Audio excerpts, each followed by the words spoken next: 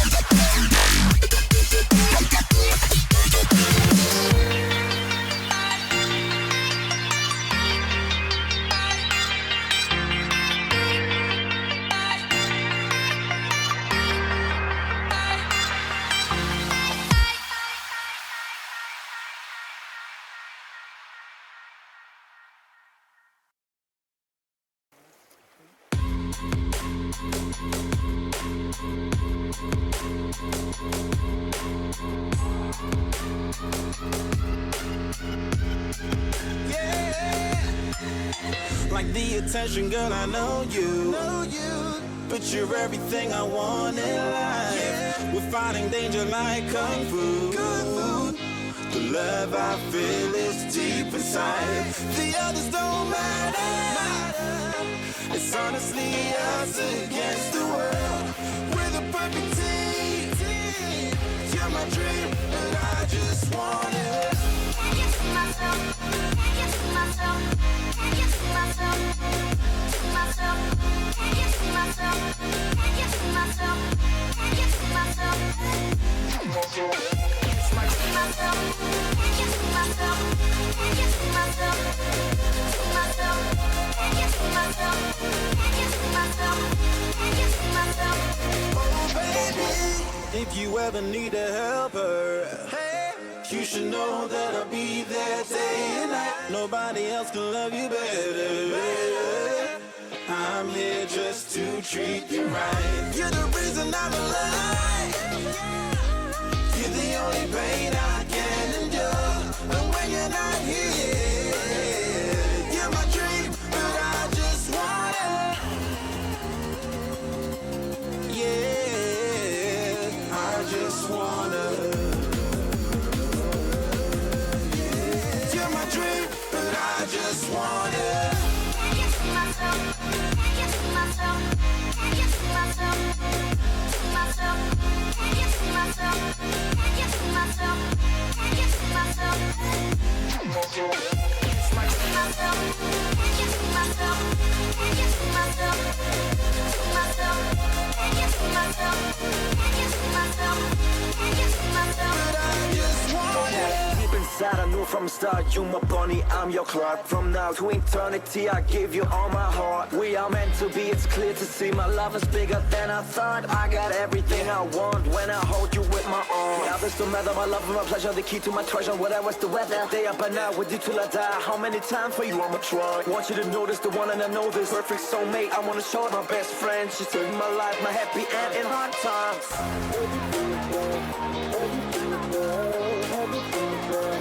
Oh baby, hug it to myself, hug it to myself, hug it to myself. I just want it.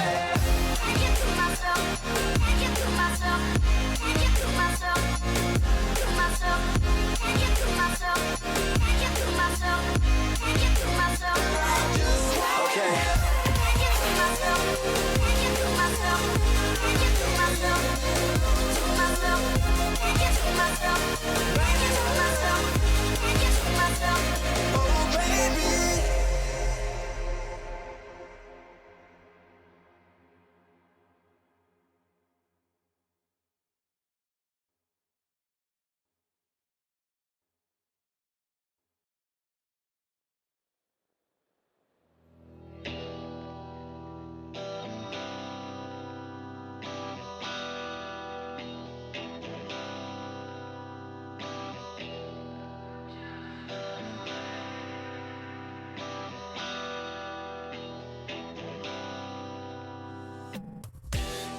Just stay quiet to you. Come back to me. Every step that you take, I come through.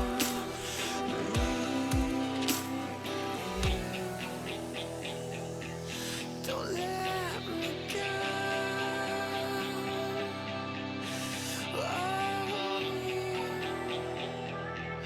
Don't let me go. Don't let me go. Don't let me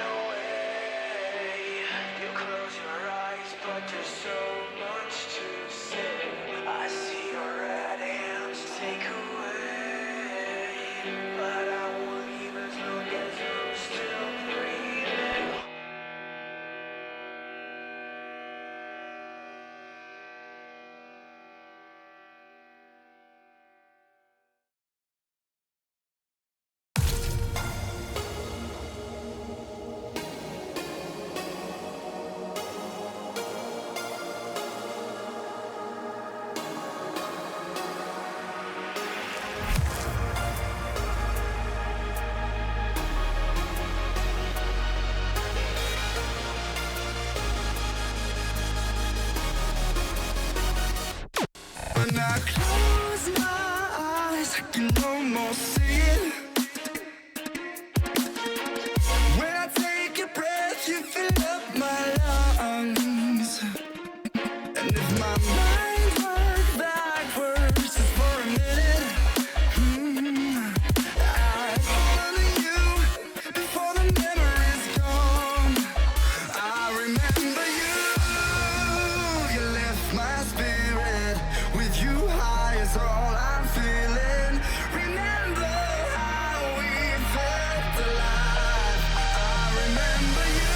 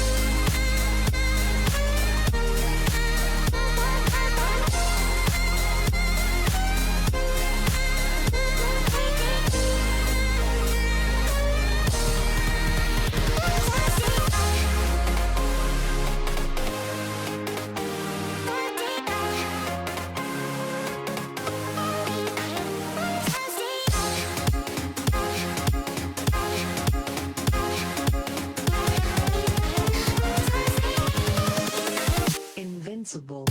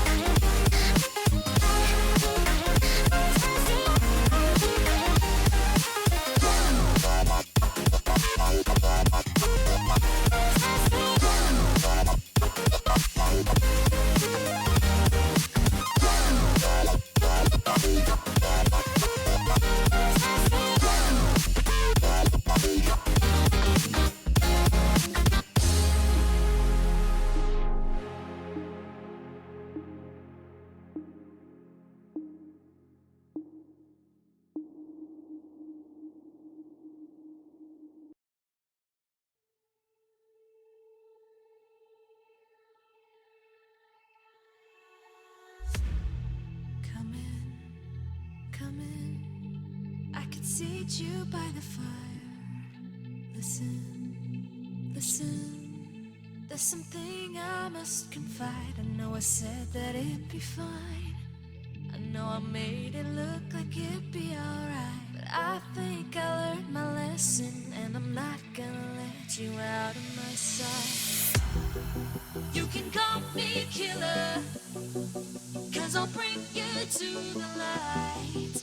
And it might taste bitter when you're answering to God.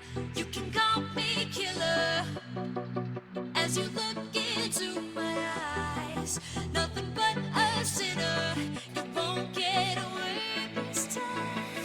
You won't get away this time. You won't get away this time. You won't get away.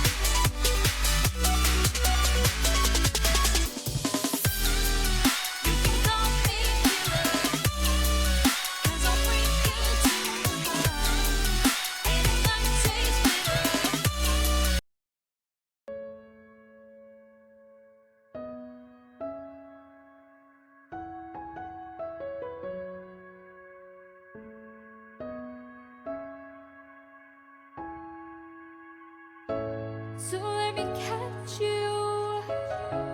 So let me catch you slipping by.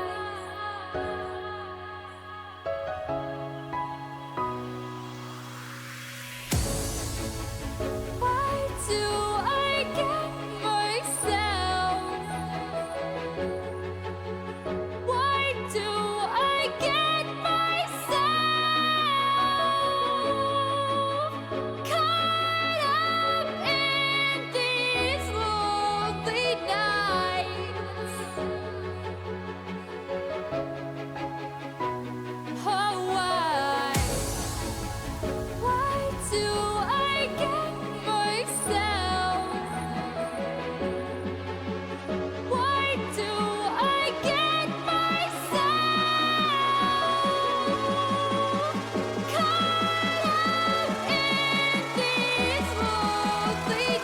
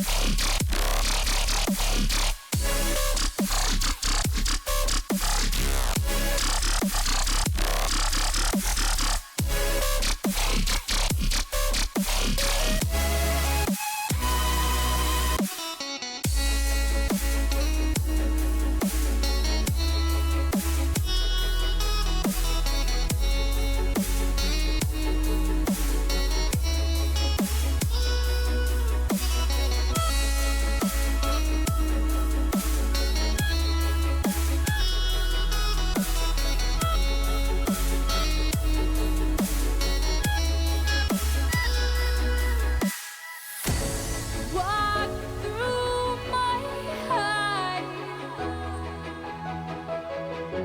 Show me your eyes. 'Cause all along I knew I was doing the wrong thing by giving you my time. Where was I? Where was I when I needed it most? When I needed myself? Where was I?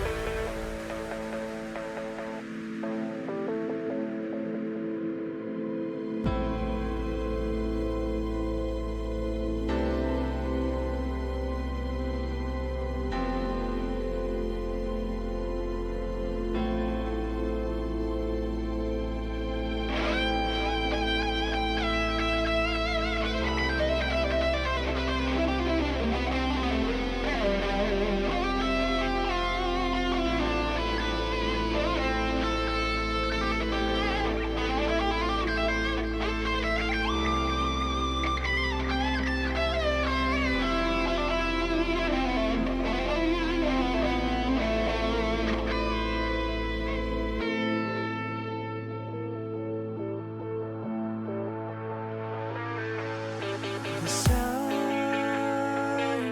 was in front of me the whole time. I couldn't see. Blind, I was blinded, and I don't see. Once again.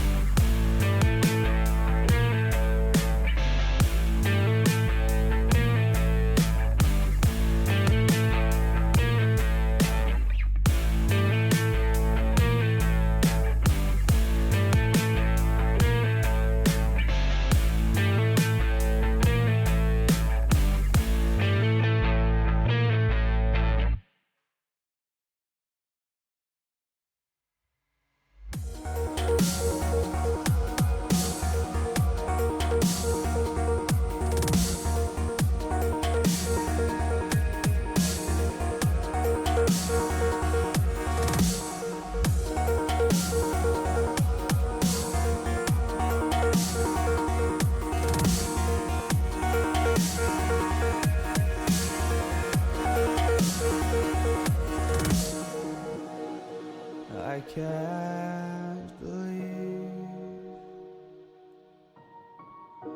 the night lay waste to all we'd given. But honestly, you've gotta know that this ain't living. But we could run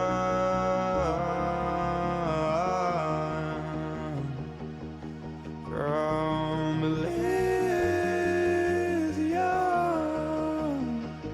and let it burn, let it burn. You've gotta know that nothing lasts forever.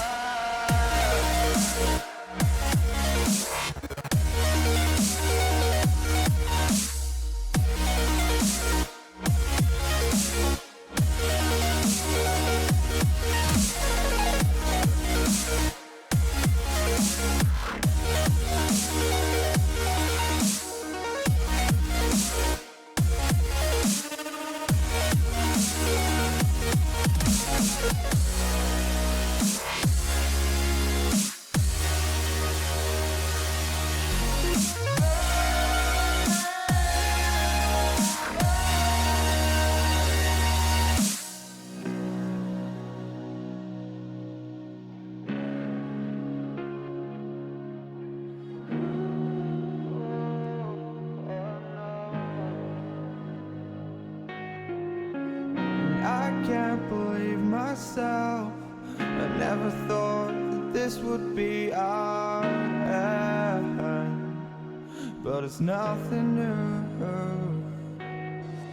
And my lover's honesty, I can push it back down if I have to. If you want me to, 'cause we can run, and we can run.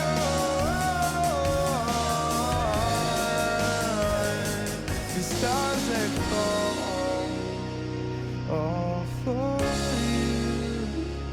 So tell me now, what's left to lose if we run?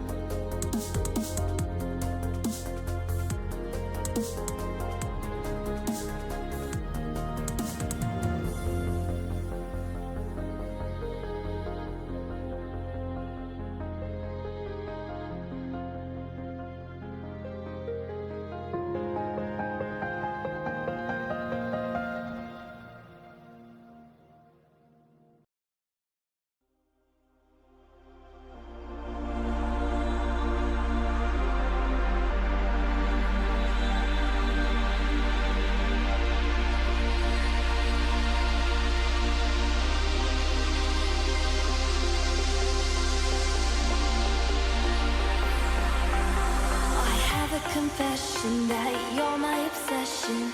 You're pulsing through me. The blood is rushing and I am trusting you'll come save me. My knees are feeling weak. Your body's close to me. I want you to come rescue me.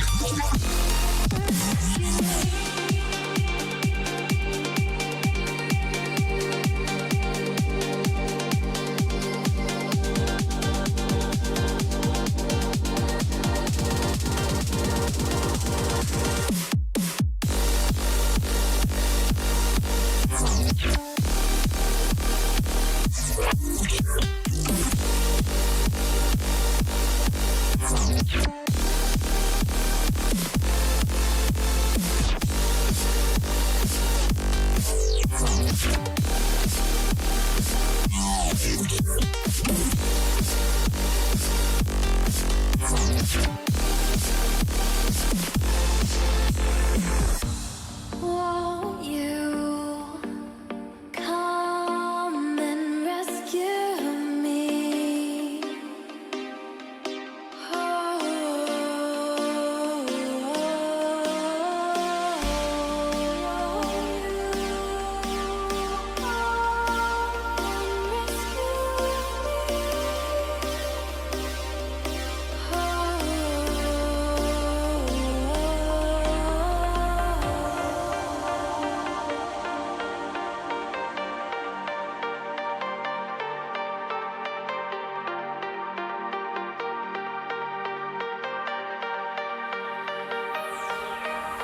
My knees are feeling weak.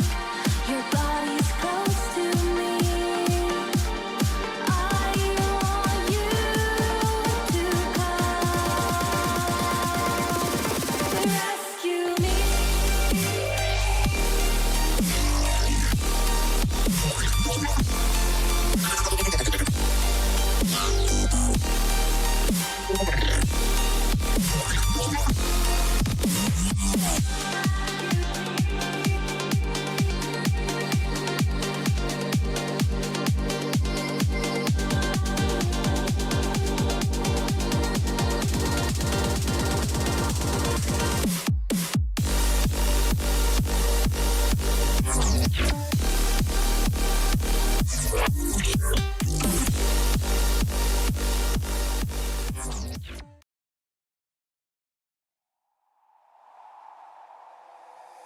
Take me away from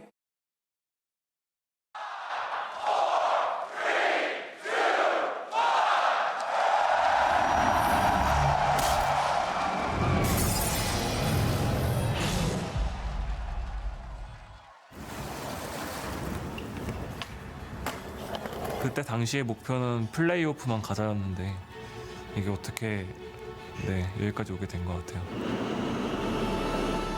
If someone said to someone, H2K are gonna be playing for a spot at the finals, I think you would be lunatic maybe.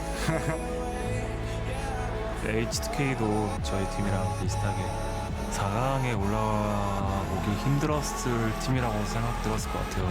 근데 방심할 수 없는 팀인 것 같고 그래서 준비를 많이 해야 될 것 같아요. There is a reason that they are here instead of TSM or G2 or Flash Wolves. I think they're a really good team.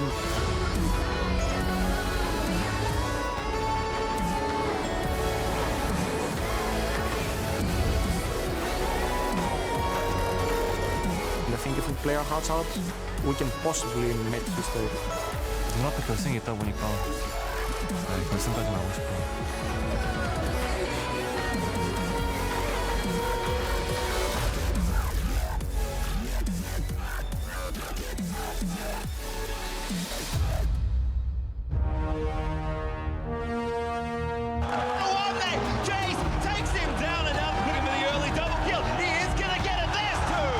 Huge fight in the bottom lane. You were saying ruler flashes over the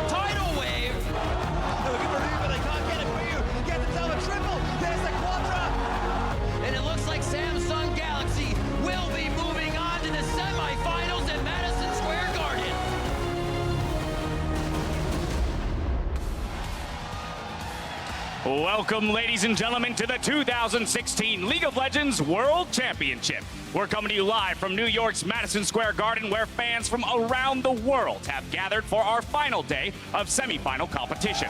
By the night's end, only 2 teams will remain in pursuit of the Summoners Cup to face off in next week's finals. Now, last night we had one of the most epic 5-game series in the history of Worlds, and I know that fans, casters, analysts alike are hoping for the exact same tonight. Of course, we have packed this entire place to the brim, as you can see here, and people are more than ready to see some sweet Worlds semifinal action. Semifinalist Samsung Galaxy here representing the LCK, getting ready backstage for this semifinal showdown. Of course, they'll face a hungry H2K lineup. Both of these teams have not dropped a single game over the last 2 weeks. Well, that's about to change. Thank you for joining us. I'm James Dash Patterson, and with me on the analyst desk tonight is Mitch Kruppo Vorspals, Jake Spawn Tiberi, and Joshua Jat Leesman. Oh, man. Following that epic series yesterday, Jad, how are we feeling coming into tonight? I think it's almost impossible to top yesterday. Yesterday, I had the pleasure of casting way up there. It's super exciting to be down on the analyst desk on the floor at Madison Square Garden. Would be even cooler to be one of those players up there. Those guys, I can't wait for them to put on a show. Yeah, and you can understand why teams coming here miss free throws, even though it's a gimme, because, wow, this place is huge and the fans are loud. That's true. Being down here, it's like bathing. We're bathing in sound right now. It's absolute insanity. But, ladies and gentlemen, it's time to join Riv on stage to meet the 2 teams vying for the last spot in next week's World Championship Finals. Madison Square Garden! Are you ready for more semifinals action? Tonight, we find out who will be the final team to face SKT, to find out who will challenge them for the Summoners Cup.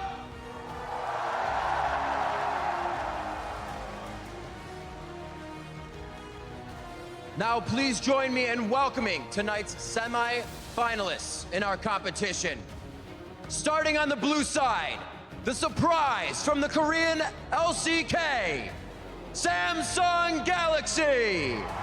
Slicing Maelstrom on 3 members, the shockwave from Crown, and Cloud9 is melting. Samsung looks so impressive. They want to go all the way to the end. They came in hungry to book their ticket over to the Big Apple, and it looks like Samsung Galaxy will be moving on to the semifinals at Madison Square Garden. In the top lane, Juve.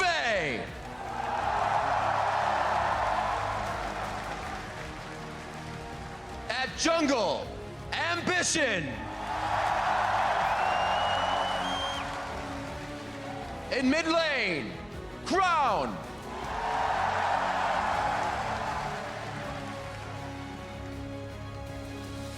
At AD carry, Ruler.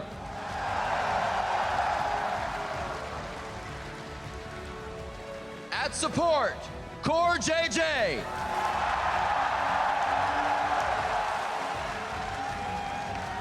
Their sub at the support position, Wraith. And their coach, Edgar.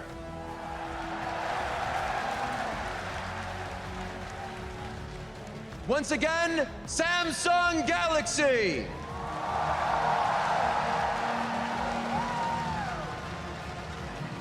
Their opponents in tonight's matchup, from the European LCS, H2K. He's stolen it for what? The steal away. Yanko secures a absolutely massive Elder Drake, and EDG are evaporating on the spot. H2K have just been dominating all their lanes. H2K demolish ANX. In the top lane, Odoamne. At jungle, Yankos.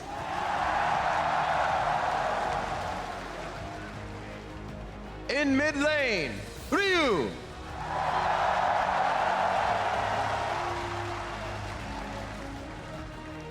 At AD carry, Forgiven.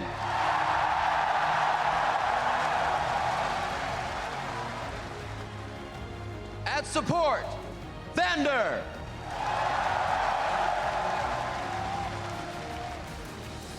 Their sub at the AD carry position, Freeze.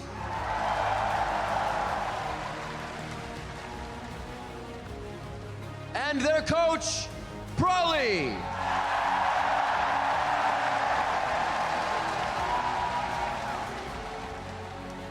Once again, H2K.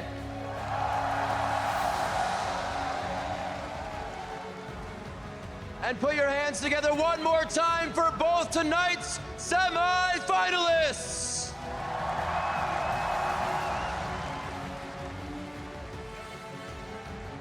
Players, please take your seats.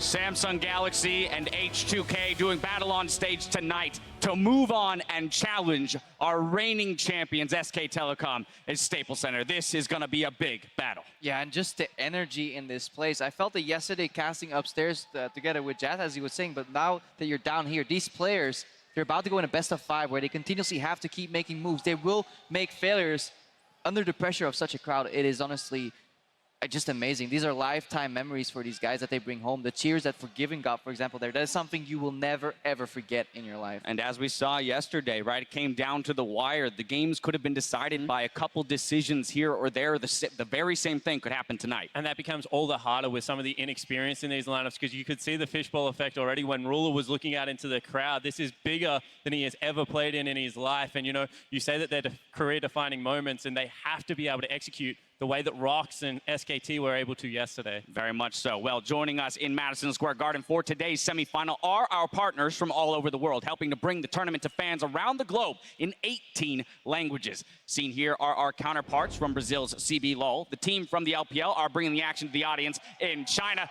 and the Korean team here from OGN live at MSG as well. And then lastly, we have the LPL's Ren Dong, along with the Spiralcrats, making an appearance here at MSG. Now, we've come a long way since the group stages in San Francisco, and now only 3 teams remain. SK Telecom T1 defeated ROX Tigers in yesterday's 5-game match. They will play tonight's winner in the finals next week. Both of tonight's teams made quick work of their quarterfinal matchup, so tonight should be a different challenge entirely. And of course, you can still help raise the stakes in next week's clash for the cup. 25% of all Championship Z and Championship Ward Skin proceeds will go directly to the world's prize pool. By the end of the group stage, the prize pool was more than doubled. We'll bring you another update on the numbers next week.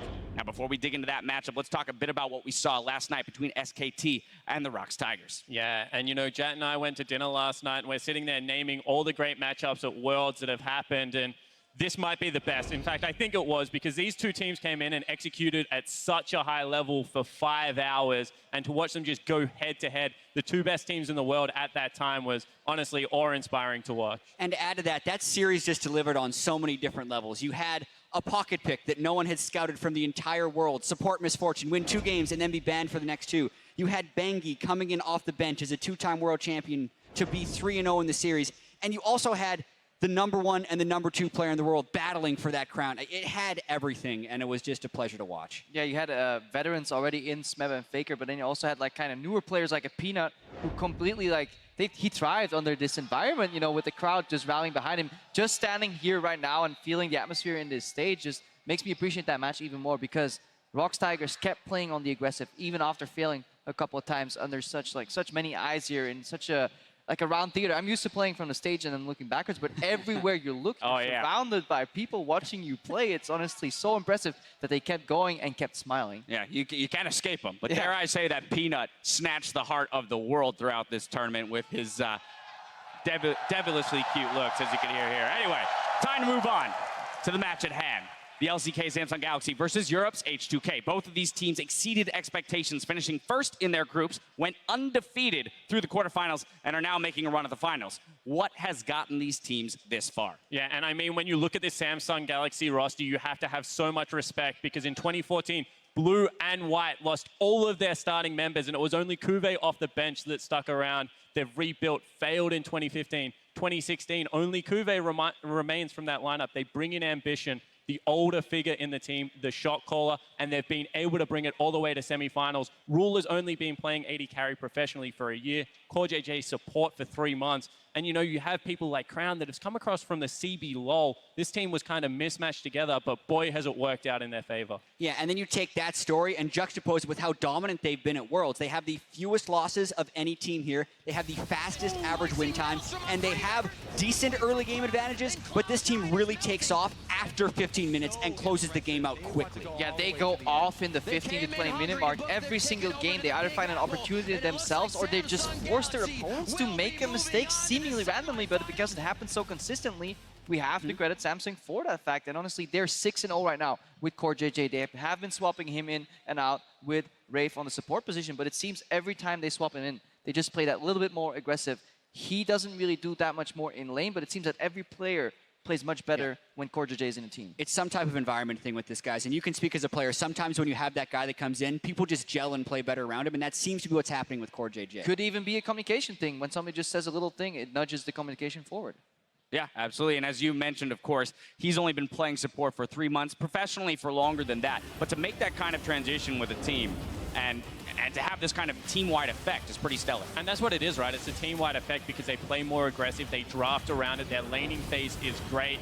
And when you have a look at this lineup and just how they click and gel, it has become such a no-brainer to start who was a sub at the start of Worlds in the semi-final now, and you've got to really give the player credit for that. On the other side of this matchup, we do have H2K, who have had a similar run through the tournament. Yeah, and you look at this team, and it seems like they're gelling at exactly the right time because they never really put it all together during the European splits where they were never even able to make it to a finals.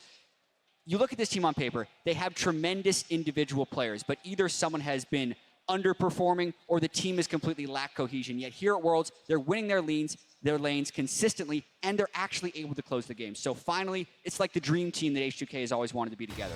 Yeah, and with Forgiven return, their early game is so impressive. They have statistically the best early game of the entire tournament, and it's honestly very reminiscent of a style SK Gaming used to play with that same Forgiven. It's aggressive lanes, mid, bot, and top. CS differences galore, always winning in the early game.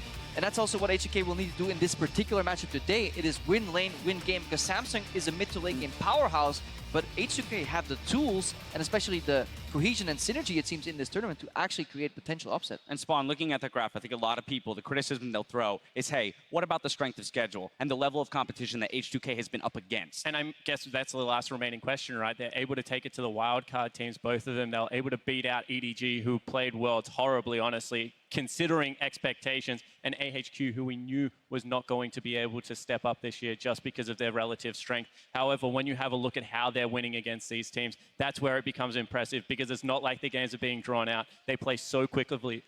They build these leads through the laning phase and then rotate it around the map much more cleanly in the last couple of weeks. I really do think there is something to this team. Yeah, that's the thing. If they had just been averagely beating weaker competition, you could actually fault them for having a weaker strength of schedule. But when they're beating these guys better than anyone else is beating other teams in the tournament, you can't fault them for that because they're doing all they can. All right, well, now that we have the big picture in mind, let's go ahead and zero in on some of the individual matchups and where these teams are going to be clashing. Let's start in the top lane, Odoamne versus Kuve. Yeah, and this is incredibly exciting because Kuve was one of those players that came in through the gauntlet run in the LCK, solo killing some days, most solo kills at Worlds with 11, and he's going up against Odoamne, someone who I've always rated incredibly high. This is a guy that partners up with the jungler so well on the top side of the map, and they're able to take over games. Exactly, just like you say, you got to expand that pairing. We need to look at Odoamne with Jankos and Kuve with Ambition, and that's then potentially where H2K have their kind of trap card enabled, because the pairing between Odoamne and Jankos is seemingly much better, and that could be a way to beat Kuve. He himself is a monster, but even the best players die 2v1. Yeah, both of these players have actually really stepped up in the top lane, but I'm even looking at the mid lane where you had Crown, who is expected to be an incredibly good mid laner here, and Ryu, who after a lot of mediocrity in Europe, people weren't expecting to shine. But I feel like Ryu carried a number of games for H2K, specifically when they went 4-0 in that group stage, the first player to excel on Rise, and I think he's playing some of the best League of Legends he has ever played. Can't wait for this mid lane match. Yeah, he definitely hit the slump when he had to go for his visa in spring, came back from Korea after Selfie subbed in for just a few weeks there, and it seemed H2K ever since was in shambles. But with Ryu stepping up, with Odoamne stepping up, it actually enables the man in the bot lane. Forgiven can now play his favorite styles, and many critics, including myself, have said very often, you know what, Forgiven always just pushes on the tower and then can get ganked. But in the quarterfinal versus Albus Nox Luna, he actually showed versatility. They backed off when they could read a gank on the map, allowing Odoamne and Ryu to play farther forward. They backed off, then they pushed again, essentially playing 2v3 and being a service to their team. And with that flexibility in mind, I'm excited to see if H2K can continue this against a better team. Yeah, I completely agree because, you know, we've still got the 5 Caitlyn games there for Forgiven, but we've also got 2 Sivir, 2 Lucian. So this guy is expanding the champion pool. He's looking to play utility when he has to, and teaming up with Vanda, a lane that I thought maybe had one great player and one player that would struggle on the world stage, has seemed to come together at the right time again. And when we talk about incredible laning statistics, I mean, you saw there on your screen, CS differential for Forgiven, absolutely nuts, along with the KDA. And Jat, jokingly yesterday, Deficio said that he, you know, God-given, would put his hat in the ring for best player in the world. But this really is about building a legacy for him, and here he is on the semifinal stage. This is the chance where he can build a legacy. If he can beat a Korean team in a best-of-5 at Worlds, that would be a first for the European region, and he has been the one that kind of came in and, in a sense, saved this team. Freeze was out with injury, H2K was struggling, and Forgiven came in. So if he's able to play with the team and still have that individual performance, that's where he can really define himself. But this is where the matchup gets incredibly exciting for me, because we're talking about one team that plays through laners. It's going to take over sub 15 minutes. Then we're talking about Samsung, the team that sets up so many traps through good vision, 15 to 22 minutes, and then crushes teams.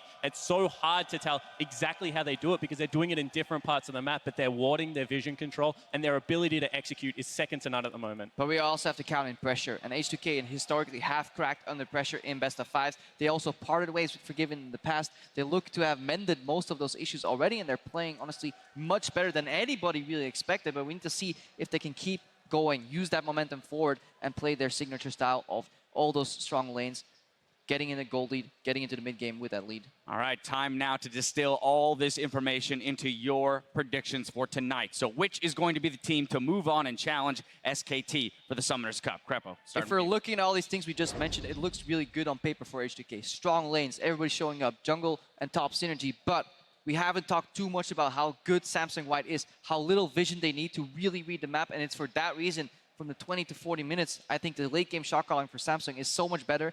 If it ever comes to a Baron contest, I think they will just take it. And H2K is simply a little bit too weak in the late game. So I'm going with Samsung Galaxy 3-1. All right, that's our first vote. Spawn, what you got for me? Yeah, when I have a look at this on paper, I do the exact same thing. I look at Jankos and Odoamne, one of my favorite duos, and I think these guys could do it, but I think they can only do it for a game. Then you have a look at Samsung, and they just have such strength, and I think they are a disciplined lineup, even though they are so young. I think that they will win this one. I think it's going to be 3-1, and I think that they even have what it takes to step up against SKT as well. So I'm a big fan of this team. Another vote for the Korean team. Jat? H2 what? H2 Korean teams in finals. I definitely feel baited. Like all the things these guys have said was generally correct because I thought it was a good joke. It was, I think it's to good. be honest. It segues into the prediction quite well. H2K have dominated teams in the laning phase. That's how they've won. And even though Samsung hasn't done it to the same level, Samsung is still the best laning team H2K has played against. I've thrown the crowd off. Now they're just defaulting to TSM. I hate to inform everybody in this arena, but TSM is not playing. Specifically, though, Samsung is the best laning phase team that H2K has played against at Worlds, and they also have the best map rotations, which is why I think they can take it. But even if it's generic, I think 3-1. If H2K take it, however, it is not an upset. They definitely deserve to be here in the semifinals already. They distinctively beat EDG. Yep. If you look at their draws, they had a 2 out of 3 chance to either draw C9 and ANX, and they would have smashed both those series. So they definitely deserve to be here. Totally. They are not complete underdogs, but if we just look at all the information given, Samsung just leans forward. It's the matchup. It's how the teams match up. All right, now for an alternate look at the action, hit up the player experience stream where Pastry Time, Azael, and Zyrene, along with our special guests Froggen and Anori, focus in on specific matchups across the map. Now, as we head to the Caster Sport Game 1, Ambition says his team's journey to Worlds was anything but expected.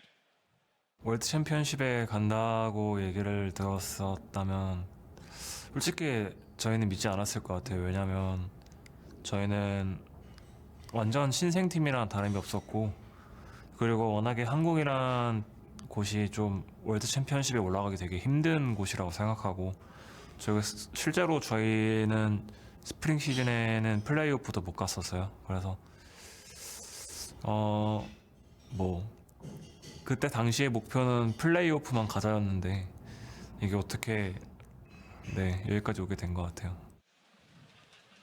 We'll have to find out how far they can make it. Hello, Madison Square Garden. My name is Trevor Quickshot Henry, and joining me for the cast of this semi-final is Sam Kobe Hartman-Kensler and Martin DeFiscio Lunga. And hearing from the guys there, it's more difficult to get to Worlds from Korea. That's not really a surprise. No, I mean, it is very difficult. I still think it's fantastic to see Samsung make it all the way to the semi-final. They're obviously looking at the final, but so is H2K. Do not count them out. I know. I'm super excited for the games today after what magic happened yesterday. I hope that we can deliver. Well, it's more difficult to get here. It's a lot easier to win if you're Korean, it seems. We'll find out if that's true. Starting up on the blue side, it is, of course, Samsung Galaxy. QV in the top lane, Ambition in the jungle, Crown the mid lane, Ruling, Core JJ, AD carry and support with their coach, Edgar. And today they're facing the last Western hope, H2K, with Odo Amna up in the top lane. Yankos in the jungle, Ryu as the mid laner, Forgiven as the AD carry, Vander down the bot lane with the mass support, and Prolly, of course, the coach behind the team. Yeah, we'll find out what Prolly can do. A guy who's been maybe notoriously stubborn in picks and bans. Gentlemen, as we jump seen it a few times into this one, obviously H2K's got some history, but Samsung Galaxy throughout Worlds have put themselves in challenging lane matchups, sometimes losing lane matchups. Do you expect that trend to continue, Kobe? I don't. I think that they do have the respect, especially from watching H2K's games. They know that H2K are going to play strong early game, and I don't expect them to draft that many losing lanes. No, exactly. But still, H2K will have some advantage in the early game. I feel like if we look at what the team is doing well, it is these fantastic strong laners. They have certain picks down in each lane. Caitlyn is one of them. Sadly for H2K, they will not be playing Caitlyn right now. Yeah, I don't think they're going to let Forgiven have Caitlyn for the entire series. Similar things could be said for Ruler's Jhin, though, as it's been extremely potent for Samsung as well. Another thing we got to track here is Syndra.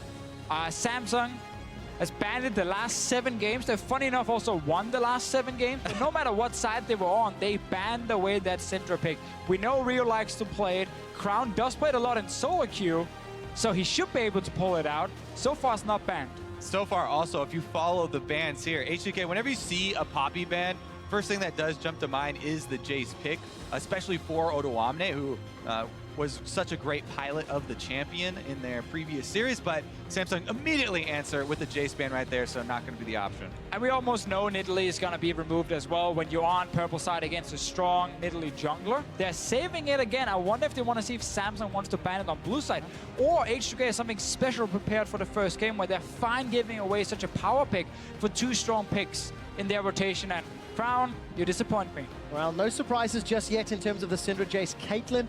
One last ban for H2K, running the clock down on every single pick, but no curveballs yet. Well, yeah, and the other thing that people might be thinking we're overlooking here is the Aurelion Soul, but both of these teams have not prioritized it very highly, so we don't expect them to. Yes, the mid laners could play the champion, but I don't expect it to be a high priority.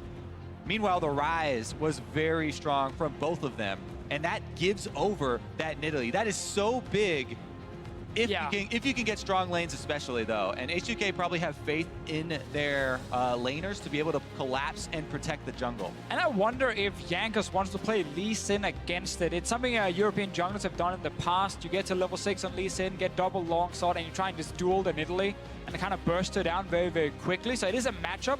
He's obviously played a lot, but it's so risky, giving away the S-tier jungler to also a jungler like Ambition, who's been playing really well so far in this tournament.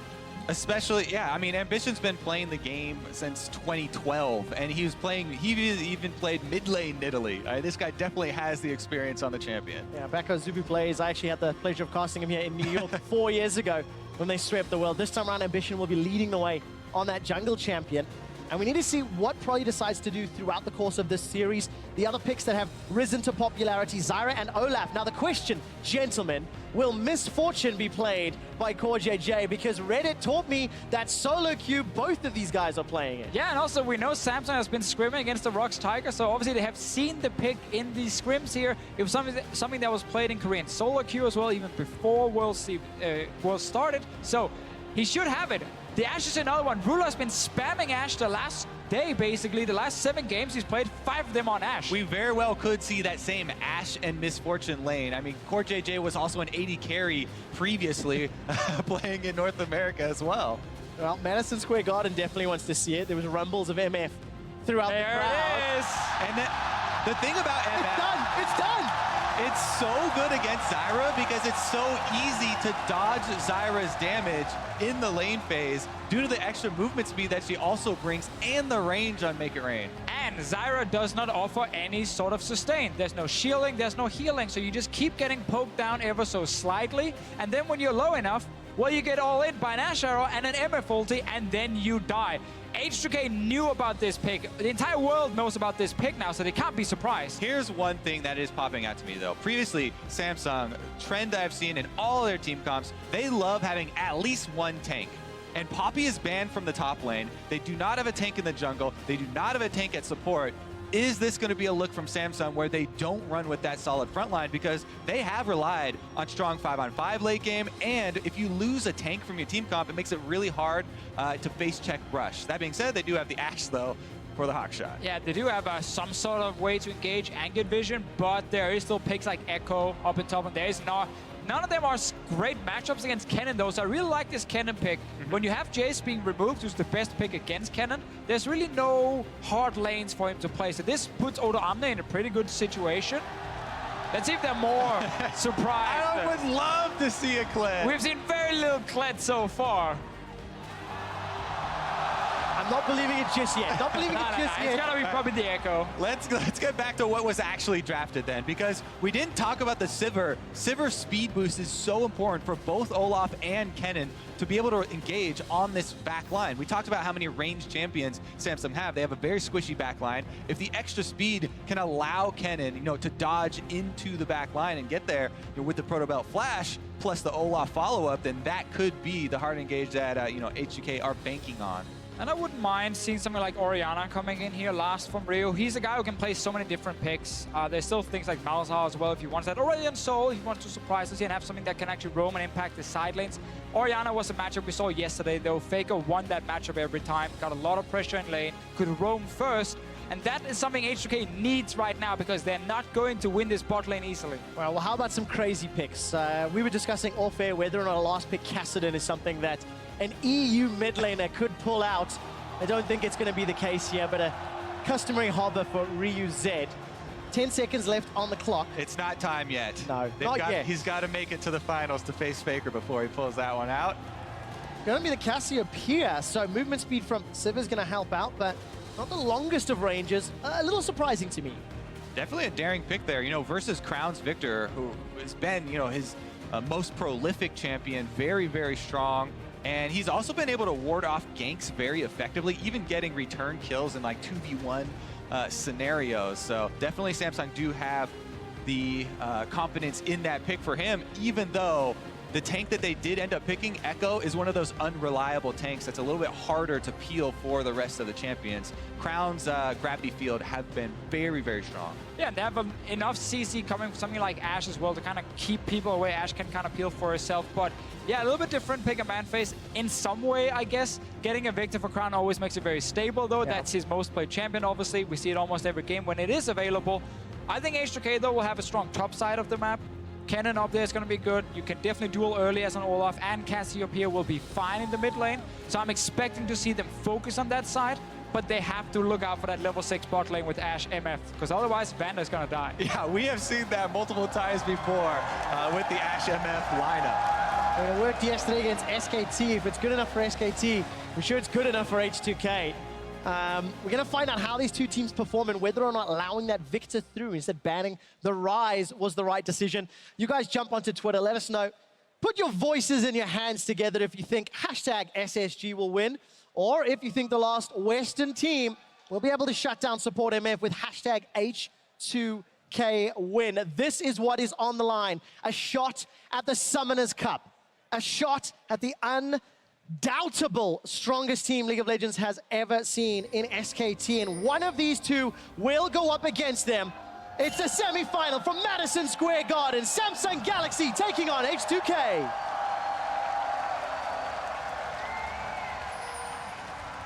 And I'm glad to see MF again. We knew more teams have been playing it. So far, undefeated at Worlds, 100% win rate, 2-0. They're banned in 2 games as well in the semi-final. Oh, action here! Okay, well, there we go. This is going to be problems. Ambition is low! H2K! H2, what was that? They've killed Ambition! So space check, bottom lane. Both teams did exactly the same. They wanted to send the junglers with the dual lanes down to that lane and hide in the bush. Problem was, Ambition was the guy who face checked, and that's why he died. The observers almost even weren't ready for this. We have to replay because it happened so early. No, the ward got placed on him, and he ignored the ward and walked into the bush. He saw the ward being placed right at his feet. Let that be a lesson to you. Don't drop a ward on Ambition or he'll face check you. Don't first pick that Nidalee. H2K knew. It's not the Nidalee fault. I'm gonna go with it's not the pick fault right there. What? That's definitely the pilot. All right, so we're off to a crazy start here in the semi-final. Longsword picked up for Forgiven. That's gonna help make this lane just a little more sustainable. Yeah, that is huge for H2K and fits our story. H2K being so strong early game. Yay, already have a goal lead in this game. Our storyline is legit. Predicted. But H2K, it is huge for them getting that first spot. Small item advantage bot lane. Everything H2K can get will help them because it is a super tough lane. Ashe and MF. The thing is, it's actually so rare to get one of those kills early enough to recall and to return to the lane with that longsword. So he actually has that combat power for the lane phase. See here, Ryu though going toe-to-toe. Trading back and forth with those twin fangs. CoreJJ no flash, so if he continues to play aggressively, there may be an opportunity for Jankos to come in. There we go. Make it rain, and a couple of autos from CoreJJ zoning Forgiven away. That's always what happens when you see these level 1s and someone has to use a summoner. The game plan can change for the team. Jankos will need to get that blue buff, get back some mana, and is actually healthy enough to gank. Ghost is ready very soon for him as well if he wants to go for something. But Samsung should know they've already placed a few walls on bottom side. Jankos might have to take the long route around the Dragon Pit. That's actually what he's doing at the moment. He's not spotted so far. Yeah, he definitely is going for the bottom lane since he passed up the Scuttle Crab. Normally, we definitely see him take that early, and he's got the route into the bottom lane. Ghost is going to come up shortly. Samsung Galaxy, they're in trouble. The flash route from Banda. CoreJJ's the target. Game over. Jankos gets a kill. So smart. I love talking about these layers of mind games in the early game where you only have few trinket wards to rely upon. No flash. Oh, never mind. We got more action. Ryu's in so much trouble. Pounce is flashed away from, but Ambition gets one back. Scuttle Crab is going to be the focus. There may be a contest. Javelin toss comes out. Ambition's gone into Cooper. Oh, smites it away. Oh. Throws the flag. Now, gentlemen, despite the kill back, H2K are 8-0 when securing first blood. Is it too early to throw that out there? Slightly too early. Slightly too early. We're watching Ambition's revenge right now as he goes and takes the solo kill and then the Scuttle Crab. Yeah, and some really bad things actually happened for H2K there. Ryu, we saw that one. Ryu ended up using both summoners, but he didn't flash the spear. He took it straight in the face, used both summoners after, and still died. And also Van had to flash in the bottom lane to set up that kill on MF. They didn't want to risk Nidalee showing up for counter gank, and now Ryu has the summoner. Ryu's dead, no doubts about it. There we go. Number 1, you gave Crown Victor. Number 2, you stepped on his gravity field. And Ambition on point with the flares as well. After that early first blood, he's got something to prove. Even with the miss spear on the Scuttle Crab, you're kind of wondering, is Ambition's Revenge a horror movie or a comedy? He comes back, gets another kill onto Ryu after burning those summoners. If you have to miss a spear, do it on the Rift Scuttler. Yeah, Don't do it on Ryu. He's been able to hit Ryu twice now. Obviously, Ryu was stunned here, had no summoners. So everything that went so well in the bottom lane is kind of gone now for H2K because Ryu misplayed so badly in the mid lane, and Ambition been able to pick up 2 kills, and that is huge. Mid control for Samsung with Nidalee as a jungler. Nidalee is going to provide so much for this Samsung squad. Also, he still has flash as well, so adding extra kill pressure there, now level 6. But let's kind of return to the bottom lane because so much action happened and it was kind of funny, but the setup from H2K was so smart. They know that Samsung are going to be expecting that early gank down bottom and probably place that river ward. So Jankos does go into the enemy jungle, bypasses everything, and makes a beeline for the summoner-less MF. Here he comes back for a return gank. Vision snuck in, hasn't been spotted. Samsung aren't overextending. Oh, Jankos is shot the other way. Jankos is still sticking around. Roots not going to find CoreJJ. Now remember, longer this sticks around, the more Jankos is losing out on. Ghost is coming up too. Oh, CoreJJ, insta-flash, another undertow. Jankos is looking for more, Vanguard's going low. The Unforgiven goes down, no summoner heal. They've traded 1 for 1. Jankos is looking for Ruler, Ruler's still got a flash available. Here comes Ambition, sidestep for the Javelin toss. Undertow comes out.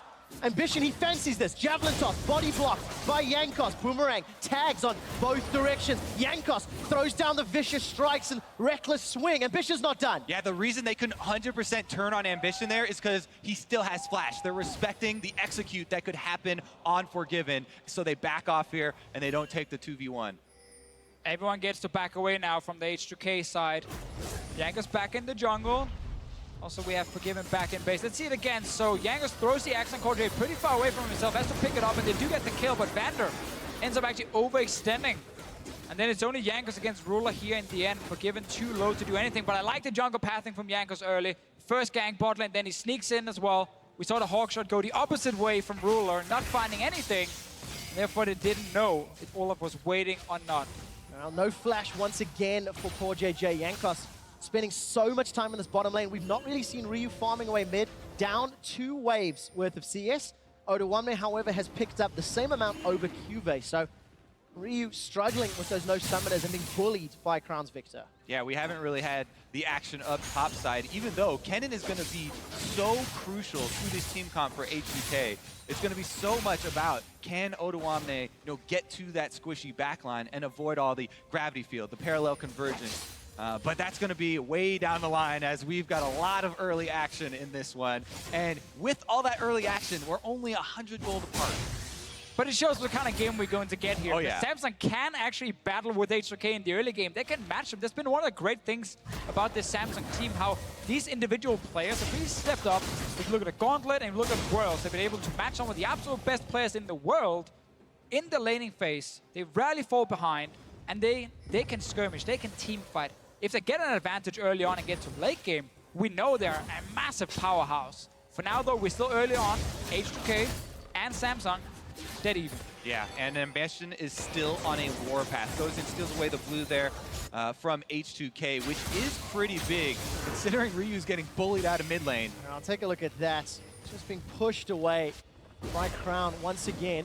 Jankos gonna run toe-to-toe with Ambition, decides he doesn't want to fight just yet. Turns around, hits him with the meat, throws out another undertow. Flash still up for Ambition. Support's not coming from CoreJJ. Jankos doesn't even need to sidestep that one. Actually hits so many of those undertows already. It's just insane how this game is all about bot lane right now. After those kills we had early on, summoners being blown, no flash from CoreJJ at the moment. It's because of the evolution of the bot lane meta here at Worlds, right? We're just adding more and more damage, highest damage supports that you can bring to the bottom lane, and then summoners being down on those vulnerable supports really does attract a lot of attention. Meanwhile, top lane, they're still trading. Yeah, we're gonna see Odoamne winning this matchup for a few minutes still, until we get more MR on the Echo, and he can actually start surviving and just constant wave clear. At some point later on, Echo will be able to even jump on the cannon and barely take any damage. But early on, Odoamne will be fine. The problem for H2K is they're not able to snowball it more. They're not able to get a big advantage top because Jankos is spending all his time in the bottom lane. We'll find out if they can open that advantage. In 10 of Odoamne's 11 games at Worlds, he's led in CSD at 10 minutes. So definitely someone they're going to rely on if he can flank with that cannon. And exactly, that's a great point to bring up, because unlike Jace, where he was all about pushing down turrets and that 1v1, Kennen brings so much power to the team fight phase. When we transition down to that dragon area, and we start to see more people join. Here we go, Jankos though up top with the Raptor buff, by the way, so he knows there's no ward. Flashes are available, insta-stun, Cuvee not gonna survive, not gonna chrono break. H2K get another. And Cuvee is sitting with his Trinket Ward available, but he didn't place it. Wants to just clear one more wave and probably just go back to base, return to lane, and then start putting up vision. Jankos found an opening, just had that pink ward, so he knew there was no ward there. And goes in, gets an easy kill. And that's exactly what we talked about before. H2K wanting to snowball this top lane, and they got the kill. Yeah, but at what cost, gentlemen? Ambition's going to be soloing the dragon. Cuvee started his teleport. You can see it on the minimap. Tower is under pressure.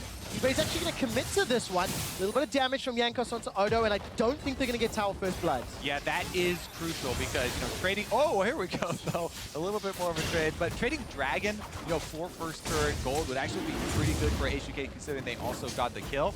Remember now, the big difference is going to be this teleport. Oh, flash away! Vander gets out of the Enchanted Crystal Arrow, but that's the combo that Samsung Galaxy were looking for. Waiting for the rinse and repeat. Javelin toss won't find a target. Ambition's just going to pounce away to safety, but now Vander's going to play so careful. Always important to see very quick cross-map reactions. Or if you're doing something top lane, we will do something down the bottom lane, dragging over to Samsung, and then also forcing that flash. So next time Ruler has his ulti, Vander will die. Plus, it's important to look at, the mini objectives that we have in League of Legends. Before going for that dragon, Ambition did the homework of putting down wards in the blue quadrant jungle of H2K. Now it's so much easier and safer for Samsung to go replace those wards and retain control around this area for consecutive dragons and consecutive plays around bottom lane. He's still down here in the bottom lane, but so is Jankos. Now it's very easy for H2K to kind of read the play. We have no flash in our support. Enemy junglers warded up our bot side jungle. There's a high chance he's still around, and that's why Jankos has been pathing straight from base all the way down here for potential counter gank. These wards will expire though. It will just be a river control for Samsung, and we're waiting for that Ashe ultimate. Well, before we get to that, Cube's once again going to jump on Odo. Slicing Maelstrom is available, a bunch of minions to help out, and Odo backs away, but still getting collapsed on every time Cube can. Doesn't look like it's over just yet. Phase Dive is off cooldown, as is Time Winder. There we go, tagging both. And Odo forced to run away. Yeah, we can see it gets harder and harder for Odo to take these trades because the MR is just going to keep racking up on this Echo here, and he can keep jumping and trading over and over. And what we really need to look for are wards placed to give Odoamne an opportunity to use this teleport advantage. Cube had to use his to get back to lane and protect that first turret gold. That means that Odoamne has the potential for a pretty big play, considering the power that he will be at once he hits level 11 will be huge, especially on bottom lane. And you guys just saw a hawk shot flying right behind Jankos. Basically, Ruler is able to scout 3 camps on top side to see where exactly is the jungler. Is there any camps down so we can kind of figure out his path if he's not there already. They did see him on the red buff, so they know he's top side. This should be enough information for Cube to not play too aggressive, and you can see on your minimap, he's backing away. I do expect the first turret gold to spark the next big fight. Top line, H2K has the top turret down pretty low, and bottom side, Samsung have done a lot of work whittling down that turret. Be careful about getting baited in for that first turret gold. It is a huge objective, but they don't have the teleport from top side for Samsung. Not just yet. Cube jumps back into lane with that chrono break. Ambition looking to once again get in there and just clear this buff out. I mean, it belongs to Samsung. That's what, 3 in a row now? Cube's in trouble. Remember, no chrono break. Jankos just threatening pressure because of that juicy tower. As long as H2K can get this top tower down, then they're okay surrendering the bottom side. Yes, it sucks for Forgiven. He's on a utility-focused champion, though, and he can just buff up the rest of his team. They're going to lose the race, though. They haven't done it quick enough. Not at all. So, tower first blood secured by Samsung Galaxy. They temporarily hold a gold lead. It is now 1,500 gold. Gentlemen, we're about to hit the 15-minute mark. That is about when... Oh, hold that thought. Enchanted Crystal Arrow flying. Ryu sidestep, stuns up Ambition. Uses the ghost to slither to safety. That's the kind of play we want to see under pressure from Ryu. Not the ones we saw earlier where he gets the spear in the face, flashes after, still dies. Good reaction here with the ghost. And the problem for H2K was simply they couldn't get enough damage on tower without the jungler being there. Bottom lane, Samsung's dual lane got enough damage on tower alone, and then Ambition joined to finish the tower. To finish off that thought, between 15 and 25 minutes is where Samsung Galaxy have finished a lot of their games in recent weeks.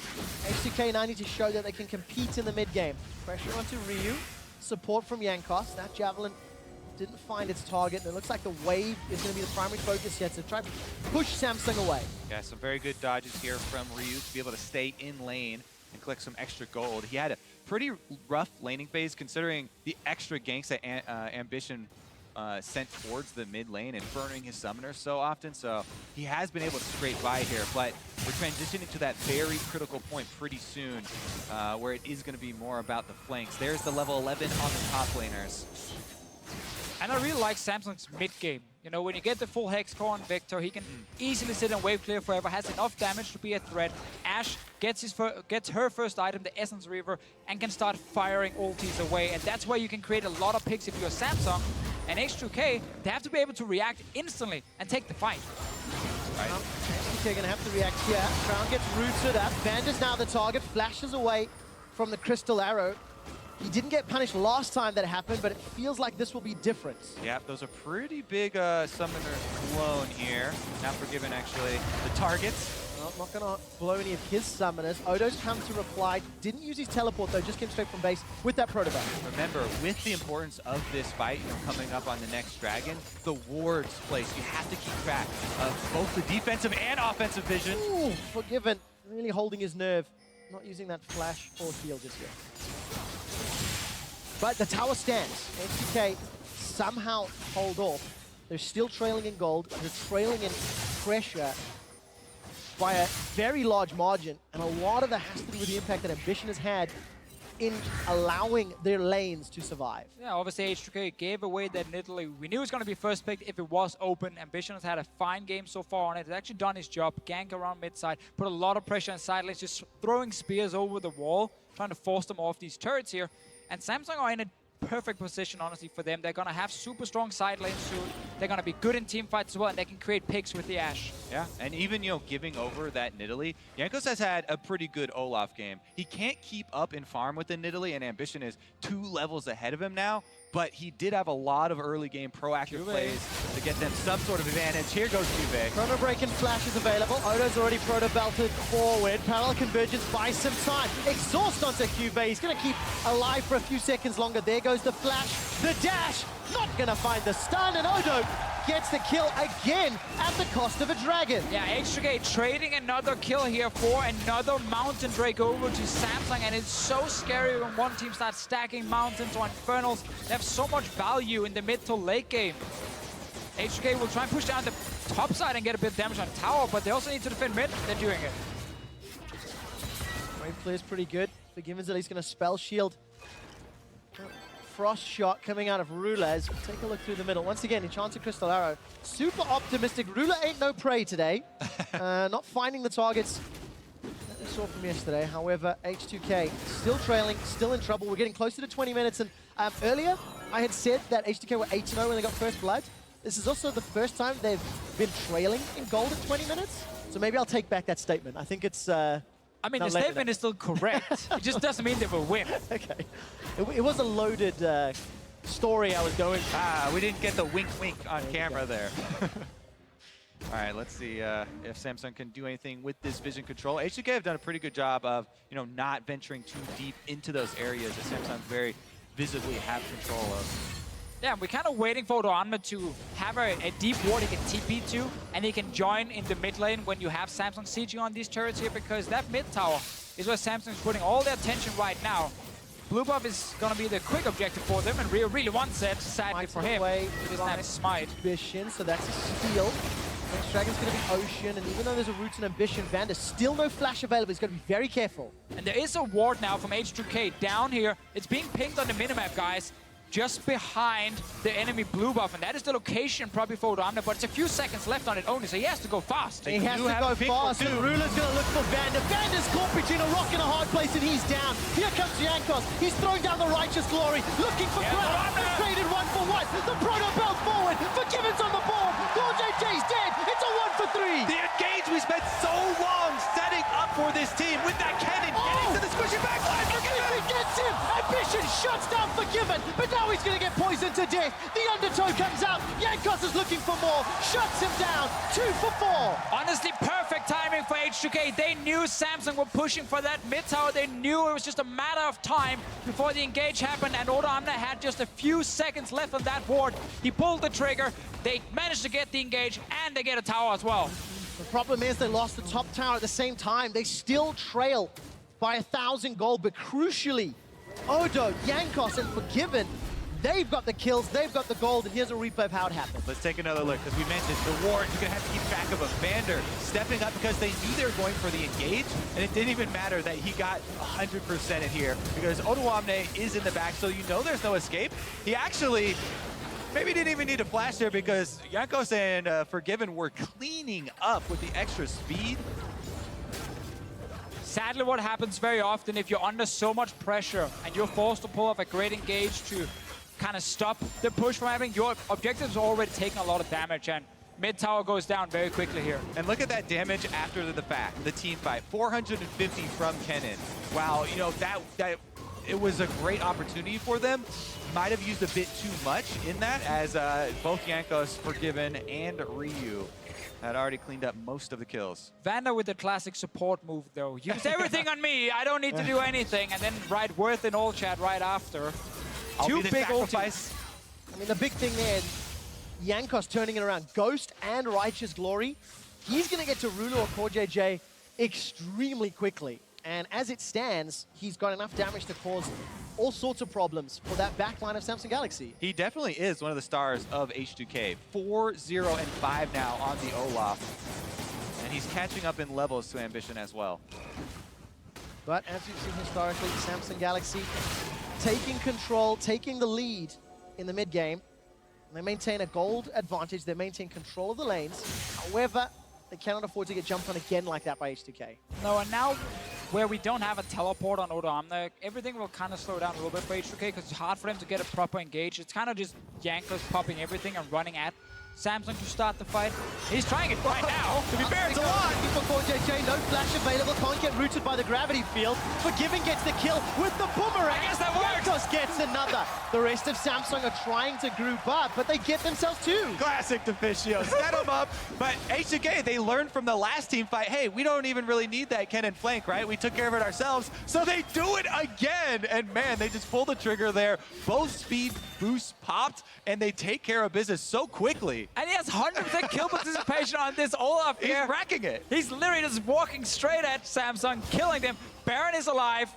They might actually start it. Vander isn't here. Cubase bot lane with TP, so it is still very, very risky this early on. No one can be attacking. Oh, yes. The target is Ambition, looking to run him down. He's pounced away, gets out of range from the Noxious Blast. Odo, is he going to commit an ultimate to it? Yes, he will, as two already used.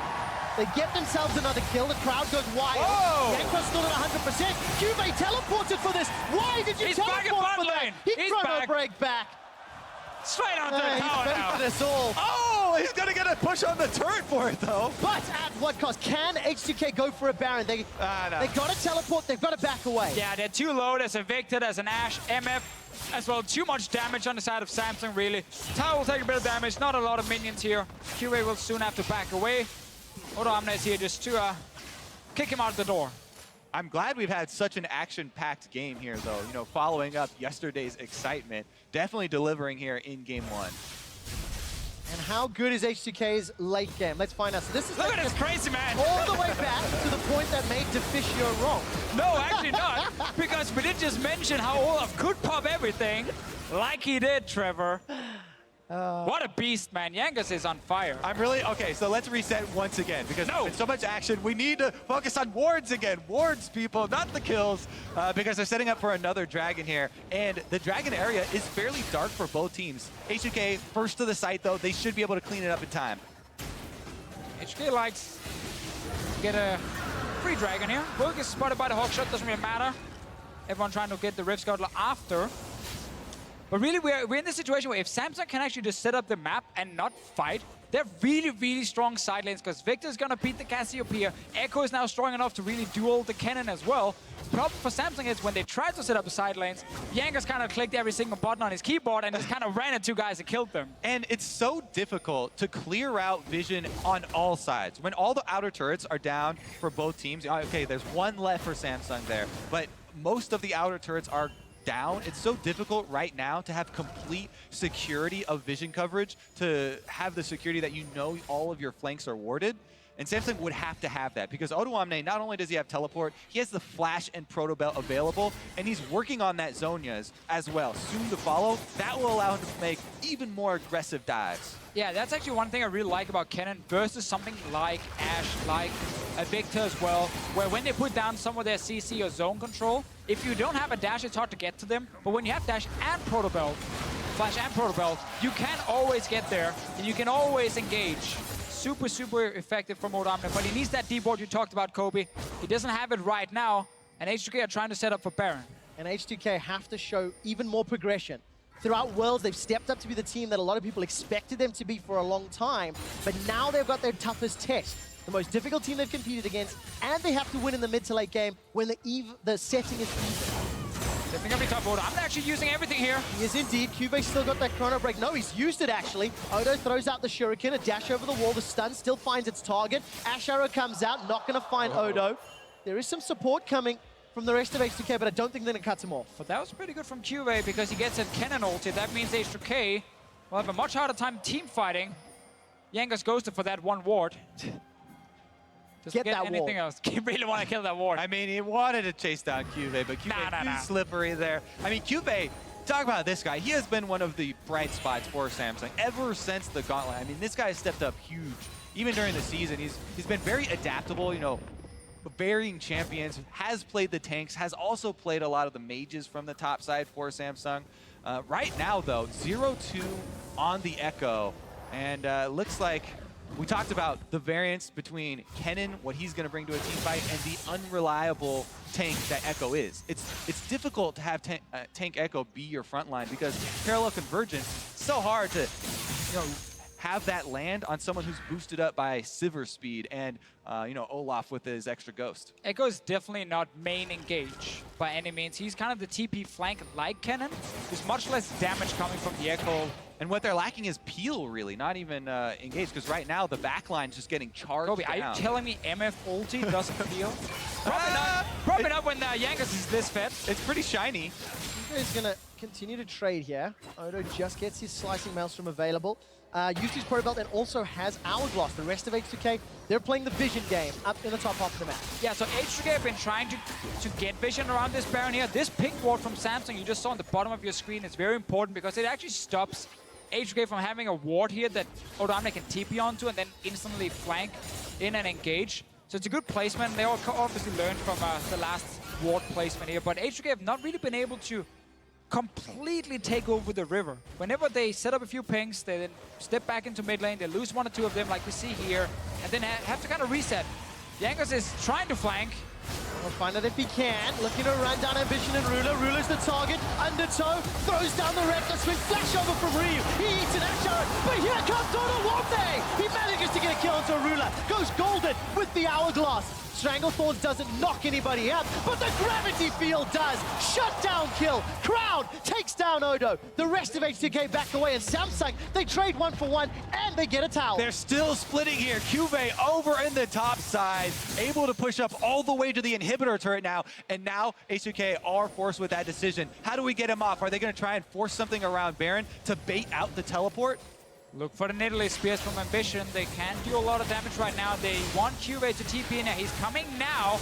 Baron being started, going down fairly quickly from H2K side. Samsung have to respond. Baron's still going low. Ambition connects. The flash over from Forgiven. They're looking for him. That's a kill. They've traded 1-for-1. Jankos running for his life. Ryu's cut down. And with Cube chasing, you're never going to outrun an Echo. Phase dive forward. Forgiven's getting chunked out. Time winder plus Boomerang equals death. Triple for Cube. These are those intelligent late game decisions we talked about from Samsung. They keep the pressure in the side lane and force H2K into that difficult spot of trying to bait out that teleport. Then they get caught in the pit, and Samsung do collect the kills.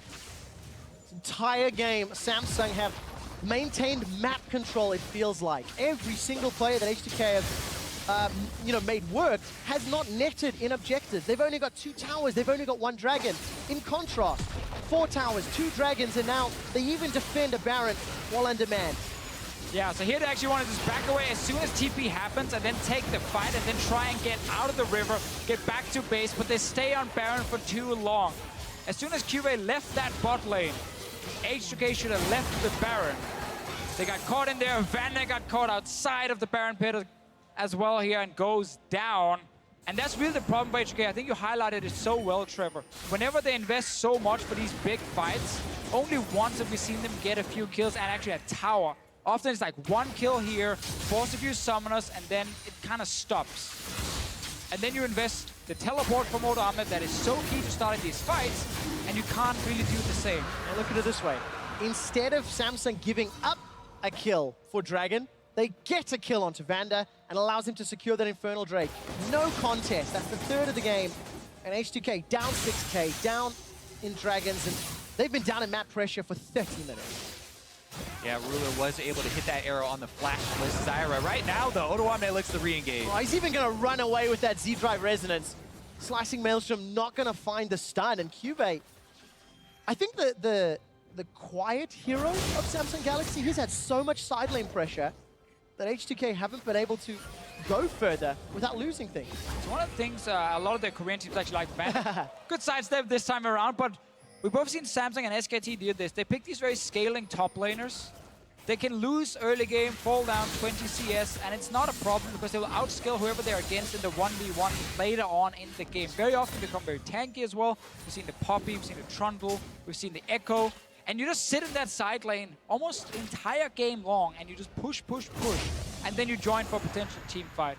And we've seen it quite a few times now, both QA and Duke. And that is a risky strategy, because that puts so much pressure on the four-man squad to disengage. OJJ is running for his life, throws down the bullet time. He's already chunked out.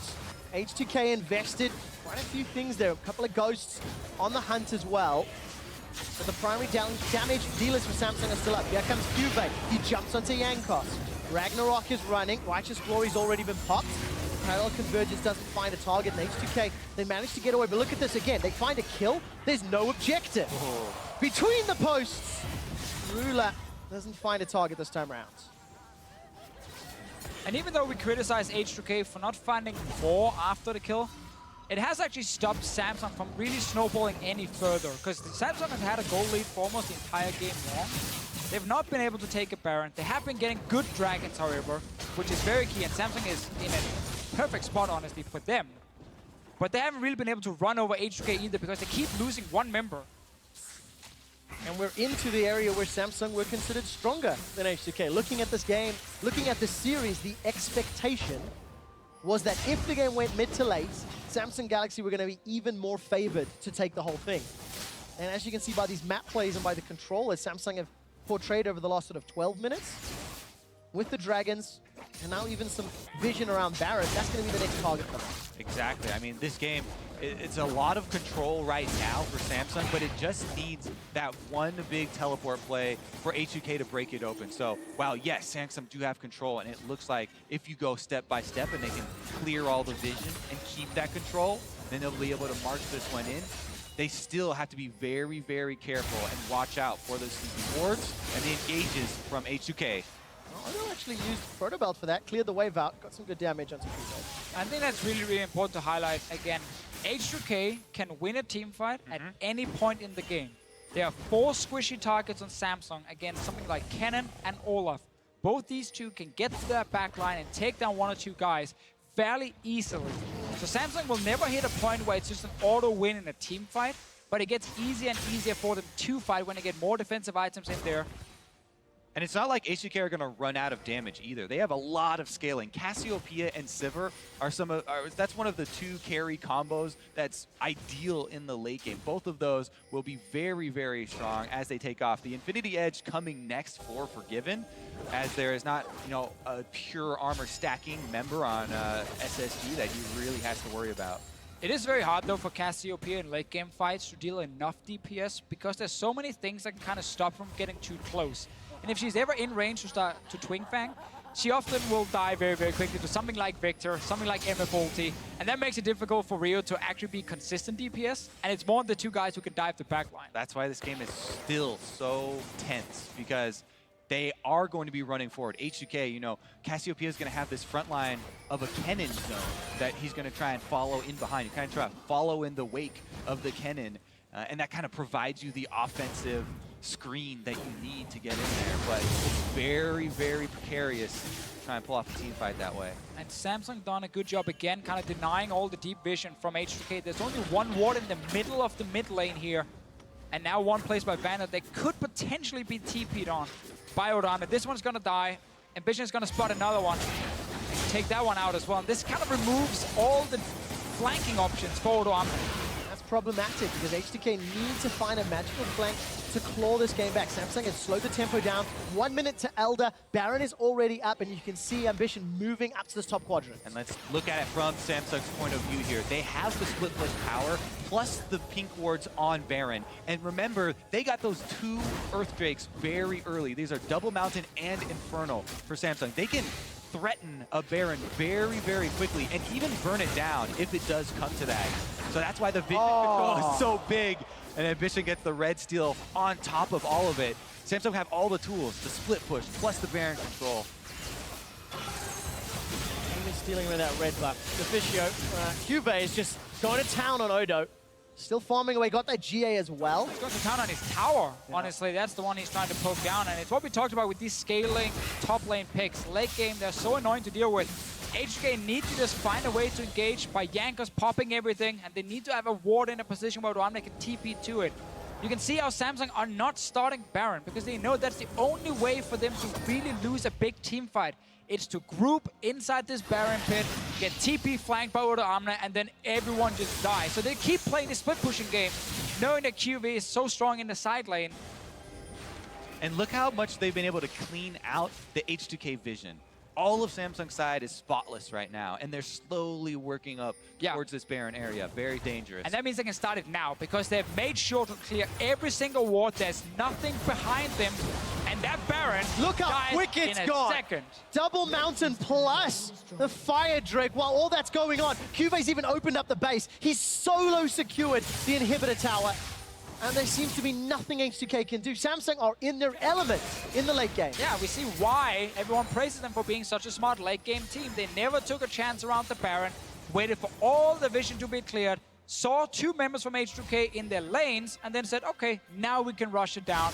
No chance of a big team fight. Cube, by the way, used Chrono Break once again to get back into lane. Odo's the target. He's already used the Hourglass, running for his life. Multiple points of pressure here for Samsung as well. That's why they're not collapsing on Cube, because the Baroned up minions here on top side, threatening to take the inhibitor turret. Well, they're going to try to push away this wave down on the bottom. Again, Cube is left alone. This game is effectively 4v4 and 1v1. And it's Cube that's winning the whole thing. He Brits the inhibitor with the help of those Baron-empowered minions. Madison Square Garden is silenced by the calculated play of Samsung Galaxy. They are running circles around H2K on the map, and no matter what H2K tries, they don't have the vision, they don't have the wards, they don't have the flanks, and it doesn't look like they're going to have game 1. Ambition takes a lot of damage from Jankos, but Crown returns it twice as much. Let's see, Rio taking a lot of damage. I've been trying to defend, and every single tower just dropping low, and Samsung really show why they're so good late game, and it's beautiful to watch. They're slow and steady. Oh, flash away from Ambition. He was rooted up by Vanda. Again, Cube does not care about the rest of the team. He just wants to go where Odo is, sending a message. One of the primary carries on H2K. Running out of mana, but Cube should still be able to make it out. There we go. That Echo passive lets him run for days. Definitely one of the more annoying passes. Oh, look at that damage. Forgiven forced to flash away. Here comes Jankos. He can't flash over the wall. Very good gravity field. Cube has teleported up. He's looking for Forgiven. The damage isn't there, though. Summoner heal was used. Cube's in trouble. Still got a GA. Owande's already dead. He didn't even get down the slicing maelstrom. Crown gets his 5th of the game. Shuts down Ryu. Turns his attention to the Nexus turrets. And Samsung Galaxy are destroying H2K. Samsung Galaxy secure the win and continue their winning streak at Worlds. And this game really shows why Samsung are the favorites in this matchup here, because they're good enough to match the early game of H2K, and once they get that advantage, get past the laning phase, we see this really safe, calculated Samsung play towards the late game. So many teams would have rushed Baron way earlier with Double Mountain Drake saying we can just burn it down, and there could have been a ward for Diamond to TP on. A big fight could have happened, and H2K had a way back in the game.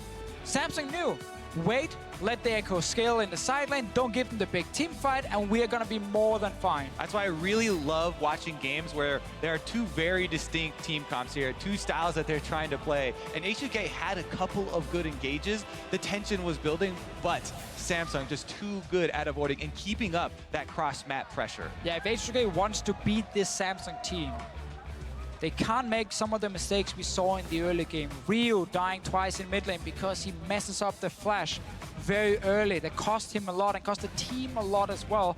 They didn't get a big enough advantage after getting first blood. And that allowed Samsung to just keep it even and then slowly but surely get further ahead. If there is one thing to say, the first blood was so early, it wasn't even full allotment of gold. The lane matchup is still topsy-turvy with that MF. Samsung Galaxy now 8 games straight over the last few weeks. If they can withstand the H2K early game, and H2K are unable to find mid-game plays, surely that means Samsung Galaxy are just going to run away with this series, because that was where the strength of H2K was. They had the advantage, but it was it messy plays, bad plays that cost them? The thing is that also, you know, being on blue side changes up a lot in this, and I think that H2K will have a very different look coming into game number 2. So yeah, while Samsung had a very impressive close there to the game, I think there still is hope for H2K. We'll have to find out. Hold that thought to Fisher. We're going to find out what the analyst desk has to say about game number 1. Thank you very much. Quick shot. Samsung Galaxy securing the first game of the series here, but I feel that this game went very much the way that we had talked about, you know, the strengths and weaknesses of both of these teams leading up to the start of it all. H2K with a couple really big early kills, but ultimately Samsung Galaxy's late game decision making superior. Yeah, 100%. I think that when you give away a draft like this, when you give away Nidalee and Victor, 2 champions that have incredible control through the Rylai's build, it's always going to be hard to close on them. So you have to be able to stomp that early game and be able to transition into mid-game plays. And they had half of the recipe. They were picking up the kills, but they weren't getting any gold off these objectives. Yeah, and I think the extremely early kill in the bottom lane is what H2K would have needed to win that game. Yep. Because they had 2 pretty much winning lanes in the mid and top lane if they're playing properly, and then the lane that's supposed to get smashed with the Sivir Zyra there against the counterpick Misfortune Nash gets first blood, and suddenly they're okay. Not to mention they burn the Summoner spell on MF, but didn't work out. Yeah, it's very hard to kind of gauge in this game, but we could already see, despite numerous visits from Jankos in the bot lane, the CS in the bot lane was actually pretty even. That's because this lane in the Ashe Misfortune actually smashes Sivir. Ashe has historically been a great pick into Sivir, and because the Misfortune has arisen as like a counter pick into the Zyra, it's double outrange, double poke, really easy gameplay pattern. At level 6, you will always get a kill on a Zyra or a flash. HK needed Jankos to get these ganks off, and that's why I didn't like the draft that much. It was expected that Misfortune would come out, and I hope H2K don't get lulled into a false sense of security. Luckily for them, though, there was this genius pathing across the game from the first Blood King. Yeah, and Jankos was completely on fire. This was actually the only game Samsung was able to win after giving up first blood. So they had the early game gank, but this replay is mainly just trying to show the pathing. Notice how he completely avoids the river, takes a shallow path through the jungle so he's not going to run into the Nidalee, and he's no hesitation here because he knows Nidalee might path down there later, perfectly going for Core JJ right off the bat as well. Yeah, and that's what he was doing there every single gank. Look at him, you know. This one was great, The too. Fog of War just at the edge, and we're not highlighting it for the kills, we're highlighting it for the pathing that Jankos was doing. Even now, he sends Vander out of the brush, he keeps waiting there. This guy masters Fog of War. He's aware of the pink ward. Communication with Odoamne, the 2v2 top lane, it was definitely won here. So if H2K can just draft a safe bot lane and keep playing around this top lane with Odoamne, that may be a better recipe because Jankos is going off. Yeah, you mentioned that Jankos needed the ganks to work, and they all did. 100% kill participation for him, even in this loss. Also, very interesting and smart itemization from him, going for that Righteous Glory very early. We saw the effectiveness of that in making picks. Yeah, and even the way he used it. So he speeds up with the Ghost, with the Righteous Glory. He'll get close to his opponent, wait for the Righteous Glory to proc, which is actually an AoE slow, a mini Randuin's as if it were. Then he throws the axe, hoping that they would flash already. He is really mastering this champion.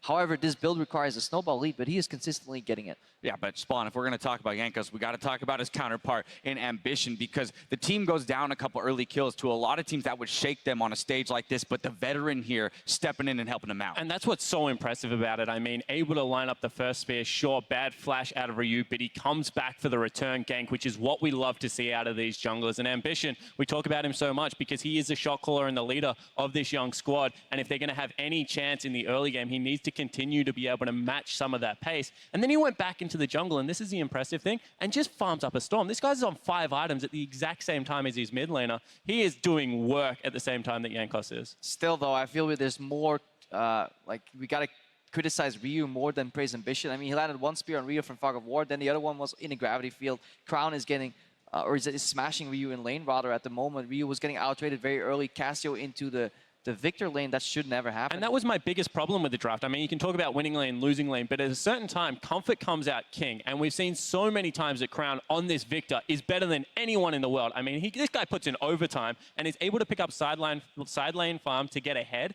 and then just team fights like a machine. I mean, I really don't think that you can afford to give it to him. And Jack, you were looking at this mid lane matchup, coming in saying that Ryu was one of the members for H2K that has stepped up the most coming into World. But here he is. He goes down 2 early kills, is losing in CS. That's not what we want to see out of him. You don't want to see Ryu dying over and over again, and we saw a little bit of that this game. And yes, it was a little bit inexcusable. You do, though, give over the Nidalee, and you just get pressured in the mid lane. Nidalee is so good at pressuring and ganking the mid lane. Even if you're not landing spears, you just walk into the lane and auto-attack that, and you can win the lane just via that. Yes, Ryu played badly. Yes, he has to bounce back, but they did pick him into a bit of a corner. Absolutely. All right, now let's go ahead and take another look at Samsung Galaxy's 29-minute ace, brought to you by Acer. We talked about, okay, H2K, they're ahead. They're looking to make decisions, and Krepo, you had talked about the importance of Baron in this matchup. Swan, it all goes awry for them here. Yeah, and when you have a look at this, as soon as the teleport comes in, you should back away. Instead, they go for a little bit of a hybrid fight as they're retreating to the top side. I think that when you burn that many flashes, you go over the back of the pit, you just get the heck out of dodge because there was really nothing that H2K could do once Cuvée entered the fight. Exactly, and this was essentially the end of the game. Cuvée became tanky enough to tank the front line. Crown got enough damage to just stop any flank that was coming in. And that was the weakness we had for H2K coming into Worlds, was their inability to play around Baron properly to close the game. But we have to put that Baron call into context. So this was a pick-off from H2K. They get control, and then they see Cuvée in the bottom lane right there, so they know they need to somehow get his teleport on cooldown. So they start to Nash. That's a fine call. The problem with H2K's Baron call is not necessarily the start of the calls, is that they can't pivot mid-call. It's the communication within the call. Yes, the communication in the team fights or within complex Baron situations just isn't fast enough. If they back off the second that teleport gets channeled, they get teleport cooldown, they can trade a turret, but then they play the next part of the map with TP advantage. That's what they technically should have done, but because there's so much pressure for these guys and they're trying to rush it down and somebody just makes the call, finish the Baron, they're fishing a barrel for Samsung, and that's the problem. They don't pivot quick enough on their teamfight shot calling. All right, now let's talk about moving forward to game 2. H2K swapping the blue side here, no substitutions. What do we want to see out of them? Of course, Nidalee being left up was big for Samsung Galaxy, but what's the response here? I think that when you have a look at this, I think like bottom lane needs to go further in favor of H2K, in my opinion, if they're going to win. I don't think you can actually pick just the utility in your bottom lane and expect them to get smashed because they don't like to play that style. You know the Ottawamne right now, if you give him a counter pick, is going to be fine. Pick the strong lane for your duo and be able to take it to it. Don't take Zyra when the misfortune is available. Yeah, they have an extra ban in a sense, I would hope, now that they're on blue side. I want them to take away Crown's Victor because that guy has been crushing on that champion. There we have it. Samsung Galaxy has taken a 1-0 lead in this best of 5. Stay with us because Worlds 2016 continues after the break.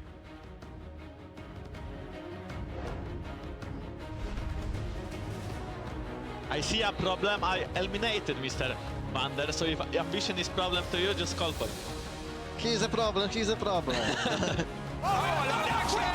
well, there we go. This is going to be problems. Ambition is live! Okay, H2, what was that? They have no I go here. Go, Victor. I'm trying to come.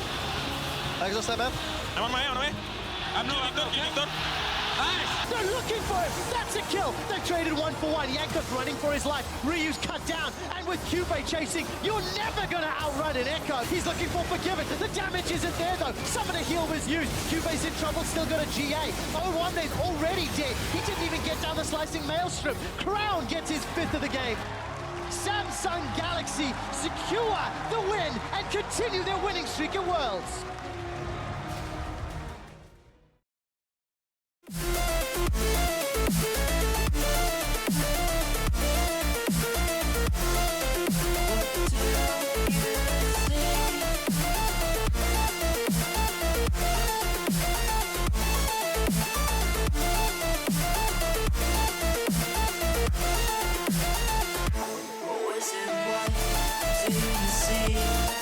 As a twist of time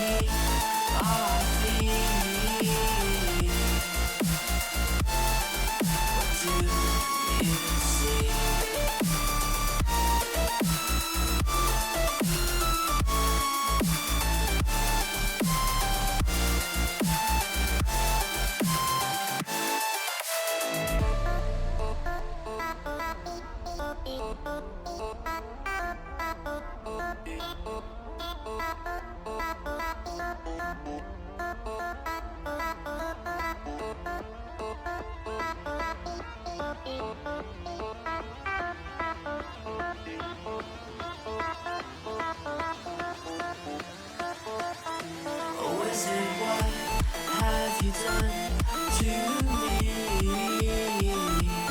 As the dark energy flows from the side of me, the side of me.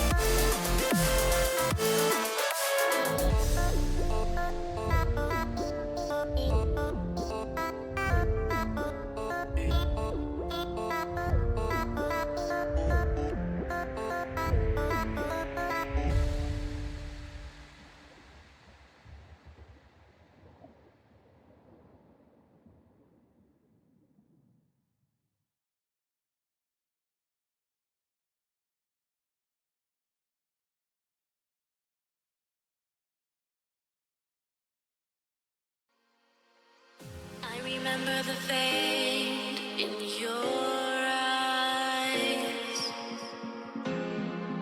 I'm lost in space, floating away.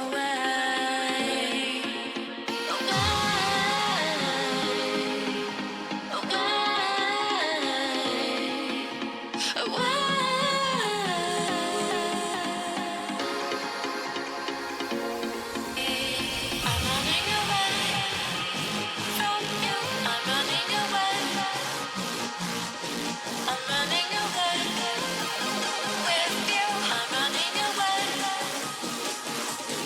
I'm running away from you. I'm running away. I'm running away with you. I'm running away.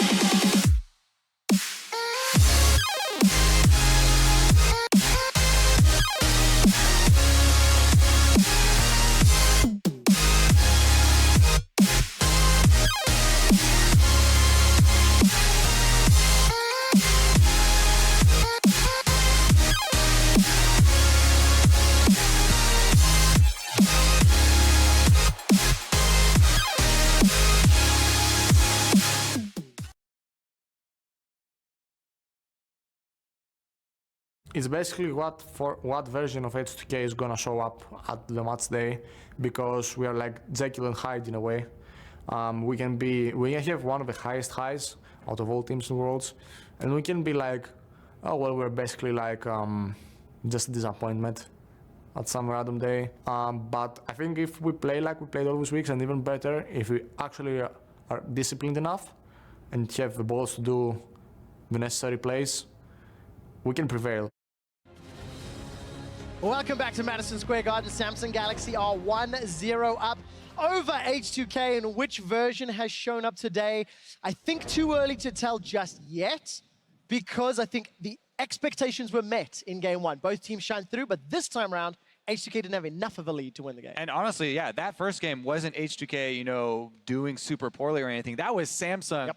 Very, very disciplined, and step by step, it was just so good. All the small things that they were doing to lead up to that victory, they checked every single box. Super cool little clip that we've forgiven, because it's kind of been our story all year for H2K. So inconsistent, so up and down in their performance. They could lose to the worst team in Europe and then beat the best team in Europe right after. And here at Worlds, they've been consistent since week two, of course. Won so many games. Game one, though, they just didn't have enough. And the problem is that consistency has to improve. They can't just be consistent against Samsung Galaxy. H2K has to exceed their performance. Now, they did pick blue side. Let's find out whether or not they're going to get that Syndra, or if Samsung will ban it away, and if Victor will be taken off the table. Yeah, H2K can actually also go for Poppy if they want to, and just remove all these scaling picks from QV that he's using to sit in that side lane and be really, really annoying. Nidalee banned on blue side, on red side, sorry, not a surprise. We expect the Syndra to come in as well from Samsung last. And we've got one game of our MF before. We're joining it. Everybody's banning it nowadays. And she will find herself on the bench for this game. Yeah, I wonder if H2K even would play it, if they've had enough time to practice it in case Core GJ locked in Zyra in his first rotation, he obviously wouldn't have done it knowing MF was open, so she's removed. Still have things like the Poppy available, and they do remove the Victor. I like that, actually. Take it away from Crown, his best champion. That means that the Ryze is available, though. Is that first pick worthy for Ryu? He's been one of the great Ryzes of the tournament. You know, had some very strong performances on it as well. And it is dangerous to leave it up for Crown.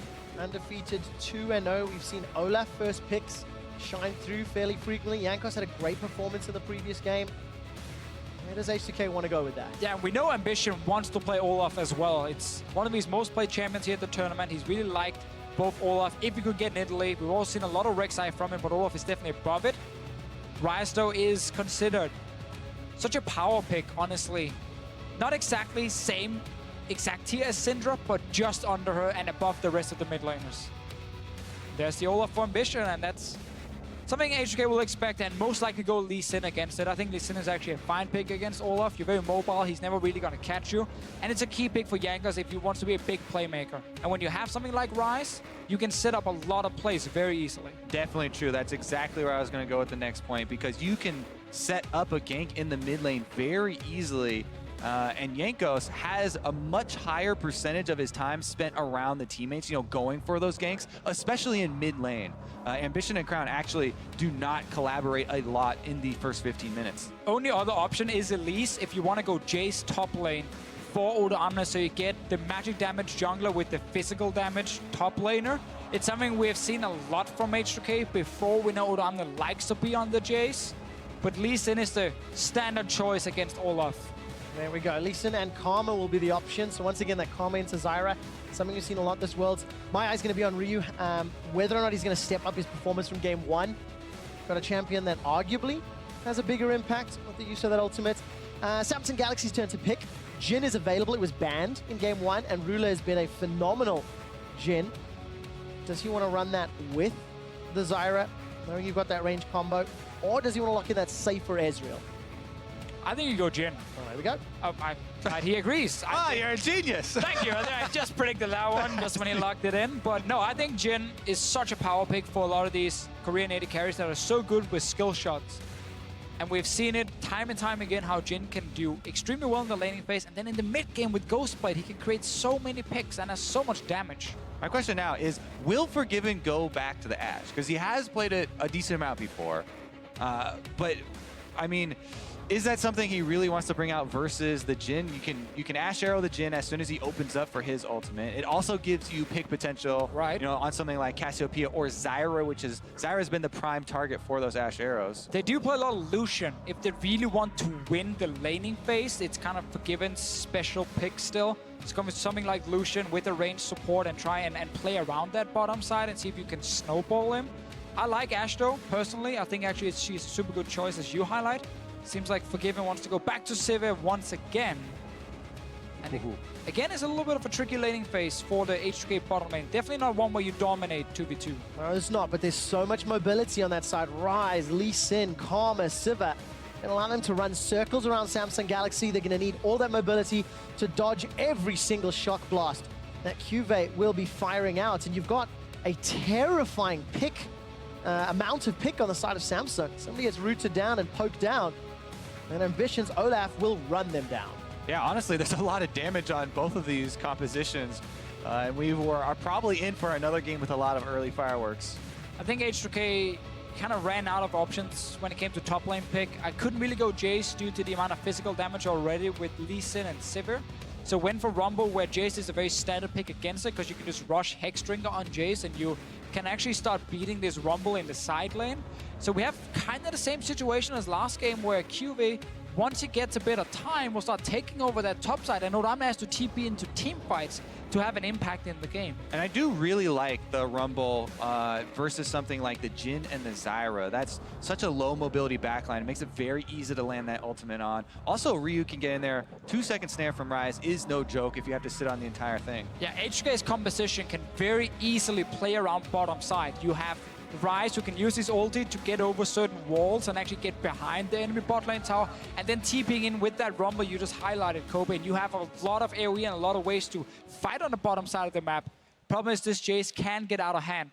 top lane. So they have to be able to pull some of these plays off. We'll find out how well QV can handle the Jace. Odoamne showed off during the quarterfinals. Yesterday, last game of the day, wasn't going to help out the Rocks Tigers. You guys at home, jump onto Twitter. Let us know which plays you remember most using that hashtag #WorldsBigPlays. We're loading up for game 2 as H2K are down 0-1 against Samsung Galaxy. Yeah, definitely excited to see how that top lane does turn out because we've seen Jace's just take over the game. And this is QV once again showing how flexible of a top laner he is. He hasn't played a game of Jace this season, and yet taking it right into Odoamne's Rumble. Also taking it right into the same bush. Yeah, but they're taking more people with them. We got top laner here.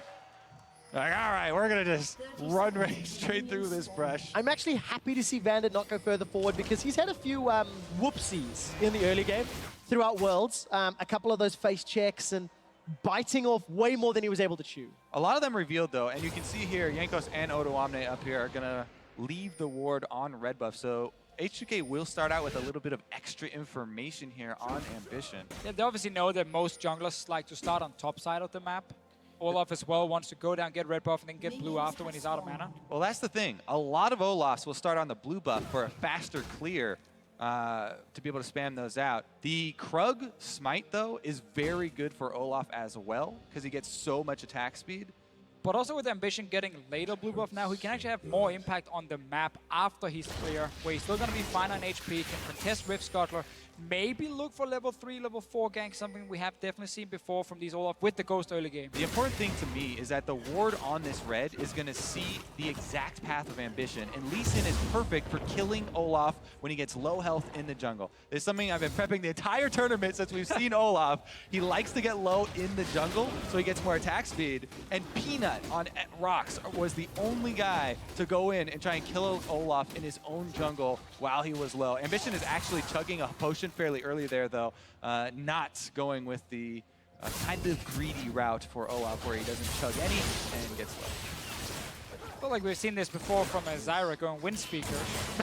The classic, whoops, wrong page. How many times does a pro have to do that before you rethink your way? Yeah, I'm like, is it really great? Well, what's happening there? You know, you chug a potion, and then you get one armor. Yeah, definitely wants Thunderlords on it, so a bit of a misclick for poor JJ, but should still be okay in the lane. And we get to see another ward being placed by H2K on the blue buff now. Jankos is not in a position to contest it, however. He did Grump Wolves into Raptors. He could actually rush over, but obviously with Ambition skipping his Raptor camp, he's already at the blue buff and will be able to secure it, get that mana back, and still healthy enough to impact the map. Definitely healthy indeed. Got that mana regenning. Vander down in the bottom lane, trading with 4JJ. Good boomerang for Forgiven, but he's out of consumables. Plus, another big thing is that Ambition saw that ward place, so he knows that they've been tracking him. He knows, they know.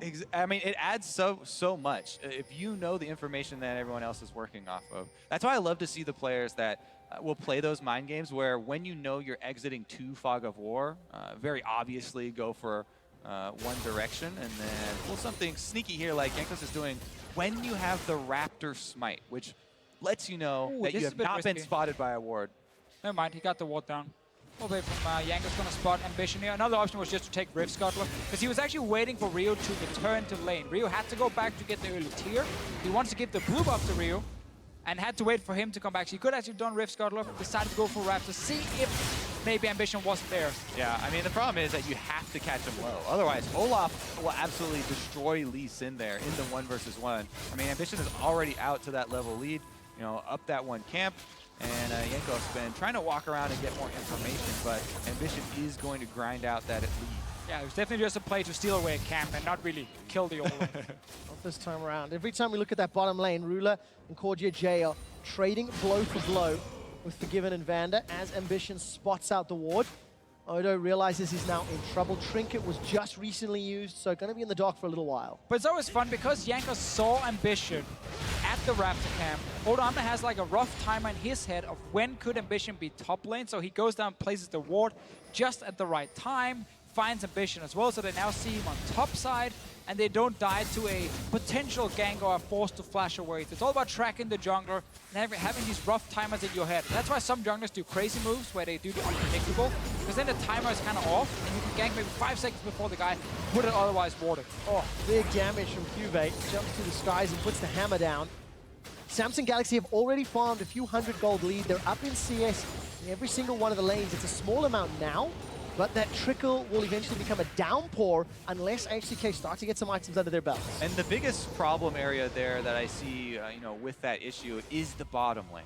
Again, H2K decided to go with this Sivir pick for Forgiven, which is gonna, lose the early stages of the lane like this. You have to really worry about how low your tower gets. The snowball that you can pull off of a first store gold, especially with an AD carry like Jhin that builds flat armor penetration super early on, can get after a pretty good snowball. Cuvee just gonna walk away.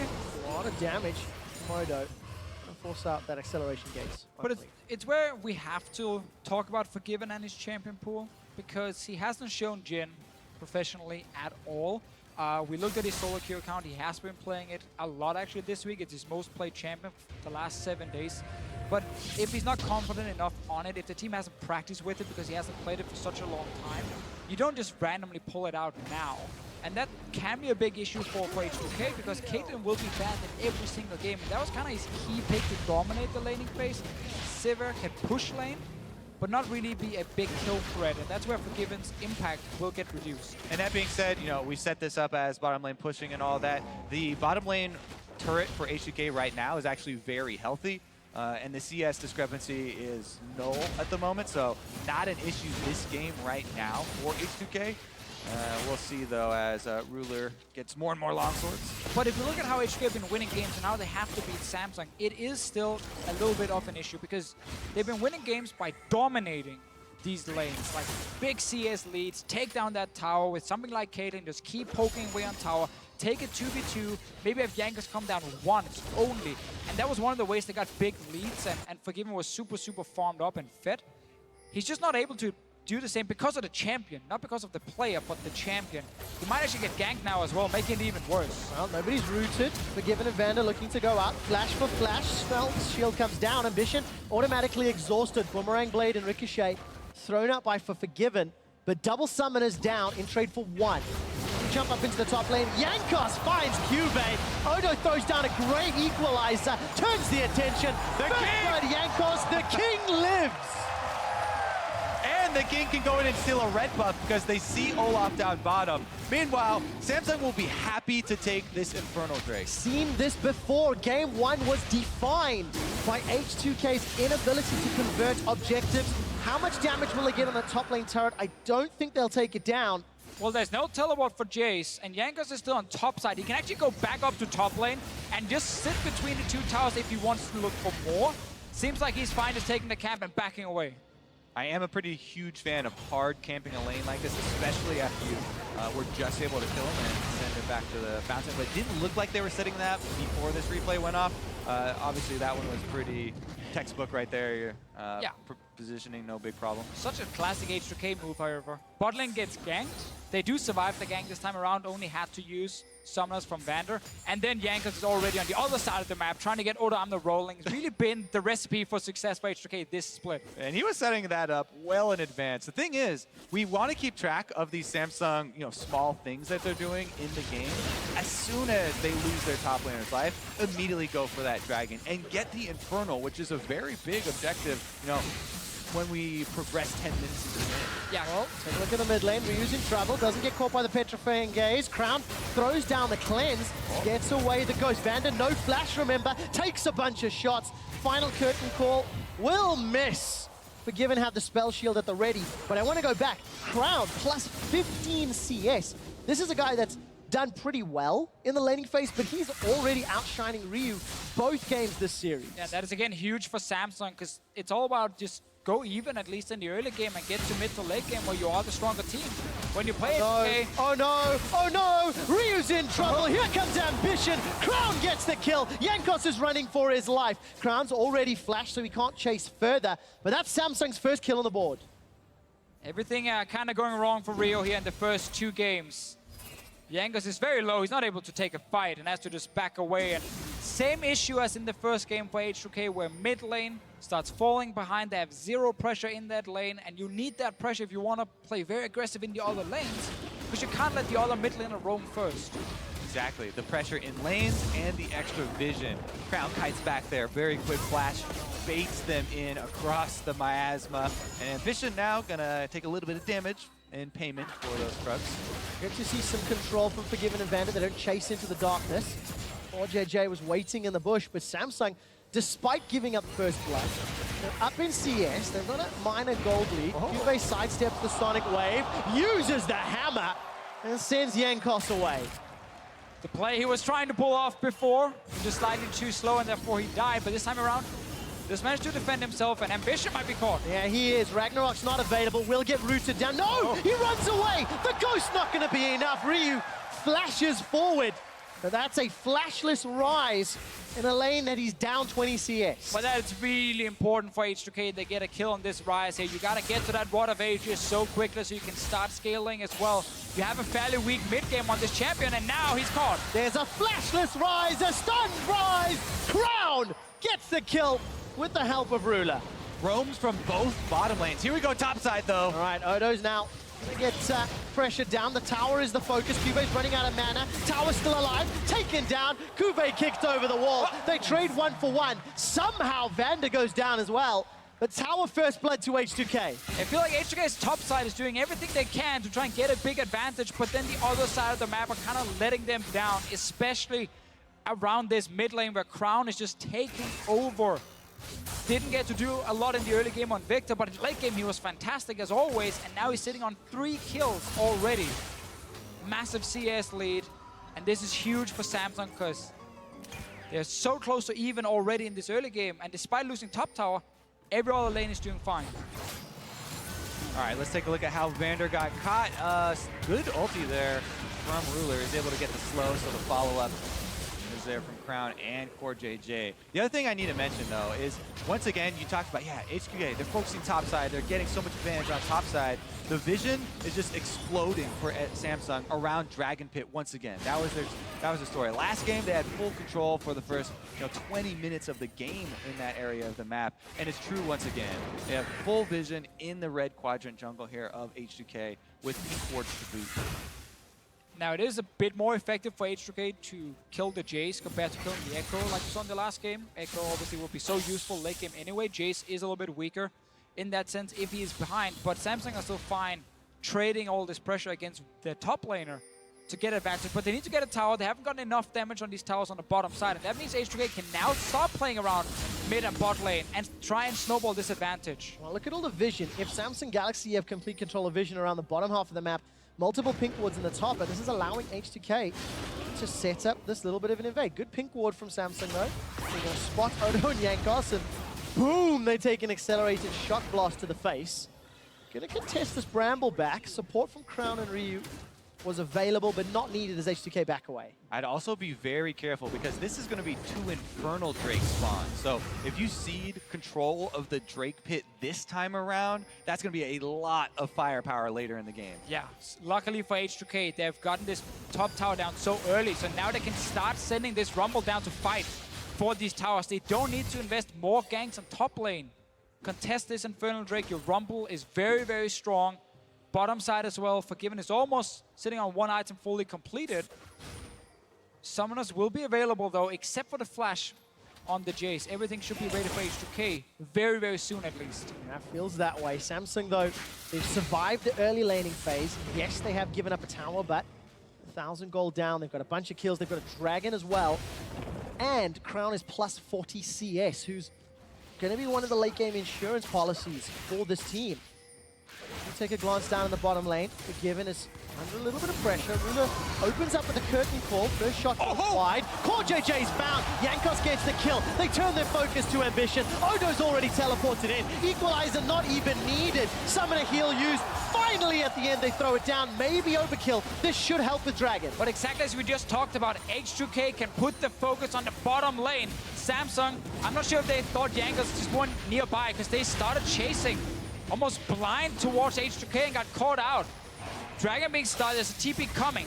Odamne is back in base, he's not here. No, he's not. Samsung realized this. Jankos has to get it. He does indeed. Tries to safeguard out. Not gonna happen.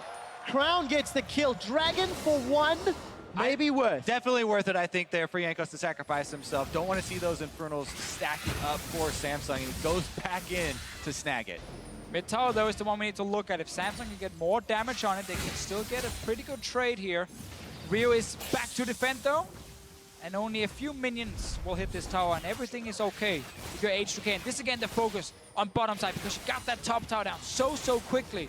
You don't need to camp the lane anymore, and clearly Samsung just don't expect it. They're actually chasing into a pink ward. They had zero vision.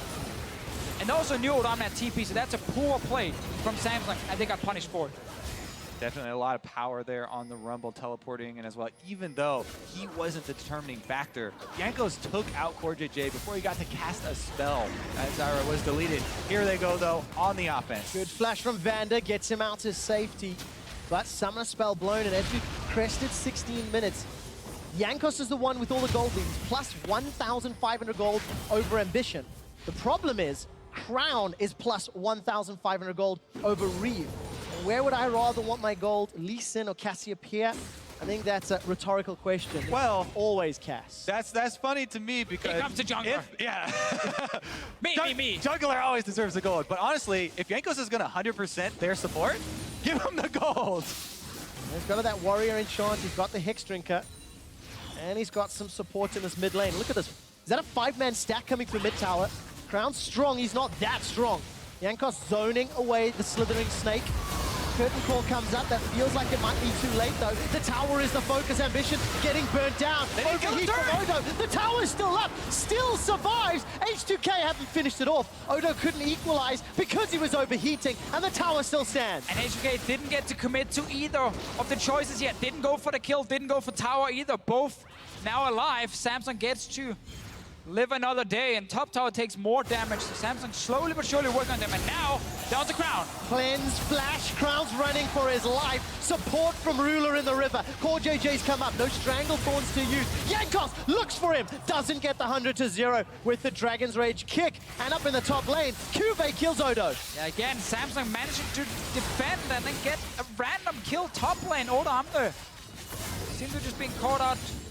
Didn't even take the trade because Cuvé's full HP. Well, yeah, I mean, so Odo went up there with half health, I was watching, and then Cuvée fled. He looked like he was fleeing into the brush. Saved his spot there in the brush, and then I'm assuming a shock blast landed to start it out because Odo didn't get much done in return. Look at that. 2 turrets for it. Yeah, and kind of like last game, just when we see something really good from H2K to pick up a few kills, even got Infernal Drake this time around, things just go wrong. I guess he just hides in the bush, or Odamne actually thinks he's gone, doesn't think he's still here. And then, surprise! Didn't even start out with the shock blast. Ends it, man. So clean. But at the end of it, that mid tower from Samsung survived 99 HP. H2K give up kills, 2 towers, donate gold to Ruler. Samsung's mid game is terrifyingly good. Definitely well played by Samsung, but also H2K when it really matters. And they have to make that correct call. Do we kill the Olaf? Do we kill the tower? Do we go for both, you know? It just goes a little bit wrong for them. It gets a little bit hectic. And then Samsung are just much better in terms of this overall communication and shot calling, and they get the advantage. Now ahead in gold as well. And remember, so much of that gold is on Crown. He's got 4 of the kills on this Cassiopeia and 180 CS, 185. He's almost matching Forgiven down there from the bottom lane. H2K return to the scene, though, and they take the objective. Now it is still a 600 gold game, and Odo still has the ability to turn team fights with Equalizer. But H2K cannot afford to make those same mistakes. The clean play from Samsung allowed them to win game 1 handily, allowed Samsung to get an 8-game winning streak. And once again, that is where H2K have to prove they can go blow to blow with the 3rd seed from LCK. H2K have been able to match Samsung when it comes to skirmishes and team fights. But they've not been able to match the overall map play, and Vander is getting caught out again. And every single time it's Ruler, starting with that ulti. catching someone. Yeah, the root came out from Core JJ. Forgiven's being dove in a tower. Strangle Thorns and Petrifying Gaze keep Ryu out of the fight. Up in the top lane, Odo's overheating once again. Cannot get that equalizer down. Cube's buying his time. Accelerated shot fast. Flash into the kill. Cube's now looking for more. Flash over the wall from Jankos. Kicks Cube backwards. Enlists the help of the tower. Round warp from Ryu as well. So it's 1-for-1, but it's going to lose another tower. And Samsung Galaxy going to extend this goal lead even further. Well played by Samsung once again, catching out H2K. This is what we just talked about. Whenever H2K has to look for the play, Samsung seems to just be a step ahead on the map. Often starts with Ruler popping that ulti, and then they try and find the support, whoever is left alone, and they get a few kills from a nice dive as well on Forgiven after. And really Samsung just speeding up the game. Definitely huge props to Ruler in his rookie year, making it to semifinals of Worlds, and he was already drawing bans on the Jhin. First game, not available to him. Second game, he's showing you why. Here we go, though, with Cube going for that turret dive. Well, we talked about in champs like how Jace can win this 1v1. Now he's far enough ahead, he can just dive on the tower as well. And what Amna knows, I mean, if he stays around, he's gonna die. Excited for him. Stayed for just half a second too long. The two players that we were looking to H2K to really step up and carry the game was Odo and Ryu. We kind of anticipated in order for them to win the series, those were the two guys that needed to carry. Ryu's had a tough time outclassing him. And Odo not having the greatest Rumble game. What a quick glimpse there of Jankos. Jumped onto Ambition, but no real damage follow-up. And the rest of H2K peel away. They will get this Ocean Drake that's really not terrible against some of the poke that Samsung Galaxy can put down. And they'll get that cleanly as well. I have to go back to look at where can Orama join a fight. Baron is actually being started by Samsung. Only 2 members. Now a third one joins. Everyone else from H2K are just around mid lane. They don't even realize this is happening. They're too late to the party. Samsung Galaxy are going to secure it. Baron taken 21.5 minutes. That mid game from Samsung, able to... Oh, Ryu gets snared up again. Another hit from Ruler, but trading over the Ocean Drake there with no vision on the Baron. You can see Samsung didn't hesitate at all. Ambition pops his Ragnarok ultimate on Olaf to further burn down that Baron even quicker. And now with a sub-22 minute Baron there for themselves, that is ridiculously huge considering how close the game was. And we just have to give so much credit to Ambition as a player for joining this team at the start of the year, start of Season 6, and instantly improved the shot calling on the team. They became a really good late game team suddenly when he joined. He obviously stepped up big time as a jungler as well after having a pretty poor summer split in Season 5 on CJ. But when he actually joins this team, they get so much better later on, and they're able to make these calls again and again. Core JJ obviously helps as well with the added communication he brings. That's what I wanted to add on there, because it seems Core JJ since the Gauntlet has helped the team reach another new level. Every individual player stepping up, and Samsung Galaxy looking likely to close out this second game in the semi-finals. Looking likely to make it back to the final. I mean, the organization of Samsung owns a World Championship title. It was completely different players. They had to rebuild and restructure. But over the last 2 years, they've progressively improved to this current form. That's what makes it such an amazing story. These are not all-star Korean players. This is a group that Samsung pulled together. They finished 4th in summer in the most recent LCK split. And if we're handing out medals, we gotta hand one out to Crown as well, because he has been carrying a huge amount of their game. He absolutely has, even more so when he's gifted those sorts of kills. Equalizer's decent from Odo, and all it's gonna do is slow down Samsung Galaxy. Flashes over the wall, that's a kill onto Crown. That's the shutdown gold, which could be so pivotal, but it's at the cost of a tower. Cuvée takes another up top. There's still 1.5 minutes of Baron buff, and Cuvé's not done. Last game he did it with Echo, this game he's doing it with Jace. He plays the map better than anybody else on the in the Rift. Yeah, he's so annoying in that side lane. H2K can't really deal with him because he can never kill him 1v1 due to the picks, but also due to his very smart play, and he's really hard for him to catch. He doesn't really get caught out that often, other than we've seen a few ganks early on, but that's just well played by Jankos, camping that lane. And Samsung are fine seeing that top laner die because they always get a dragon or get a kill on the other side of the map. So they keep trading his life for something else. As much work as Jankos has done and as hard as he has tried, just seems to be falling through the fingers here for H2K as Samsung once again, they very, very solid hold on this map. Look at the very few wards here for H2K as they're trying to get back out onto the map to get some room to play with. Yeah, and it's so hard for H2K draft-wise because they really want to get a winning 2v2 bot lane, but they just can't with the Caitlyn being banned away. And then they also get ganked by Ambition a few times, making it even harder because Jankos is spending time topside, while then Forgiven and Vander are left alone on the bottom side for most of the early game. And then Rio losing mid lane. It just means the bottom side is controlled by Samsung. 2 games in a row now, basically. And it kind of stops H2K from playing the way they like to play, where every single lane is dominating and winning. Look at that stat. 6,000 average gold power play. He's going to be the target of a curtain call. It's a little bit of a heal there as he's forced to run away. Ambition looking to jump in, so no real kill threat just yet. Jankos and Odo, they're going to go toe-to-toe. Cube gets the more about Morpheus, trades a kill. We're in a 2-on-1. Even the best players will die. That's what Jankos proves. I mean, Cube was solo killing Impact, now he's solo killing Odawamne. Now Ambition is actually under attack, but he's Olaf, should be able to walk away. Cube hates Western top lane. He's just killing all of them alone here and being such a big threat in the game. Samsung constantly playing 4-man together and then the odd man out, sitting there and taking down towers. It's even more impressive when you look at how the fact he was ganked a couple times. He lost his tower for Tower First Blood, yet still has a CS advantage, still has this gameplay advantage, and making Jace show off what it should do against top tier players. Yeah, just to add a little bit more credibility to that, in the interview they had with Smeb, he was talking about how Odawamne and Impact were the 2 best top laners as far as laning phase that he did play against. And here is QV coming in and destroying them. I think it's important for the story, though, to highlight that QV wasn't always like a fantastic top lane. It had honestly a very rough road to this World Championship. You know, he joined the organization 2 years ago after the big Samsung White team split up, Samsung Blue as well.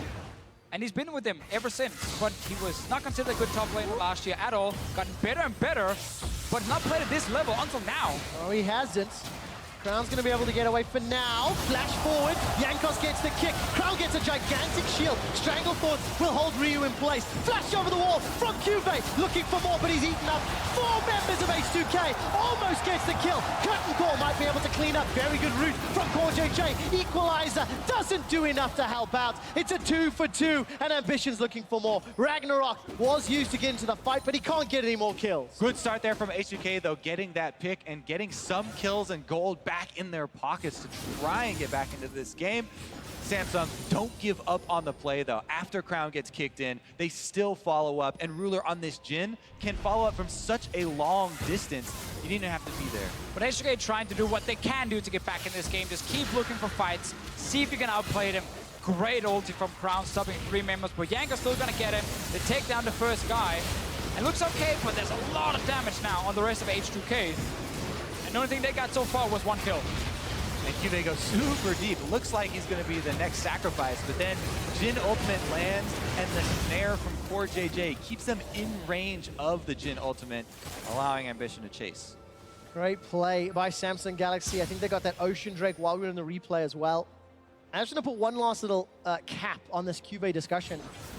Here at Worlds, got the most solo kills, so 1v1 out of any player. He's up to 14. He was leading Worlds in terms of solo kills as the semifinal started. He's picked up a handful more this series. And this was against Odo, who was a man who was doing similar things, but arguably against weaker competition. Yeah, I mean, if you love underdog stories, you gotta love Samsung here. I mean, the way that they clawed their way into Worlds with Ambition playing since 2012 and never getting here. Now in his first time here, they make it all the way to semifinals and have this strong of a showing. And all the other members have kind of similar stories, multiple role swaps and coming from different leagues. It's really great what they've been able to accomplish here on the international stage. The team didn't make playoffs more than once the last 2 years. And the one time they did make playoffs, funny enough, was in the summer split. Got them into the gauntlet as well. Beat KT 3-2, and now here we are. In some ways, the struggling team story is fitting of both squads. Because H2K have traditionally not done well. Curtain Call flies out, and H2K over the last few years been looking for success. They've had a showing at Worlds, drawn into an incredibly tough group, but very different players, of course. This might be the fight, Trevor, though, for H2K. If they ever want to get back into this game, they need to win this Baron fight here. Odamna's deeping in behind them. Crown is sitting in the bush here. Yeah, but Cuve's coming in from behind H2K. Jankos is looking for more. The equalizer looks good. Look at the backline. Oda's going forward, but Ambition's running for more. They've traded 80 carry for support. It's not done yet. Cuve's unforgiven. Cuve's got forgiven. Vander's not going to be able to turn it back around. 3 members of H2K are down. Cuve's going to look for those shock blasts. Goes back into the Mercurial form. Not going to fire it out. It's a 1 for 3, and they don't get enough. Valiant effort there from H2K. They do stop the Baron for now. Early Samsung Galaxy are low. Ryu and Vander, can they pull off a miracle? It's a 2v4. Vander throws up the speed boost. Baron is helping out with some damage. No, will not be enough, and Samsung Galaxy secure the Baron. A lot of low members in that fight, but H2K didn't have the damage to take them down, and that means another Baron for Samsung. Bigger advantage. That was the fight, honestly, for H2K to get back in this game. Sadly for them, Odamna joined the fight maybe slightly later than Jankos had expected. He obviously couldn't do anything different because he was running down from top. Jankos doesn't get the proper kickoff either. And then just look at what the Jace is doing here to Forgiven. If Forgiven wins this 1v1, H2K can actually take the fight. But this Jace is super strong. Yeah, I mean, man, Juve playing frontline there as Rumble was coming in, and it looked like Odoamne was going to clean up the back line from Samsung there, but not able to get it off. And Samsung do come away with the Baron in the end. So H2K options are closing. Absolutely, 10,000 gold down. Now they've got a couple dragons under their belts. Team fights are so one-sided with that item lead and the damage lead with another Baron buff as well. Now, H2K, they need to play full defensive mode, try and farm up and defend these inhibitor turrets. They do have, you know, some wave clear here, but it's going to be very, very difficult for them to pull this off. Especially when you consider how good Samsung Galaxy play on multiple lanes. Oh, and look at the damage from Jace on the turret. Go in, pop your W, get a few hits super, super quickly down on the tower with your Baron buff, with your extra AD from these items here. And there's really nothing Odamna can do to defend. And now the base is open. We are looking for one insane fight. Well, gonna need more than that if H2K want to win, but they'll need one to stop this push. Forgiven gets out of range of the curtain core. Guys are thrown down. They've got themselves a kill to core JJ. They found Ruler, but where's Crown and Cube? Those are the two we gotta follow. Ryu's looking for Crown. They've managed to get one trade back. H2K have lost Odo. They've now lost Forgiven. It's all on Ryu. Ryu's going low. Defensive flash from Vander, and Cube untouched in the H2K base. They've got an inhibitor top. They've got an inhibitor middle. And the base is in shambles. What an awesome ulti from Ryu, though. Completely surprised Samsung. He appeared behind Samsung here with multiple members from H2K and actually picked up a lot of kills. Problem is, this Jace and this Olaf are just sitting in the H2K's backline and returning the favor. It really was an impressive ult. H2K not going down without a fight here as they step in behind the backline, take them out so quickly. But then, you know, Crown tries to fight his way out 1 versus 3 there and takes the kill as he's able to escape. Jankos, I think, finishes him off by himself up on the top side off map here. But then, as you said, Cube was untouched, and he is a monster inside the base. Cube 5-5-3, 292 CS. Looking to push home the second win in this best of 5. And, you know, we told the Samsung story quite a lot, but I think it's also fair to talk about H2K. This year has been fraught with challenges. And this World Championship is the best form that this team has, I think, ever had. The players have shown up, they've had great play, they've looked good, and now the pressure is on for them to show that they can actually go toe-to-toe with Samsung Galaxy. Yeah, and I think the best thing for H2K has been the meta. Like the change that happened after 6-15, removal of lane swaps, obviously. They're trying again in the bottom lane. There's a lot of support for Samsung Galaxy. Jankos is looking for core JJ, but he will not find him. He's grounded thanks to the poison. Crown's going to be able to pop the GA. Now Samsung are flanking Forgiven and the rest of H2K. Ambition throws down the Ragnarok. Doesn't have Ghost, but doesn't even need it. Ryu just gets done. The hammer comes down. Forgiven throws up the spell shield. Samsung Galaxy's shields flying wide. Stranglethorn's not even needed. 3 kills for Samsung. They're inside the base. H2K, they are getting destroyed. flash away from Forgiven, and Core JJ is the only kill that H2K can secure. Samsung Galaxy are one win away from Staples and a shot at the World Championship title. I feel like Game 2 reminds me a lot of Game 1, honestly, where Samsung are able to either trade whenever H2K is doing something or even beat H2K at certain parts of the early game, especially around the bottom side of the map and the mid lane, where Crown is just outplaying Rio at the moment, and it gives Samsung enough gold early on to at least stay even. And then you get to that mid to late game where they are just so good and where they're much stronger than H2K as a team.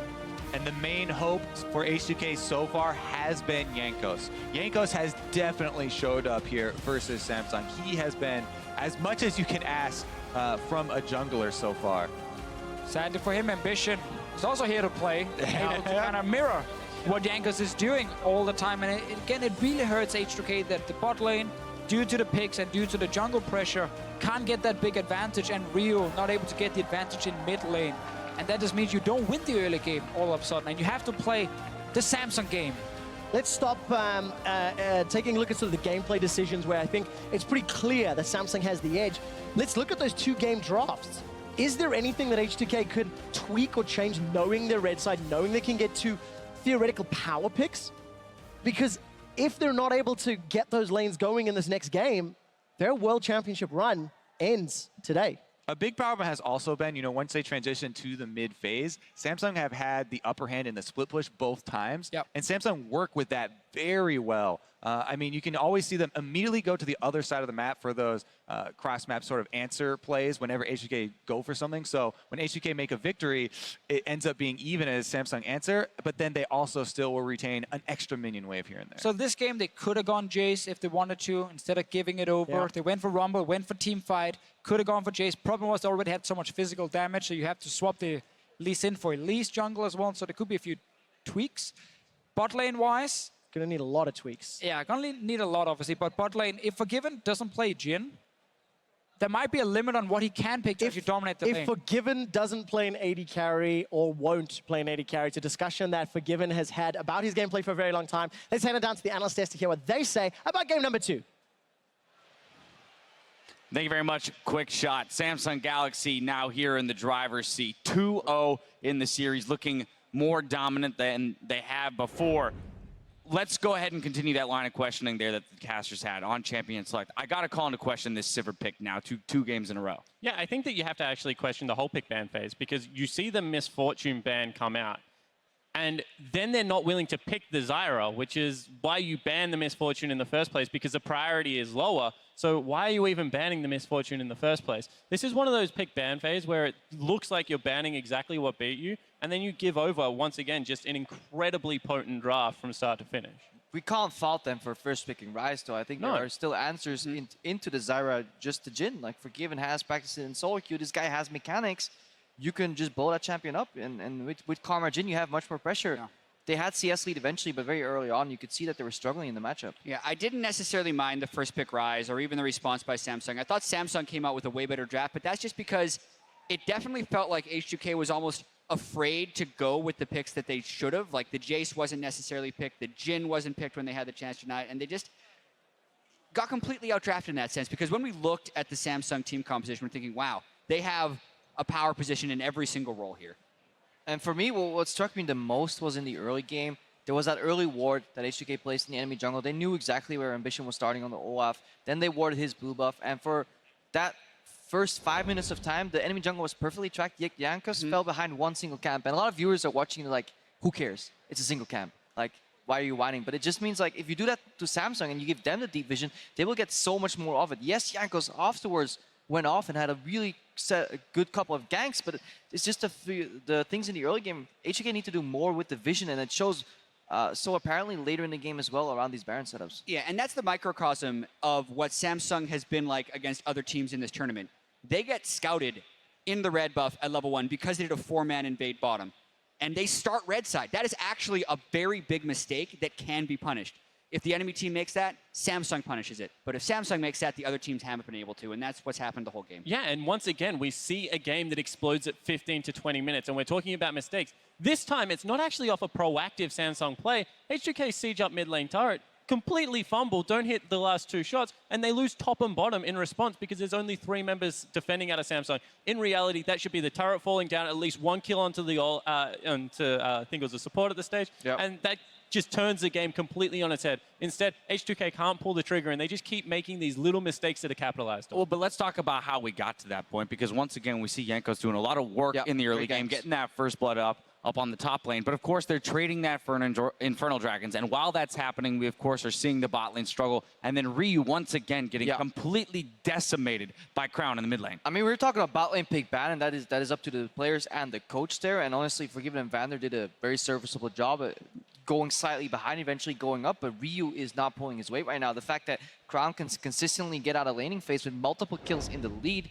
They tried to attack him, 2-man, got outplayed, gave him a couple of kills right there. You cannot do that against a player of the caliber that is Crown. Yeah, 100%. And the other thing that, if we're going to talk about the focus on top lane, I know that we've talked about in the past, if you go bottom, there's always a 2-for-1 bonus because there's 2 people down there, there's a turret, and there's a dragon. So if you do camp top lane, you have to be so incredibly efficient with your time. Jankos is being efficient at the moment, but he's not getting the big enough snowball going for Odoamne because we saw that in the end, the Jace still turns into a massive presence. Yeah, and I actually feel like Cuvée is doing to the world stage what Impact did to like the North American regional qualifiers. Right. He's getting a ton of solo kills every game with very little help and still just making everyone run after and try and defend him. He's been super impressive to me as well as Crown. I'm going to just say that Cuvée is doing to the world stage what he was also doing to the Gauntlet to juxtapose it as well at the LCK because this guy's been on fire for the last month and a half. Really has been impressive in that regard. And of course, Crepo, now I want to return to the conversation around Barons because if we reference the very first Baron in this game, Samsung Galaxy contrasts that to H2K's decision-making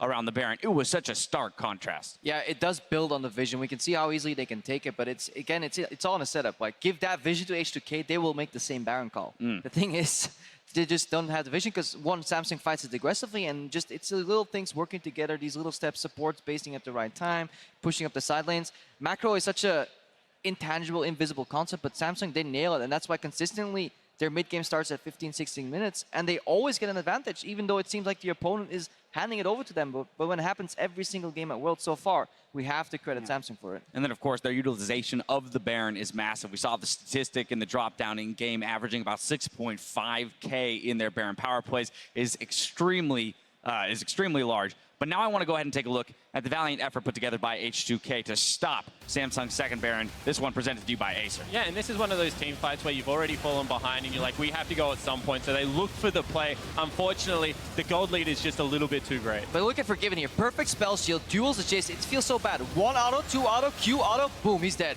Like, that has to feel so disappointing. This was such a well-played team fight here. Perfect flank equalizer almost by Odoamne. He was grilling the backline. And meanwhile, while Forgiven was getting soloed by the Jace, Ryu just got caught by the stun from the Cassiopeia, so he would have actually had a chance to clean up. It was very close, but once again, Samsung just kind of wins in those very small ways, and it turns into a pretty dominating thing here with 4 people at Baron. And you can't lose the team fight on multiple fronts. You can't have Forgiven dueling the top laner, lose, you know, mid laner walking to other mid laner stun. When you lose multiple micro interactions, the team fight's never going to go your way. And you just saw that is exactly what came out. And that is the second game in a row that Ryu has done pretty much the least damage in the game. And of course, we did see at the very start of that replay, Jankos kicking Crown out of that Rumble Ultimate. And that just shows a little bit of that miscommunication within the fights themselves. Well, that's mostly because Crown flashed himself, though. They were learning how to play against Jankos' Lee Sin. They said, you know, this guy gets close, respect him, flash first. Yeah, I will also say, though, that Jankos was shorting a few ward jumps and putting them in some weird places. He started the game incredibly clean, and this actually makes me worry for H2K because when they've been rolling, they've definitely been rolling, but these guys have been known to tilt in longer series, and when your play degrades during a game in which you're losing, it's really hard to bounce back. Right, exactly. We talked about at the beginning of the day, one of these teams is going to have to suffer a loss right after the get-go. Having been on pretty large win streaks coming in, H2K now down 2 games, have to put together 3 wins to get back into the series, and Samsung Galaxy swapping back to blue side with no substitutions. So how do they mount a victory here? Yeah, I mean, when you have a look at it, this is where the mental fortitude really does get called into question. We've been saying all tournament long, like, how long can this streak actually continue for? Was it a supernova? How good is this rookie lineup in Samsung? And the answer answer is they're pretty damn good. So right now, if you're H2K, you need to go back to a comfort draft. Once again, try and execute on top side of the map, I think. But I just don't know if you can lose bottom lane by that much and mid lane by that much. And one thing that I'm impressed by as well is Samsung coming into this event, or coming into this series, had won all the games they got first blood and lost the one game where they didn't get first blood. So it's like, how are they going to deal if they actually fall behind? They've gotten first blooded by Jankos in both of these games. Hasn't mattered. The only caveat being they had Nidalee. So I want to see H2K get rid of the Nidalee. I still think on purple side they can just draft fine enough. They can find enough answers. Pick and ban has been revealing so many answers to the current meta picks, and even the newer picks like Misfortune probably could find that solution. Just don't be stubborn, switch it up, go for comfort picks just like Spawn said, and then maybe just go all out on the early game. They have the talent to take at least one game. Samsung Galaxy looking unbeatable. We'll see if H2K can extend our series. Stick around. We'll be right back with match point between Samsung Galaxy and H2K.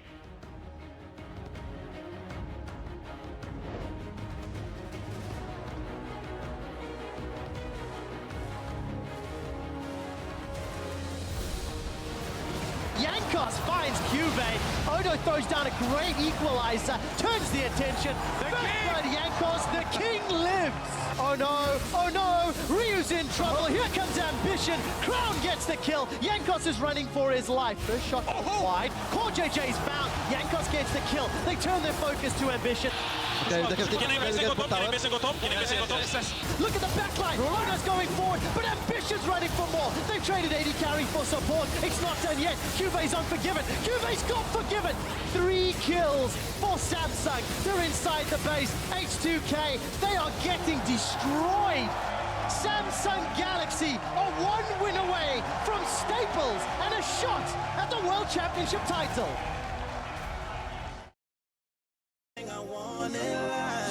We're fighting danger like Kung Fu. The love I feel is deep inside. The others don't matter. It's honestly us against the world. We're the perfect team. You're my dream, and I just want it. Can't get to myself. Can't get to myself.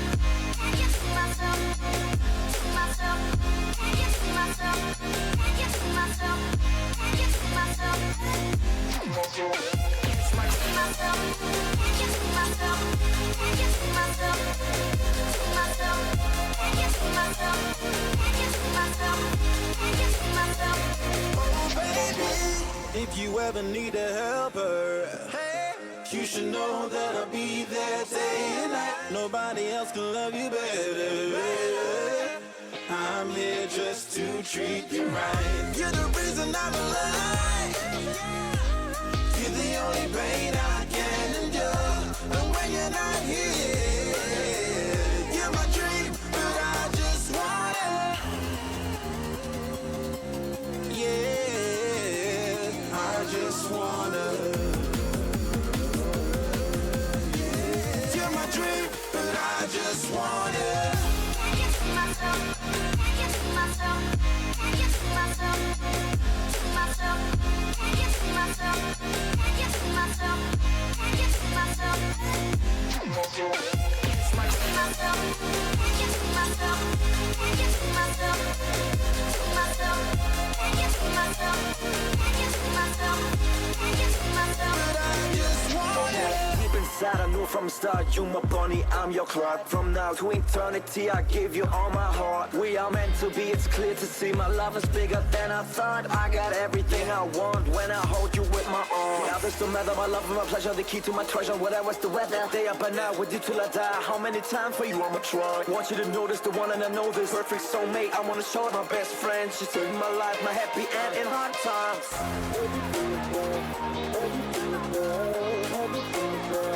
Oh baby, hug it to myself, hug it to myself, hug it to myself. I just want it.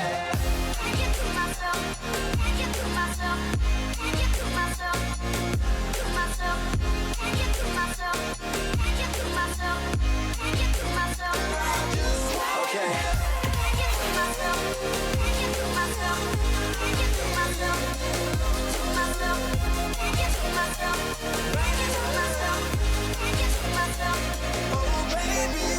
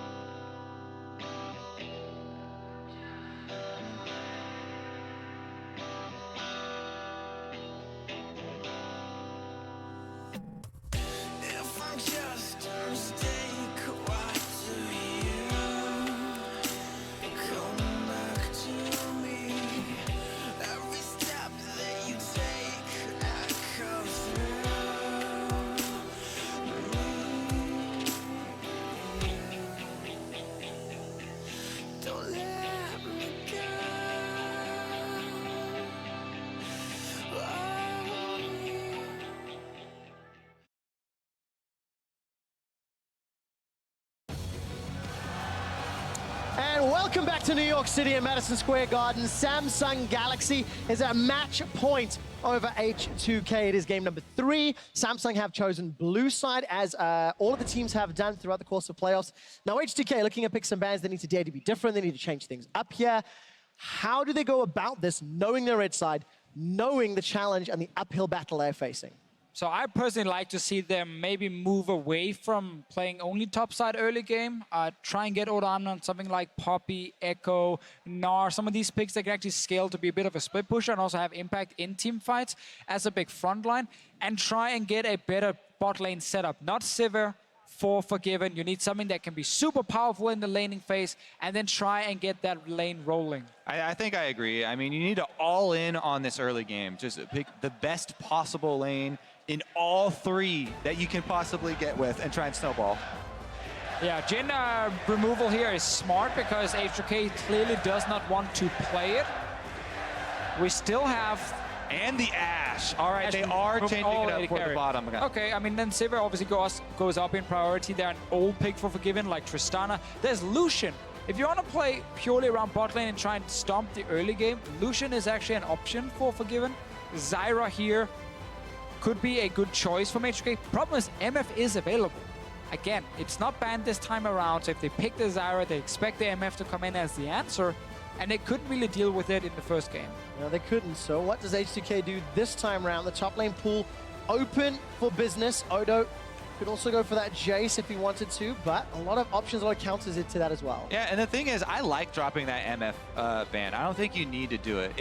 If you're expecting them to play the MF, hold on to your support pick.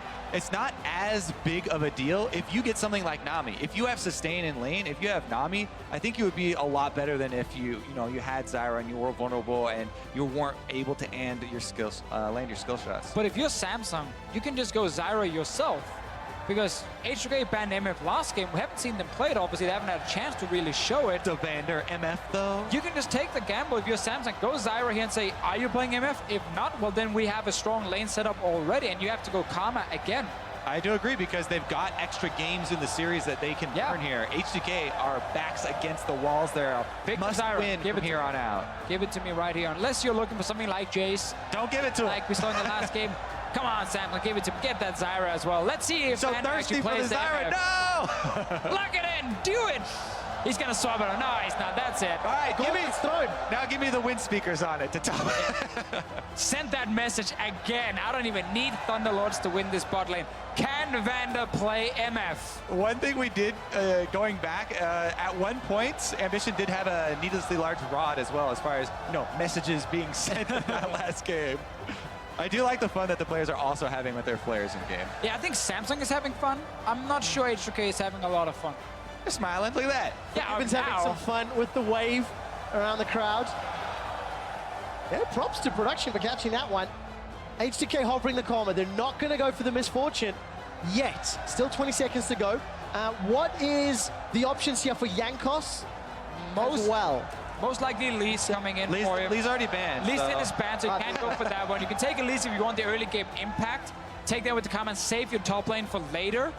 Seems to be the go-to choice for H2K here. Now you would be thinking an AD top, right? But I like Samsung's comp so much. Like, Samsung has such a good composition with the first 3 picks. You get the best available support in the bot lane. Against a guy who doesn't play MF, you get Victor, the main champion for your superstar mid lane. Also, if they lock this Poppy in, I really like the Poppy into Jace matchup, actually. And I think that would be kind of a blocker, even if Odoamne now wants to balance out their damage and go with the Jace top. And that's where Odoamne pulls out an old classic into Trundle. We've seen it a few times. It makes you win that split push. It's good against Poppy. Or he's a little bit boring, he just goes Gnar, which also can win the matchup. He needs something where he's the man who scales away from QV, and he can actually win that split push late game, because Samsung has been playing around this 1-4 setup so well. All right, well, let's see if Odoamne and H2K agree with you, Deficio. The team composition closed out. Ezreal and Poppy for Samsung Galaxy. They've got a good mixture of really everything. Disengage, re-engage. The crowd is trying to say H2K, but they're kind of misspelling it here.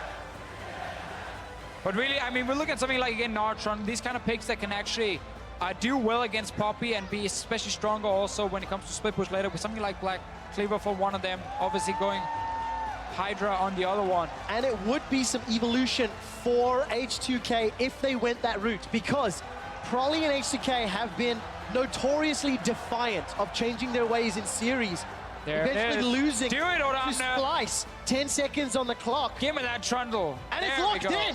Thank you very Trundle, much. there is some scaling and some split push if Odo can play it well. And there is a huge speed advantage here for H2K. Not only could the 4-man squad you rely on Sivir and Karma speed boost to try and disengage when they're split pushing, but even if they did get drawn into the 5-on-5, Trundle Pillar really does set up cocoons and boomerangs and little harassment as you're using the speed to disengage as well. Meanwhile, Samsung, they don't have any of the extra speed boosts that they had before. No, but Samsung have an absolutely insane teamfight comp where H2K is looking to split up the map and play 1-3-1. Basically play side lanes with Ryze and the Trundle and try and dominate that way, but you can't fall behind early if you want to play 1-3-1 because then everything falls apart. Definitely a lot of weight on Yanko's shoulders once again with this Elise pick. He's shown up in the 2 previous games. H2K need to go back to a map style of play that they were actually famous for throughout most of the year. And the coaches meeting on stage for potentially the last time here today in Madison Square Garden. Potentially the last time in New York City. H2K have no room for error. Down 0-2, they need a reverse sweep. They need to find some ability that they've not shown yet this series. And we need to see if they actually want to start playing around the bottom side. They have the champion who can gank. They can go against this Zyra especially, who can't really get away from these opportunities. And Odo Amne will be fine top lane on this Trundle. And they're going to have to pull off that split push, and have attention to detail, especially concerning the warding and the vision. Because as you said, the front line there from Samsung means their team fight is incredibly impressive. Well, Madison Square Garden, you guys were getting loud during picks and bans. Let's crank it up a notch as Samsung Galaxy are 1 win away from Staples. 1 win away from the 2016 World Championship Final. There is a Fog of War stream over on Riot Games 2 as well, if anybody's at home watching. And Ryu may find himself a special present, as it looks like Ambition is coming in. He spots it out in the last second, actually throws down the Ghost. Let's get slowed down. 2 Brolaf axes catch him, but that's not the end of the world, because that's a pretty short cooldown. Yeah, and Invade was so early, Samsung didn't even place on any wards. Oh, a little bit of damage there onto Vanda. Actually, a lot of damage. Revenge from game 1, basically. Samsung getting a few good trades early on, but it's so early that you can still recall and return to lane. It just means you won't get any deeper wards placed, and actually opens up for Samsung to see if they can sneak in 1 ward at least on the red buff to try and spot the path from Jankos. Well, you have to think H2K sniffed that one out. Where's the wind speaker? He went Thunderlord. It's on Karma. What a tryhard. Where it belongs. No misclicks this time round. And H2K gonna get their lane assignments, gonna have some vision. Ambition stood on top of a ward. We know Jankos is gonna get spotted out. And we're gonna have to look at Jankos' pathing because we touched on how impactful Elise can be in the early game. And look what Samsung is doing in the bottom lane to get the early push going. Sitting in front of their own wave, instantly they just queue the wave with Ezreal, they queue the wave with Zyra to get that early advantage and start pushing it to get level 2. Exactly. Wave control is so important in these comps where you're running the double range poking bottom lanes, not giving that wave control over to Sivir. Meanwhile, Odo Amne on the top though, gets his bite in. All right, getting that chomp down. Crowd learning to spell H2K. As they're evolving. There you go. And that's what H2K will need to do this game. And Ryu's going to have a much better performance. Going to be outranged by Crown. And going to have a tough time to farm, but currently doing okay in the first 2 or 3 waves. Hasn't missed a whole lot in the start, but I actually really like Victor against Ryze.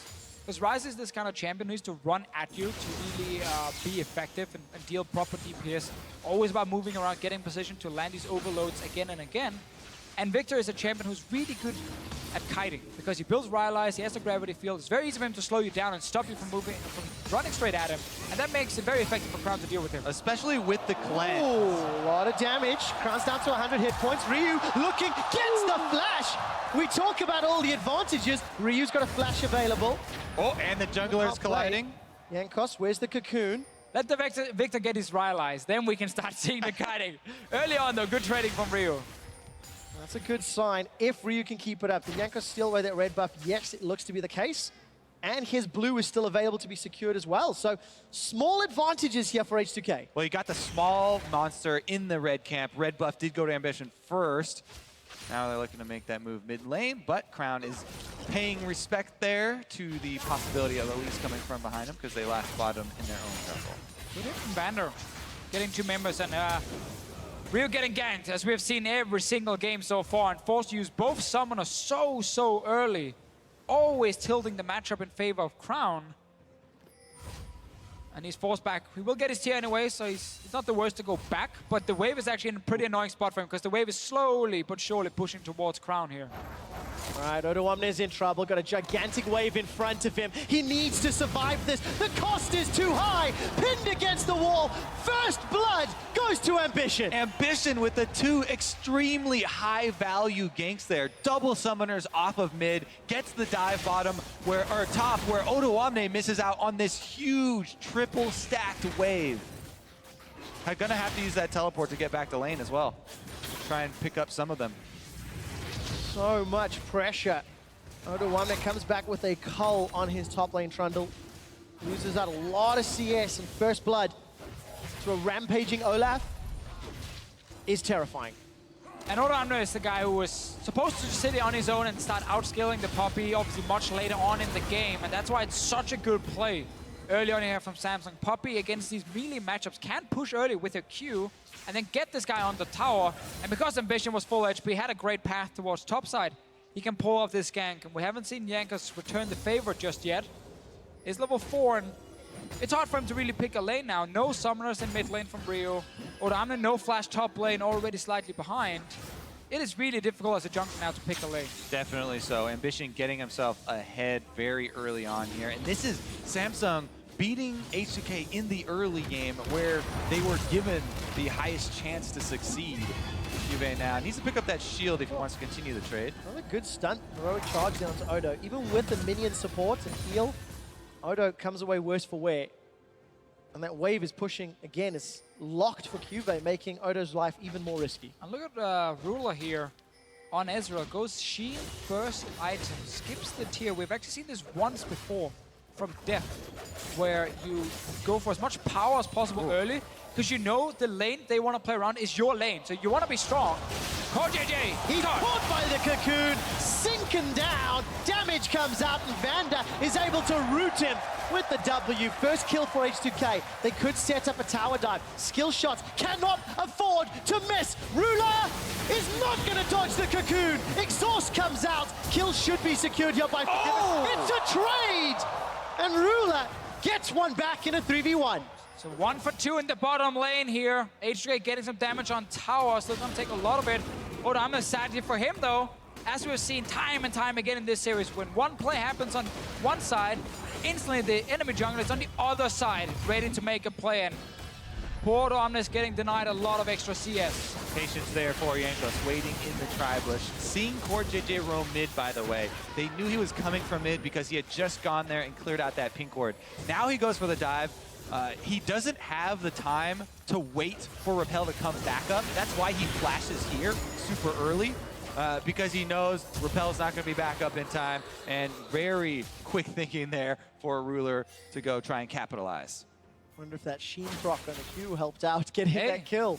He knew he was going to get camped down the bottom lane. Actually, he did know the focus from H2K would be on bottom side. Again, that's why he wanted that impact early on.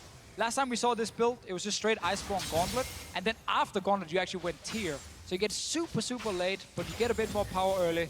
Seems to be what he's aiming for this time around. Could also just turn this Mana Crystal into a tier next time he goes back. Yes, it'll depend on how the rest of the laning phase plays out and how this 2v2 matchup goes toe-to-toe. We touched on how important it would be for Vander on this Karma.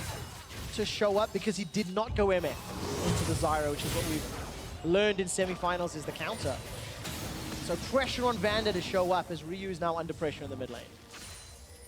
Yeah, once again for H2K, it's really hard for him to get every single lane going. There's always one or two lanes struggling, slightly falling behind. Good ganks from Jankos again to try and snowball one of the lanes, but then you can see the rest of the map not really win out on it. Exactly. Ambition has been getting so much value from his mid and top ganks that Samsung have really taken over in that area. And you see those ganks be rewarded with CS leads for the lanes as well. There's no summoners in that bottom lane, and you guys spoke about Jankos' impact. It's very difficult to gank the ultimate of Zyra as well. But is that where Jankos is looking, or does he have to help out Odo in the top lane to unlock that split push? Well, we talked about this in the pick and ban phase, how H2K had to start putting more focus on trying to win bot lane and unleash Forgiven, basically. Gank towards mid lane. Jankos is here as well. It's going to be a 2v2 if a fight does happen. Watch the discipline there from Samsung, though. They don't want to chase into the dark side of the map. They know they don't have vision. They're not even going to go for that possible 2v2 and chase him down. Meanwhile, QV will get back up to his turret in time to catch that wave that Odoamne is pushing. It's a really good warding, bottom side. First the ward in river spots Jankos, then they put a pink in the tri-bush, spots Jankos again, and he's simply not able to gank the bot lane without the flashes. And they're just playing super safe on bottom side, knowing that is where he's aiming, where he's going. Oh, so much damage onto Ryu. And now all of a sudden, here comes Ambition. Early flash comes out. Jankos, even though he connected the cocoon, the Ragnarok was up. That's a kill for Samsung Galaxy. Crown and Ambition running for their lives. They easily take apart Ryu. H2K were trying to set that up for so long with Ryu baiting on that bottom side, and then Jankos coming around through the mid. But he took too much damage setting up the play, so that Ambition once again gets such a high value. Only a couple seconds of his time. Pop the Ghost and ultimate, and he's rewarded. Yeah, so he's trying to set this up, takes a huge trade in exchange, and Ambition just runs straight through. Yeah, and Kobe, just before you talked about how Samsung didn't want to chase into the dark side of the map, which was the bottom side. Ryu was still standing towards that side because that was supposed to be the strong side of H2K where they had the vision control, and suddenly a random Olaf shows up from that side, surprising him. Now he's caught out, and just a really good setup again, and execution from Samsung. All right, 10 minutes has gone by. H2K are down nearly 2,000 gold. They're down in CS in both top and mid lane. And this was a team composition, gentlemen, that you said should not fall behind early. Otherwise, it becomes so difficult to play from behind. They're going to lose Tower First Blood in the top lane. It looks like that will go down shortly. Jankos is trying to set up for a play in the bottom. Realm Warp is coming as well. Jankos has gone a little bit early. Stranglethorns has already gone up. Jankos in trouble. True Shot Barrage not available, but not even needed. It's Core JJ that gets the kill. Ryu is going to donate another, this time to Ruler. And the tower's not even traded. 2 kills, Tower First Blood. It's a 4,000 gold lead. Oh, and they're not done either. They can take control of the Dragon area. Odoamne under fire. Oh, Odo teleported in for this one, and Crowd's gonna run him down. Chaos Storm forces the flash. Odo wastes his summoner spells. Something we have seen before. When one team are down 0-2, they get very desperate when they try and make plays. They stick to camping the bottom side. Jankos goes in way too early because he knows Samsung already on the way down here to stop this play from happening. Simply means he pulls the trigger too early, he dies, the rest of his team goes down as well. They are 4,000 gold down 11 minutes in. It's another huge lead here for Samsung. And remember, they've only dropped a single game at this entire tournament. If they are able to close it out cleanly, I mean, that's as good as a ramp up to your match with SKT in the finals as you could hope for. They are looking quite good. They've been completing every single level without really having to do anything that was too hard for them, at least. Achievement unlocked. Achievement unlocked, but now the end boss is waiting for you very, very soon if they can finish this game. And it's looking very good for Samsung so far. Desperate moves from H2K, as we've seen before, and it just does not pay off. It would be a 10-game win streak to get Samsung Galaxy into the title fight. But for H2K, they've shown some great games against teams who initially were anticipated to do much better. The problem for H2K is where they were strongest, their opponents today have been able to match them, unlike all of the opponents leading up to this day. Yeah, exactly. The playstyle of H2K that was built around winning 3 lanes, simply not possible when you face a Korean powerhouse. Because that's one of the things I really like about like Samsung, Rocks Tigers, SKT is that they can match these teams from other regions individually, and then they can also outsmart them by just being much better late game and much better in terms of overall macro understanding. So they can really match everything you're doing, and it's what Samsung has been doing today. Yeah, Ambition even playing hyper forward, stole that red buff away, throws down the Ghost and threatens a dive onto Odo. Odo 1 man now defending his inner turret top. H2K were able to secure a tower. That's a small solace. It's a 3k gold lead. Now they're going to defend mid lane. But I don't know if they've got the numbers for this. Samsung Galaxy, they're grouped up. 4-man stacked in the mid lane. Starting to push up. Kube's going to use the zoning Keeper's Verdict. Let's see if we can find a target. Poppy Copter does not lift off. And we'll get that cooldown back as the tower looks to fall. Uncontested, clean play from Samsung. And the next step, very quickly taken by them, is to move up this vision line to both sides of the jungle. They go collect their extra gold off of bottom side here, at least a lot of the health, as Forgiven and Vander are positioning like they want to chase him off, but it's just a bit too late there, and Samsung collect all the outer turrets. And it's rough for H2K. I mean, not only this game where they're so far down, obviously going to be the last game for them if they don't manage to turn it around and win. Because this tournament, like, they've been playing really well. If you look at group stage, if you look at obviously quarterfinal against Albus Nux, but they didn't get to prove themselves against other teams, really. And a lot of guys were talking about, you know, deserving this. Odam trying to trade in mid lane, he gets caught. A little bit of trouble. Crown's low on mana, there's no Chaos Storm. And Samsung Galaxy, I think the debate is still going to rage, because this has been a pretty convincing series thus far. And we talk about, you know, Korean powerhouses, and you included them there, but they're only a very recent powerhouse, and that's what's so cool about this team, their recent rise and how well they've been playing since the Gauntlet, you know, and developing here at Worlds. And how this team, during the summer split, in regular season, they could beat the teams under them, but they couldn't beat the teams above them, except for one BO3 against the Rocks Tigers, where if you ask some of the LCK casters, it'd be like, that was Rocks Tigers playing really, really poorly. But Samsung just couldn't take down SKT and these other guys. Playoffs, it was the same. They dropped out. Get to face KT again, though, after losing so many games to KT in a row, and then they finally managed to beat them in a best-of-5 with Core JJ. Plays really well early games, super snowbally, fast-paced games, and now they show up here at Worlds. They still haven't proven themselves against SKT, but I mean, who has really so far? Very, very few teams have been able to ever beat them, and that's going to probably be the next one for Samsung. Probably the toughest test yet.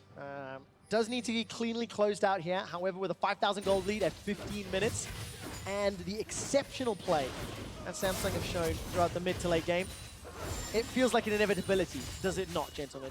It definitely looks frustrating here for H2K as the map sort of closes in on you in these situations, and they're trying to fight for those wards. You know, get the Scuttle Crab out there by the Rift Herald and try and get some defensive vision in their jungle, but even that is such a tall task, and the vision's not even going to be enough. Rift Herald, yeah, is picked up. There's not seen a lot of focus around it, but this is going to be even more problematic for H2K, because one of the keys to their composition was Odo Wamne eventually outscaling. Now he's got this buff to contend with against a champion who's already ahead, with tower gold, with an assist. Got the crab! It's such a tough situation for Odo, even more so now. Yeah, think about the Rift Herald so far in this tournament. We've only really seen it go down when one team was really far ahead in the early game. So it's almost a signal that this game is getting out of control completely. And this is great now for the Poppy. Because even if you get outscaled, it doesn't matter now. You're going to keep this even. And if you do lose, the rest of your team is going to win. All right, well, Odo's trading fairly well, actually. Stood on top that frozen earth of his, throws down the ultimate, the Subjugate, may actually be able to get a kill here. Cube still alive, throws down the Keeper's Verdict, that gets rid of Odo. Now he's fighting Vander, will finally go down to Ryu, but the rest of Samsung Galaxy have moved up. So H2K, they get themselves a kill, but I mean, that took, what, 35 seconds to take him down? But now you have to try and then look for a play in the mid lane if you are H2K, because well, you're 45. They've got to look for a play in the jungle. Ambition's got no Ragnarok. He was rooted in place. The rest of H2K cannot chase further. Forgiven used his heal and his ulti and wasn't able to push further, but that's a small reprieve from the pressure. They get a kill, they get a few waves of CS, and that's going to slow the game down at 18 minutes. I mean, that's what H2K need to do. Exactly. Again and again and again to close this lead. The game was going way too quickly for them in Samsung's favor, and that's a very good first step back into the game. They're going to have to make more on top of it and capitalize, but good pick there from H2K, able to get some gold in their pockets. Yep, Trinity Force picked up for Rula. He finished off that man immune, did not go Frozen Fist, which is what we were talking about earlier. But the mid game's been accelerated. Yeah, I like his build a lot, honestly. Seems so weird to skip tier early, but he got it still fairly quickly in this game and straight upgraded it as well. And he's just super strong on 2 items now. Holy moly, that damage! All right, when the enemy mid laner is pretty far ahead of the rest of your team and you don't have any MR just yet. No, he doesn't. Ryu's gonna flash over the wall as Ambition and run in with that Ragnarok. Trading some damage. Crown goes low, but there's no additional follow-up for H2K. Yeah, you can see the price you have to pay to try and even get vision in your own jungle right now. And that chunk onto Jankos and Ryu is going to mean the Drake over there to Samsung. Hard Drake and Ocean Drake so useful as well at this stage of the game. Get in between lanes, get the vision, make sure you're always healthy for a fight. That seems to be the case for Samsung Galaxy. Ryu playmaker? Let's find out. Throws out the overload, will get rooted down in place and then locked down and then knocked up. Not gonna find the kill. The plant blocked the overload.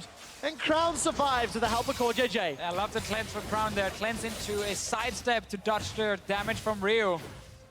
Stays alive, and H2K again, they're just trying to take a few fights here and there, see if they can get maybe a kill, slow down the game a little bit more.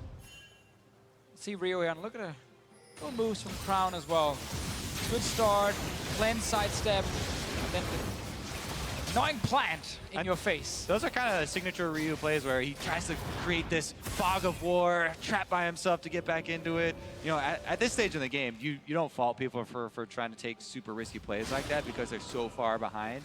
And they do need to make, you know, a bunch of those picks to work out. Right now, though, Olaf does have his ultimate, so even if you do pick him off, probably just get the ulti out. And the goal differences are terrifying. Ambition is up. So, Jankos by around 1,800 gold. Crown is currently up 2,200 gold over Ryu. There's the numbers on your screen. Nearly 1,000 for Rula. Nearly 1,000 for Core JJ. I mean, when you've got a 5k gold lead, yes, that is going to happen. But when you consider that lead was accrued by what, 16 minutes in game? Maybe even earlier. Maybe even earlier. It was incredible. So H2K still playing defensive. What's your what's your power read say on Samsung right now? Because it's pretty hard to judge sort of the peak of this team since it is such a recent rise. Look at that AoE! Chaos Storm sends H2K away. Samsung secured a 21.5-minute Baron earlier this series. Do they risk it now? The answer does not seem to be yes. I mean, one of the things we were looking at, if we, no, takes away the grump as well. We get more fights. We do indeed. What goes up must come down. Jankos drops down, flashes over the wall. Ryu takes a siphon power to the face, forced to run away. Death Ray comes out. Ambition connects with the undertow, but there's no further follow-up. And Ryu still dancing on the edge of safety with this additional damage. Samsung is now peeled back to Baron. We'll have to answer your question in a moment or two, Kobe. No real support here from H2K. There is a teleport from Moto 1 there, but he simply has got nowhere to go with it. And it's the same kind of play from Samsung where they make sure there's zero chance of H2K getting a fight or a potential Baron steal. They force every single member away first, have proper vision now to see 2 ping walls behind the Baron, and then they take it super far ahead. I think the big question for me, something I talked to Papa Smith here about before the game as well, was like Samsung late game with Core JJ. Was it the same level as Samsung late game with Wraith that we saw back in LCK during the summer split?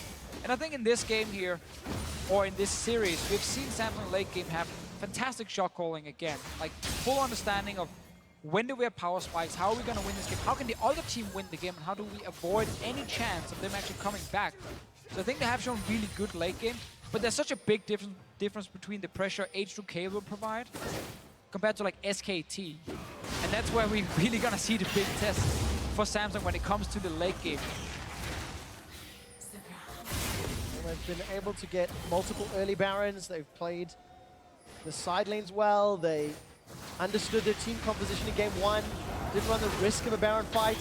Ambition is just quite literally going off. As he starts a 1v2, is able to zone away enough H2K members to allow a lot of damage. Now Cube's being run down, he's got flash available, he's got ultimate available, but while he's the target, the rest of Samsung are playing the top and the mid lane. 2 towers simultaneously falling over just like dominoes. 23 minutes into the game as well. The complete control here, and the Baron buff is going to allow them to get into the inhibitor turrets as well. No pressure or defense from H2K. Round Warp is available. If Ryu can somehow get in behind Samsung Galaxy, Banda forced to run away. While the pressure's in the top lane, Cube's opening up yet another tower. That's the 7th of the game falling. In the bottom lane, Ryu's chunk low. Gravity Field comes out, Jankos is locked down in place. Stranglethorn's not gonna knock him up because he's already dead. The inhibitor's the focus. H2K have got no reply, have got no answer, and it feels like they've got no chance. H2K now 4v5 have to defend. Ruler's gonna get knocked aside the Pillar of Ice, but look at this. Every single lane is under pressure. Ruler's gonna sidestep away, finally goes down. Ryu gets a kill, but it doesn't feel like it matters. The inhibitor's now the focus. The rest of Samsung realize they've got to back away ever so slightly unless they can get some CC. Ambition's on the front line with Ragnarok available. Ryu still with Round Warp, but it will not matter. All Samsung was looking for was the inhibitors, get the super minions in. It's still hard to finish the game, you know, this early on with double Nexus turrets alive. So you want the super minions with you. Sadly for Samsung, small loss. They only got 1 inhib. Boo-hoo-hoo. I'm sure they're still very, very happy. And Korean problems. Yeah. Didn't get 2, only got 1. So we'll only have super minions coming from 1 lane. But they can go back in now, pick up that Infernal Drake, go back into the base of H2K, and look to do exactly the same play. Yeah, I mean, pick up Infernal Drake on your way there, add a little bit of extra damage to boost up those recent purchases they were able to make.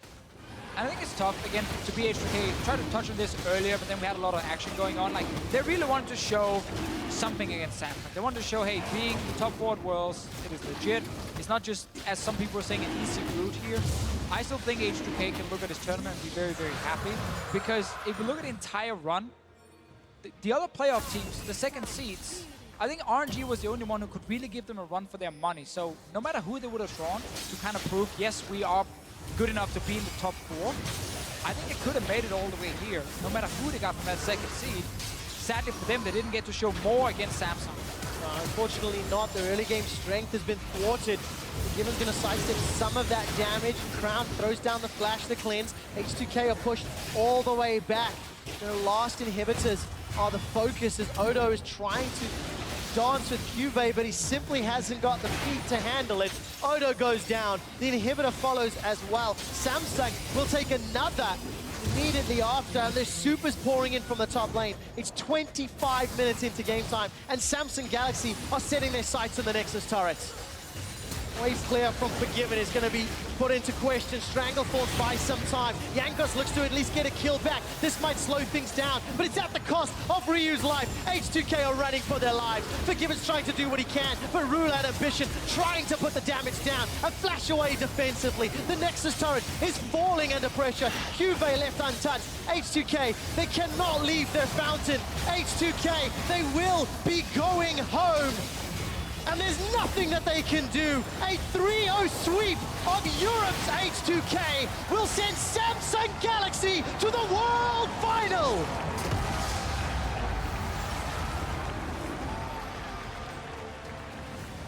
And we just got to take the hat off for Samsung here. I mean, they were far and away the best team today.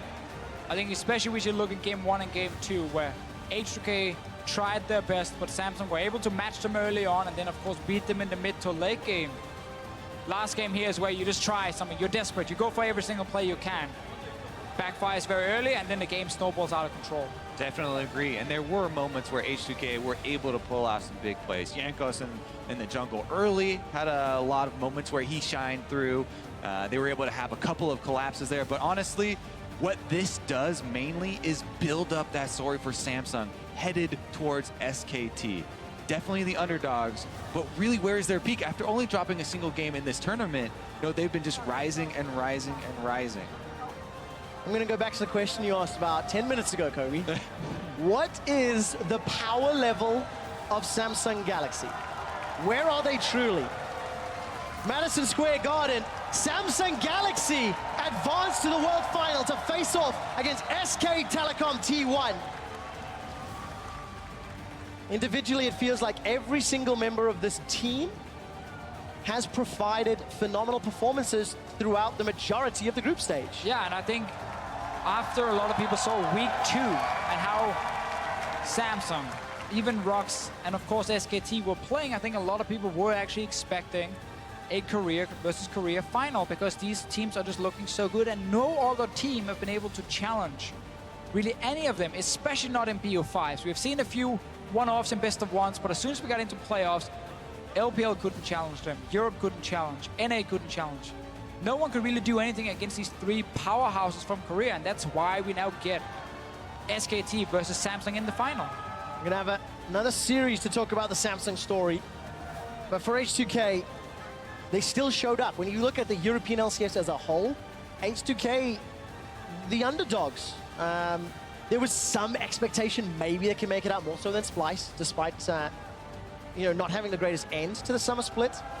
But it's just a sour taste to end what was actually a fairly positive World Championship. Exactly. I saw some of the tweets from some of the players before the games. They're like, we want to go in here, we want to show how good we can be. We had Forgiven talk about in one of the interviews, the highs of H2K are really high, the lows can be fairly low. I don't think they underperformed in Game 1 and Game 2 at all. I actually think they were very competitive. Problem for them is Samsung could just match them again, as we talked about again and again. Individually, Samsung can match every single player. And then Samsung is just a better team as well and much smarter about how to play the game later on. And then it's really difficult if you are a team who relies on winning that early game to get your big advantage. I think H2K can definitely be proud of getting to this point. I mean, their expectations for them were nowhere near semifinals, and they definitely were able to show up on that stage. Yeah, they really did. It is unfortunate to see that in Game 3 they really got crushed, but as you mentioned, Deficio, Game 1 and 2, the early games, some of the outplays, and then just the big questions, what happened to Ryu today? Because he was not the Ryu from last week or from week 2 in San Francisco. No, definitely not. He looked so good before this. Can look at Crown, give him a lot of credit for that one. He's obviously a fantastic mid laner. He's played better than some of the other guys Rio has played against so far in the tournament, and we saw that. Can Crown step up against Faker next week? Definitely waiting to see that. I'm super excited now for this finals to see the clash, because a lot of people thought, only Rox would be able to challenge SKT. And now we get a chance, at Samsung trying their hand. I mean, that was a Korea versus Korea semifinal that went to 5 games. The storyline of Blank and Bengi is going to be talked about for a long time. Now you're going to add Ambition into there, a jungler with arguably even more story than these guys. How does Ambition match up, Kobe, against these guys? If you're matching, the Bengi story of the veteran coming back in with Ambition, who's been playing since 2012, switching roles, trying so hard. The best player to never make Worlds, and now he's in a World Final. Whew. And he's been able to mold this entire team, right? You talked about it a little bit during the cast with the shot calling of him coming in, and that very much is in Korean culture with the elder on the team, demanding a lot of respect as well. Yeah, I think that's a really cool part, with the shot calling, making them a super strong late game team, but also just individual performance from Ambition. Like, he wasn't always a jungler, he was a mid laner who turned into especially a jungler. that third game. Part of the reason it was such a smash. I mean, we've seen this all tournament long. I feel I can remember like one really bad game he had against TSM very early on. There we go, we got to add it into the cast. And then we just had basically a perfect performance from Ambition ever since. And that's something that really stands out to me, that a guy like him can show up big time now. He was great, obviously, in the summer split from Samsung. And many of these members just stepping up big time. Was it a mistake to not ban Victor? Was Victor part of the reason? I mean, Ryu didn't play well, but would that have made any difference? Crown's Rise is also incredibly impressive. So you have to do some other things, pick it away, first pick if you aren't going to. And I think you should have banned it. I don't think you would have won. No, it wouldn't have made a difference, probably, is what it boiled down to. Gentlemen, thank you for the insight and thank you for the cast. For now, we're going to head down to Shox for a post-game discussion with Samsung Star in the mid lane. Thank you very much, Trevor. Indeed, standing by with Crown, who had an absolutely fantastic series. The first thing I want to ask you about is the aggression of H2K in the early game throughout that series. Every single time you guys had an answer for it and you could turn it around. How did you do that consistently throughout the series? 그 이제 H2K 팀이 이제 매 경기마다 초반에 적극적으로 공세를 펼치면서 이제 삼성팀을 압박했는데 또 그때마다 매번 이제 침착하게 맞받아치면서 경기를 이제 승리로 이끄셨습니다. 어떻게 그렇게 매 경기마다 초반 난관을 극복하셨는지 말씀해 주세요. 네, 그 H2K 팀이 초반에 엄청 매섭게 잘 플레이를 하는 거를 경기에서 계속 봤어요. 그래서 저희도 준비하면서 초반만 조심하자 이렇게 생각하면서 이제 초반에 좀 조심하면서 했는데도 엄청 매섭게 해서 네, 좀 실수가 많았는데 그래도 이제 그때마다 저희가 중요한 거를 좀 계속 생각하면서 서로 콜을 해서 계속 중요한 거는 지키면서 플레이를 했기 때문에 역전이 가능했던 것 같아요. So while preparing for this match, we saw that H2K put a lot of emphasis in the early game and their aggression in the early game. So we just kept telling ourselves that we have to be careful in the early game and not make those mistakes. Yet we did had some difficult time because of H2K's aggressions, but we just kept on talking how we should not give up the important objects like towers and like dragons, and through that, I think we were able to turn around the game. And you guys closed it out 3-0. You are now on a 10-game winning streak and into the final. No other team at this tournament can say that. How have you been able to dominate every single one of your opponents in that 10-game winning streak? 지금 삼성팀은 이번 대회에서 유일하게 10연승을 지금 하고 있는 팀인데요. 10연승을 올릴 수 있었던 비결이 무엇이 있을까요? 비결은 그냥 일단 다들 열심히 했고 그다음 하늘에서 도와주신 것 같아요. 운이 좀 많이 따랐던 것 같아요. 네. So I think with a bit of luck and everybody's hard effort, we were able to do that 10-game win streak. Well, a bit of luck, maybe still no Korean team met, but now you're going up against the defending world champions, SKT, at Staples Center. What are your hopes and goals for that matchup, as it will be a tough nut to crack? 이제 드디어 마지막 끝판왕인 SKT, 이제 전 시즌 우승팀인 SKT와 이제 LA 스테이플 센터에서 붙게 되었는데요. SKT와의 대전에서 어떠한 기대치를 이제 가지고 계신가요? 결승을 가는 게 지금 좀 가는 게 맞는지 싶어요. 지금 기분이. 근데 어제 경기를 보고 새로운 목표가 생겼는데 SK를 이기려면 미드를 이겨야 되는 것 같아요. 그래서 이기고 싶어졌어요. 그래서 열심히 할 거고 네, 지켜봐 주세요. 감사합니다. I still can't even believe that we're going to the finals, but watching SKT's match yesterday, I had a new goal. I realized that in order to beat SKT, we have to win in the mid lane. So my new goal is to beat Faker, and I would really like to accomplish that. So keep cheering for us, and thank you. All right, well, thank you very much. We will see if that happens. Crown and Samsung Galaxy off to Staples Center to the final of the World Championship. There we have it, Samsung Galaxy, a 10-game winning streak, moving on to LA Staples Center to face off against the reigning world champions in SK Telecom. New goal to beat Faker. Very dangerous things to say before playing Faker. Faker in the press conference afterwards said he was annoyed the crowd was cheering for Peanut.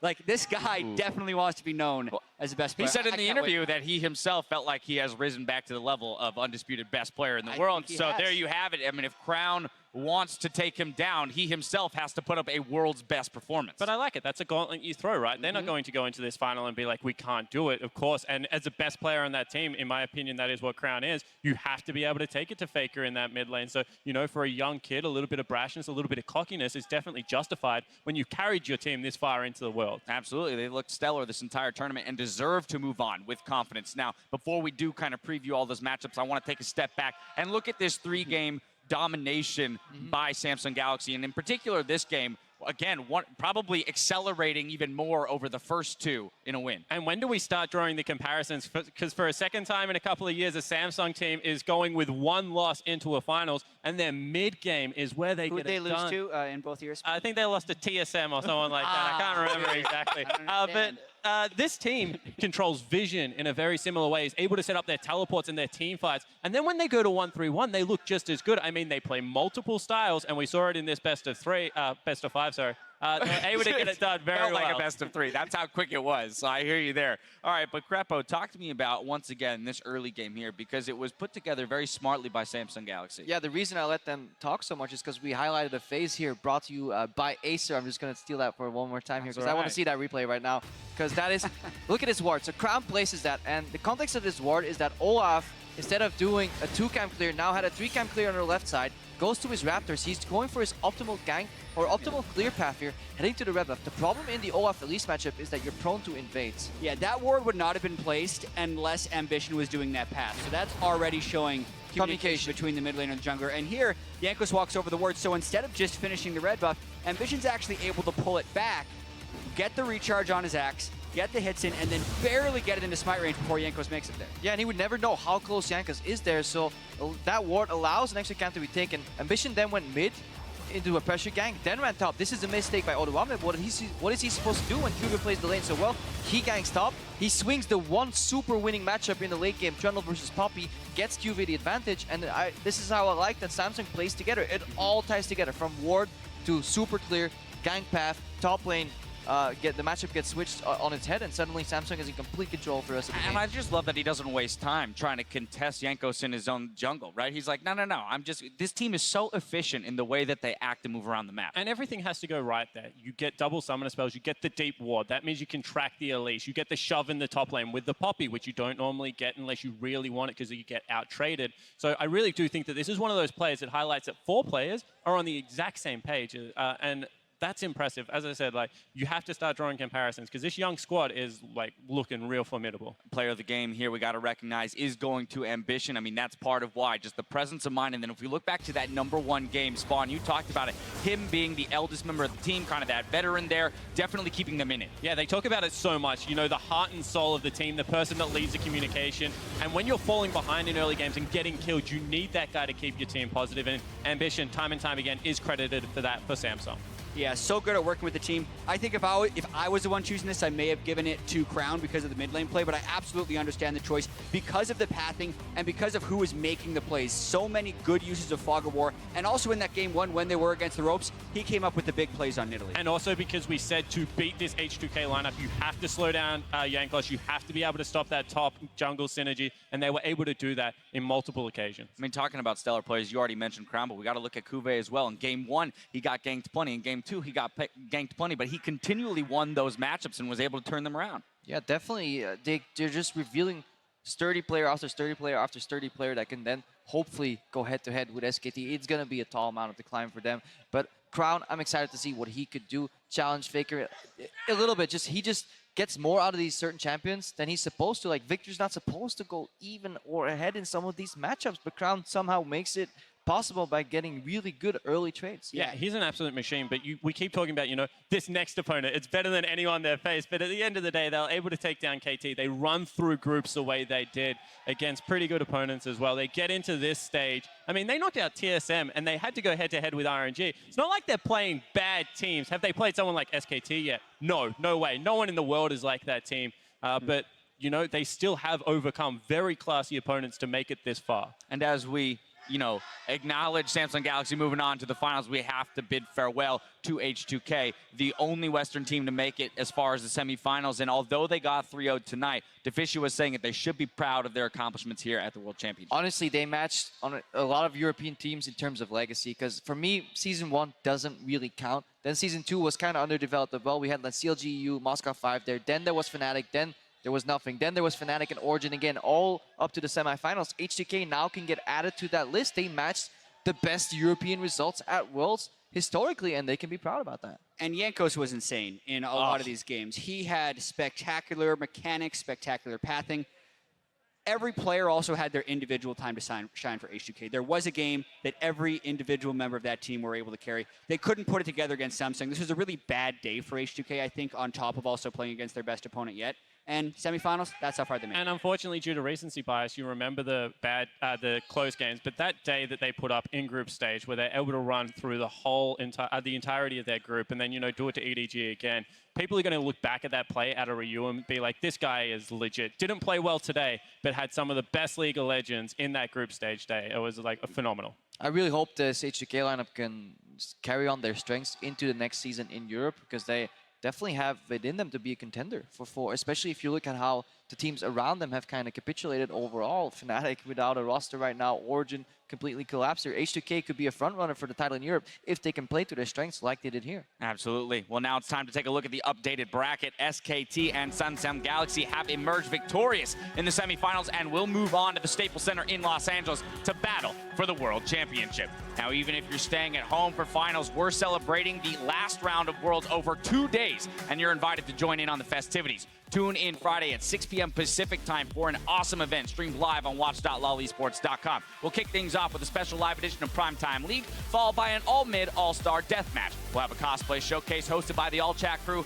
Riot musicians and composers backed by members of the Hollywood Chamber Orchestra will cap off the night with the music of League of Legends live. Lastly, the countdown to finals begins with a marathon of the best games in World's history, leading right up until our pregame coverage of the final fight on Saturday at 2:30 Pacific. Are we replaying the SKT Rocks Best of 5? Is that the Twice. Yeah, right? We're just going to boom. Just play that whole series, and then we can start making our way into the history books. All right, but before we turn out the lights here at the Garden, let's go ahead and look at some of your semifinal World's Big Plays brought to you by XXX Return of Xander Cage. At Ravensword Wing sums up one of yesterday's show-stopping moments. That arrow, best Ashe arrow in League history. Let's take a look. Oh, baby. And they even got the pick off on Bang. Rox doesn't actually have to stop pushing right now. They can delay the recalls. The Ashe arrows. Look at the arrow. Get teleport. He's stopped too. But they can push. But they get it. In front of the Nexus. They're trying to burn it down. Is this not going to be enough? It's not. Rox Tigers answer back with game 2. Here's the hawk shot first. He scouts and then he shoots the arrow. Now, originally, Echo was recalling, canceled it and wanted to get there quicker, changed to teleport, and it just barely gets there in time. Yeah, the teleport nerfs that happened this year, adding the extra second to the channel time, pretty impactful It's in right the there. script. Yeah, I mean, he saw the start of the recall / teleport, so the aim was easy, but as far as game impact, one of the greatest Ashe arrows we've ever seen. Yeah, and you know, people are talking about Peanut's performance yesterday, and it's justified because he played very well, but Prey to me stepped up, elevated himself, has fallen short of getting another Worlds. This is a guy that's been there multiple times, but boy, is he a fantastic And we saw it. It made Crepo's knees weak there. Boom, dropped a couple inches. All right, well, at Jay Lundgren Sports has an important question and an answer. How do you beat a team with 3 Infernal Drakes? Well, you beat Faker. Here's your World's Big Play. Trying to keep out. Repel gets away from this time. He goes in for it, and it's secured by Bangy. That is a big deal. SKT, Shockwave, a shutdown. They've got 3 already. They're looking to kill absolutely everybody. Rox Tigers getting wiped off the face of the map. Smith, the only one alive. And this is why I put so much emphasis on clutch players. Faker and Bang. The SKT have shown on the biggest stage, they are reliable and they can come up with these plays. Yeah, climactic moment in that series, but I also have another answer for how you beat 3 Infernal Drakes. Okay. 10,000 gold leads. Oh, That that's definitely helps. that's pretty good. That's pretty good. But that is one of those moments that we talked about where that entire series kind of hinged on just singular plays, right? Because again, with those 3 Infernal Drakes, Rox is able to extend it maybe a little bit more, and that game could have gone the other direction and started off the whole series on a different note. Yeah, and Rox should have probably not gotten a single one of those Infernal Drakes. Every single one was kind of procured by some creative plays that they made, and they really just were playing so tight, and then it just all fell apart in the end. So close, so close. As you mentioned, maybe we'll see that entire series come next week as we recap Worlds. Now, remember, you can always share your highlight reel moments by tweeting with the Worlds, or rather with the hashtag Worlds Big Plays. Now, stick around for another edition of Worlds tonight with Riv, Deficio, and Papa Smithy. That's going to do it for us here in the Big Apple. Now, for myself and everyone here in New York City, thank you for joining us, and we'll see you in LA.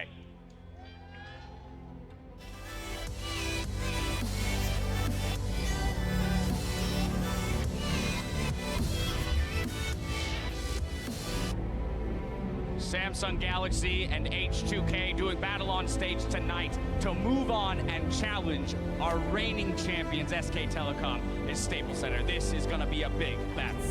Because you could see the fishbowl effect already when Ruler was looking out into the crowd. This is bigger than he has ever played in his life.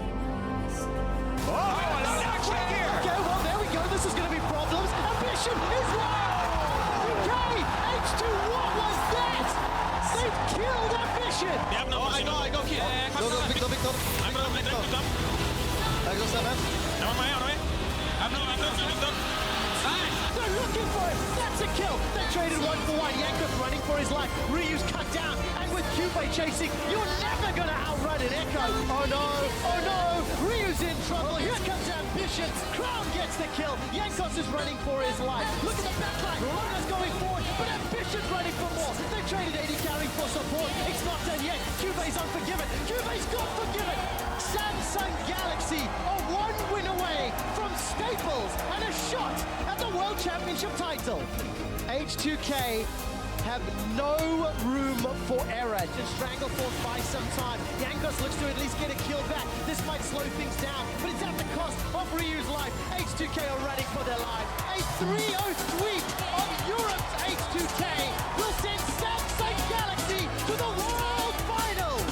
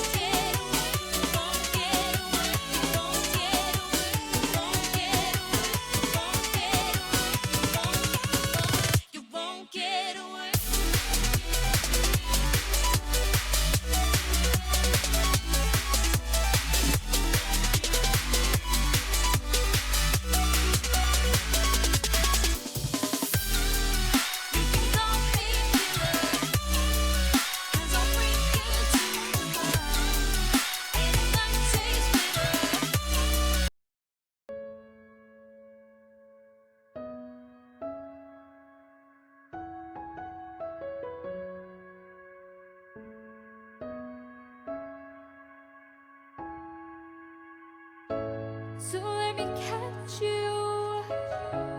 So let me catch you slipping by.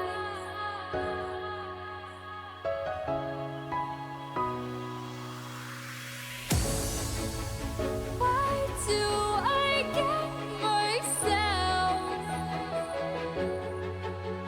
Why do I get myself caught up in these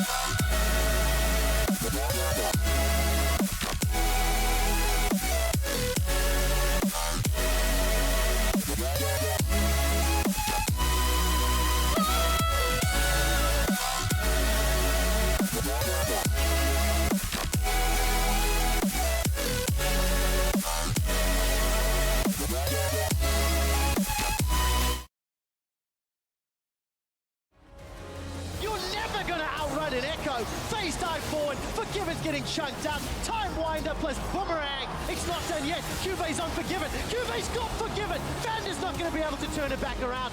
H2K, they cannot leave their fountain.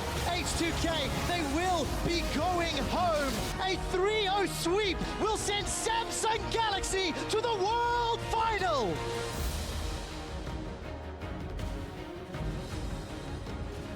Hello and welcome to another edition of Worlds Tonight as we get closer to finding out who will raise the Summoners Cup one more time. Will it be defending champions SKT or now will it be Samsung Galaxy? We'll start, however, with tonight's semifinal matchup of Samsung Galaxy versus H2K. Many on the analyst desk said 3-0 as it were to go. Some threw a game in there, but Samsung Galaxy came and they performed. And look, I mean, the big story here, of course, was that both teams were on those big undefeated streaks. We're like, okay, one streak has to end in game one. I went over to Samsung. That was definitely the closest of the 3 games, but that streak for Samsung, it's still going after this series. Yeah, and I'm just super impressed with Samsung, how they've become such a good early game team while still maintaining some of these late game fantastic like shot call moments that we've seen before from them, where even with Core JJ, no Wraith in there, they're still able to actually outplay the should we say, Korean powerhouses or other Korean powerhouses in the late game macro-wise. H2K had no chance past like 25 minutes. And this game one was basically mano-a-mano from Ambition and Jankos for the first start. And it actually came down to it being the junglers for a lot of this series. And I think the game one, as you say, it was mano-a-mano. It changed a bit in game 2, but Jankos was keeping them in the game all the way through. But Ambition was farming. He was actually being a lot more defensive. He needed his lanes to play safely, but his lanes did that, and then they came to a head in the late game. Yeah, and I'm glad to see Jankos play this well. I definitely feel like he's been the best performing Western player at the entire tournament. Kind of showed it here as well. Like, he was the guy who needed to be the X factor, who needed to get every single lane ahead. But the problem is, as a jungler, you can't gank every single lane.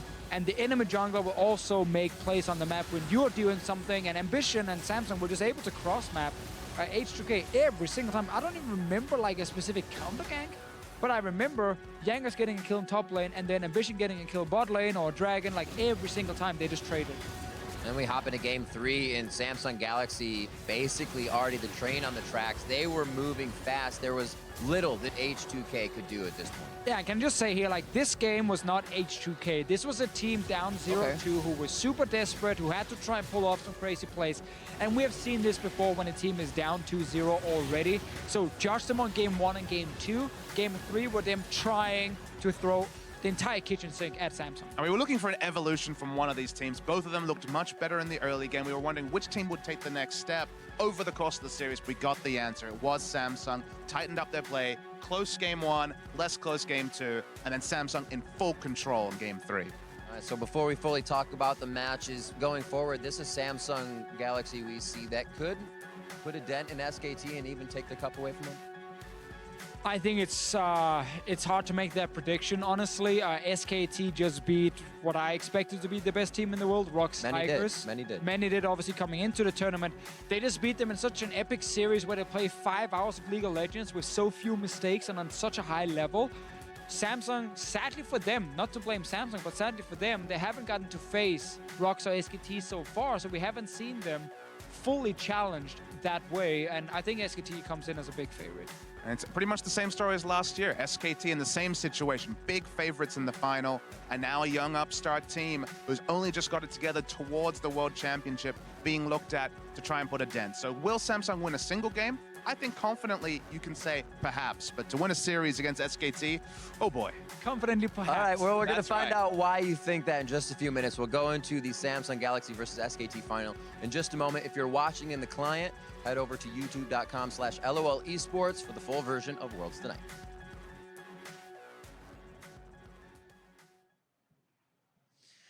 All right, gentlemen, we have our finals. It's been about 6 weeks now, 16 teams, and we're down to the final 2. Korea's Samsung Galaxy and defending champions SK Telecom T1. Many, as I said in the intro, Samsung, the surprise of Korea coming in, being able to basically wow their way in, but then show that they're a team that belonged here. And it's 2 years in a row. Last year, Ku Tigers were definitely 3rd place, you'd have to say. Whether it was seeding or not, KT Rolster was the team people really respected. and the Crew Tigers made it to the final, couldn't get much done in the final, but this year it's Samsung. I think people were surprised it wasn't KT Rolster at the tournament, but Samsung took that kind of expectation or lack of expectation around this team, snowballed it, and by the time we see Samsung in the semifinals and going towards the finals, they're entirely new proposition. They actually look like a top team next to the likes of SKT. Yeah, and everyone coming into the tournament talked about, you know, is the gap closing? Is this the year where Korea maybe doesn't dominate everyone?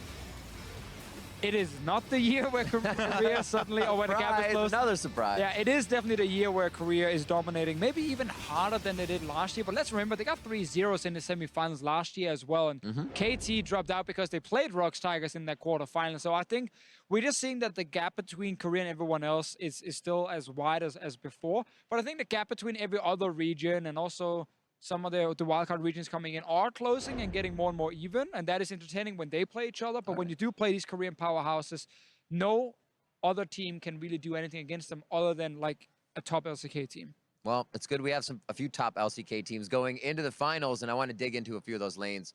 What are we looking at in the mid lane? Faker versus Crown now. Crown maybe during the season wasn't on par, but after a world showing, after getting a few of the nerves out, is this going to be a matchup that maybe needs to be edged out by Bengi's side? Or maybe does Ambition have to come in more? I mean, at this point, it's a story as old as time, or LoL eSports time, because it's a pretender coming to Faker's Crown. Faker has been that dominant force in the mid lane for 3 years, and Crown, he's getting there. Look, he's played this tournament, he's played this series, he outclassed Ryu, a person who was really performing well at Worlds, looked at another level, and now the question is, can he stand up to Faker? Because a lot of people have looked good elsewhere and then wilted facing Faker.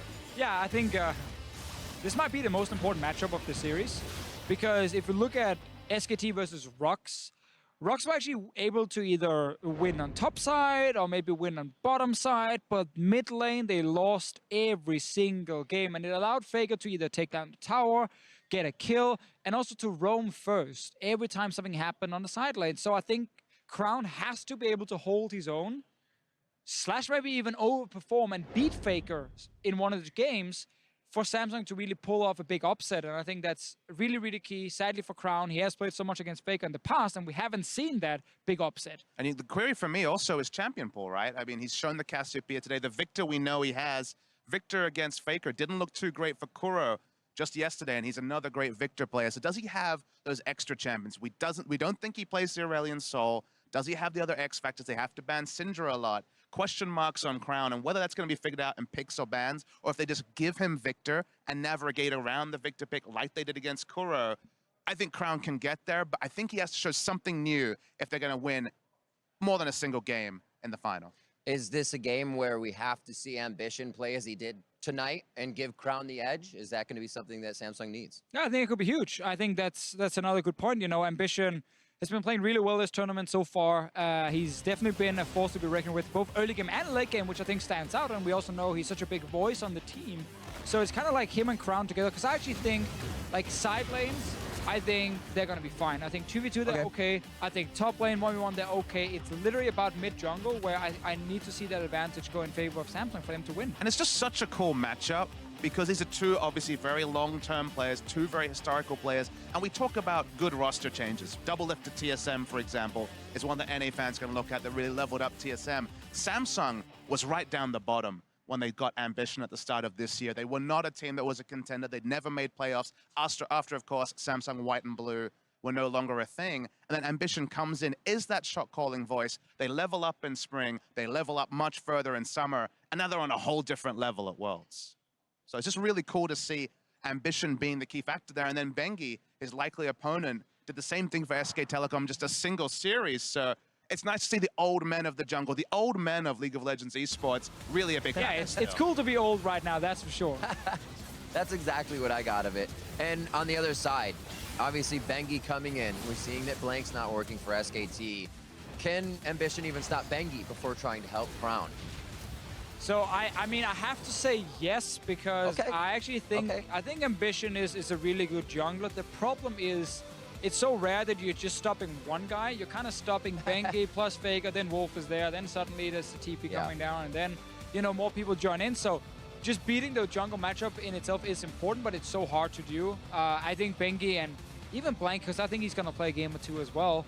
I think both those guys can go even with Ambition, and then it's up to everyone else really to kind of get the advantage. And I like that you hit the blank point, sorry, just because I do expect him to play. And although Blank's style and what Blank brought to the series against Rox Tigers, lost on the 2 games, he was 0-2. He has been very successful for the rest of the year. They play a little bit differently when Blank's in the lineup. So just because it didn't line up against Rox Tigers doesn't mean that it's not going to be effective against Samsung. That's very interesting. I mean, in the past, we saw Faker and EasyHoon kind of being switched out with no rhyme or reason as well due to a match here or there. So it could definitely be something. You guys have given kind of a little heart to both Samsung Galaxy and SKT here, but I have to put you in the hot seat. Papa Smithy, starting with you. What is your pick now to go for the finals and take the Summoners Cup? I mean, a lot of people were kind of half-heartedly talking about SKT Rox as the champions-elect, as the potential world final, but in the semifinals, I think they're on the money. I think it's SKT 3-0. I think the hope for maybe a single game for Samsung is there, but a series win, I can't see it. Yeah, I'm gonna give Samsung 1 game. Okay. But I'm gonna give SKT the 3 games. So yeah, it's honestly a fairly easy prediction because SKT beat out Rox and looked so good in it. But it's also because we haven't seen Samsung take on Rox or SKT yet in this tournament. So like we have this new team coming in, was great in the gauntlet, beat KT, definitely in that way deserved to be here for sure. And it's been looking very, very good against everyone else. But it's often different when you then take on the big dog, and that is SKT right now, and I think they're gonna win. Well, it's going to be one of the greatest finals we've ever seen. Hopefully, the teams will have, obviously, another week to look at each other. No trap games here, just simple scouting. Hopefully, everybody sees that there's nothing more than the MF down in that bot lane. But then we're going to get a counter to the MF, and that's going to be a new pick. I don't even know what that is. What beats MF in lane as an AD carry? Tristana? Draven. Tristana support? Draven support. Draven. I think we're onto something. We can't go too much farther than this. We're just going to start giving away picks that these guys will use all over and be like, we got to muffle Worlds tonight. So we'll digress here, but we do want to say thank you for joining us for Worlds tonight as well. Don't forget to check out Samsung Galaxy versus SK Telecom as SKT defends their title for the Summoners Cup on the 29th in Los Angeles. Be there. We'll see you.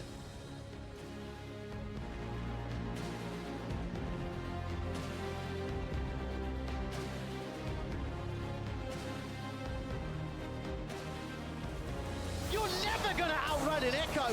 Phase dive forward. Forgiven's getting chunked out. Time winder plus boomerang. It's not done yet. Cube's on Forgiven. Cube's got Forgiven. Vander's not going to be able to turn it back around. H2K, they cannot leave their fountain. H2K, they will be going home. A 3-0 sweep will send Samsung Galaxy to the World Final.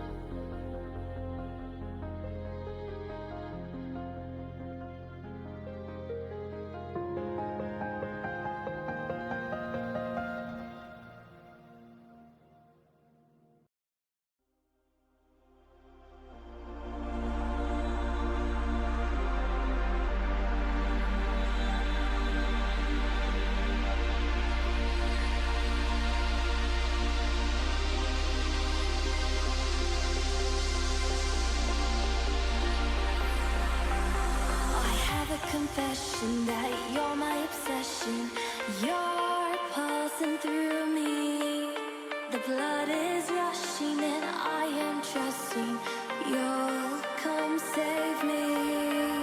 My knees are feeling weak. Your body's close to me. I want you to come to rescue.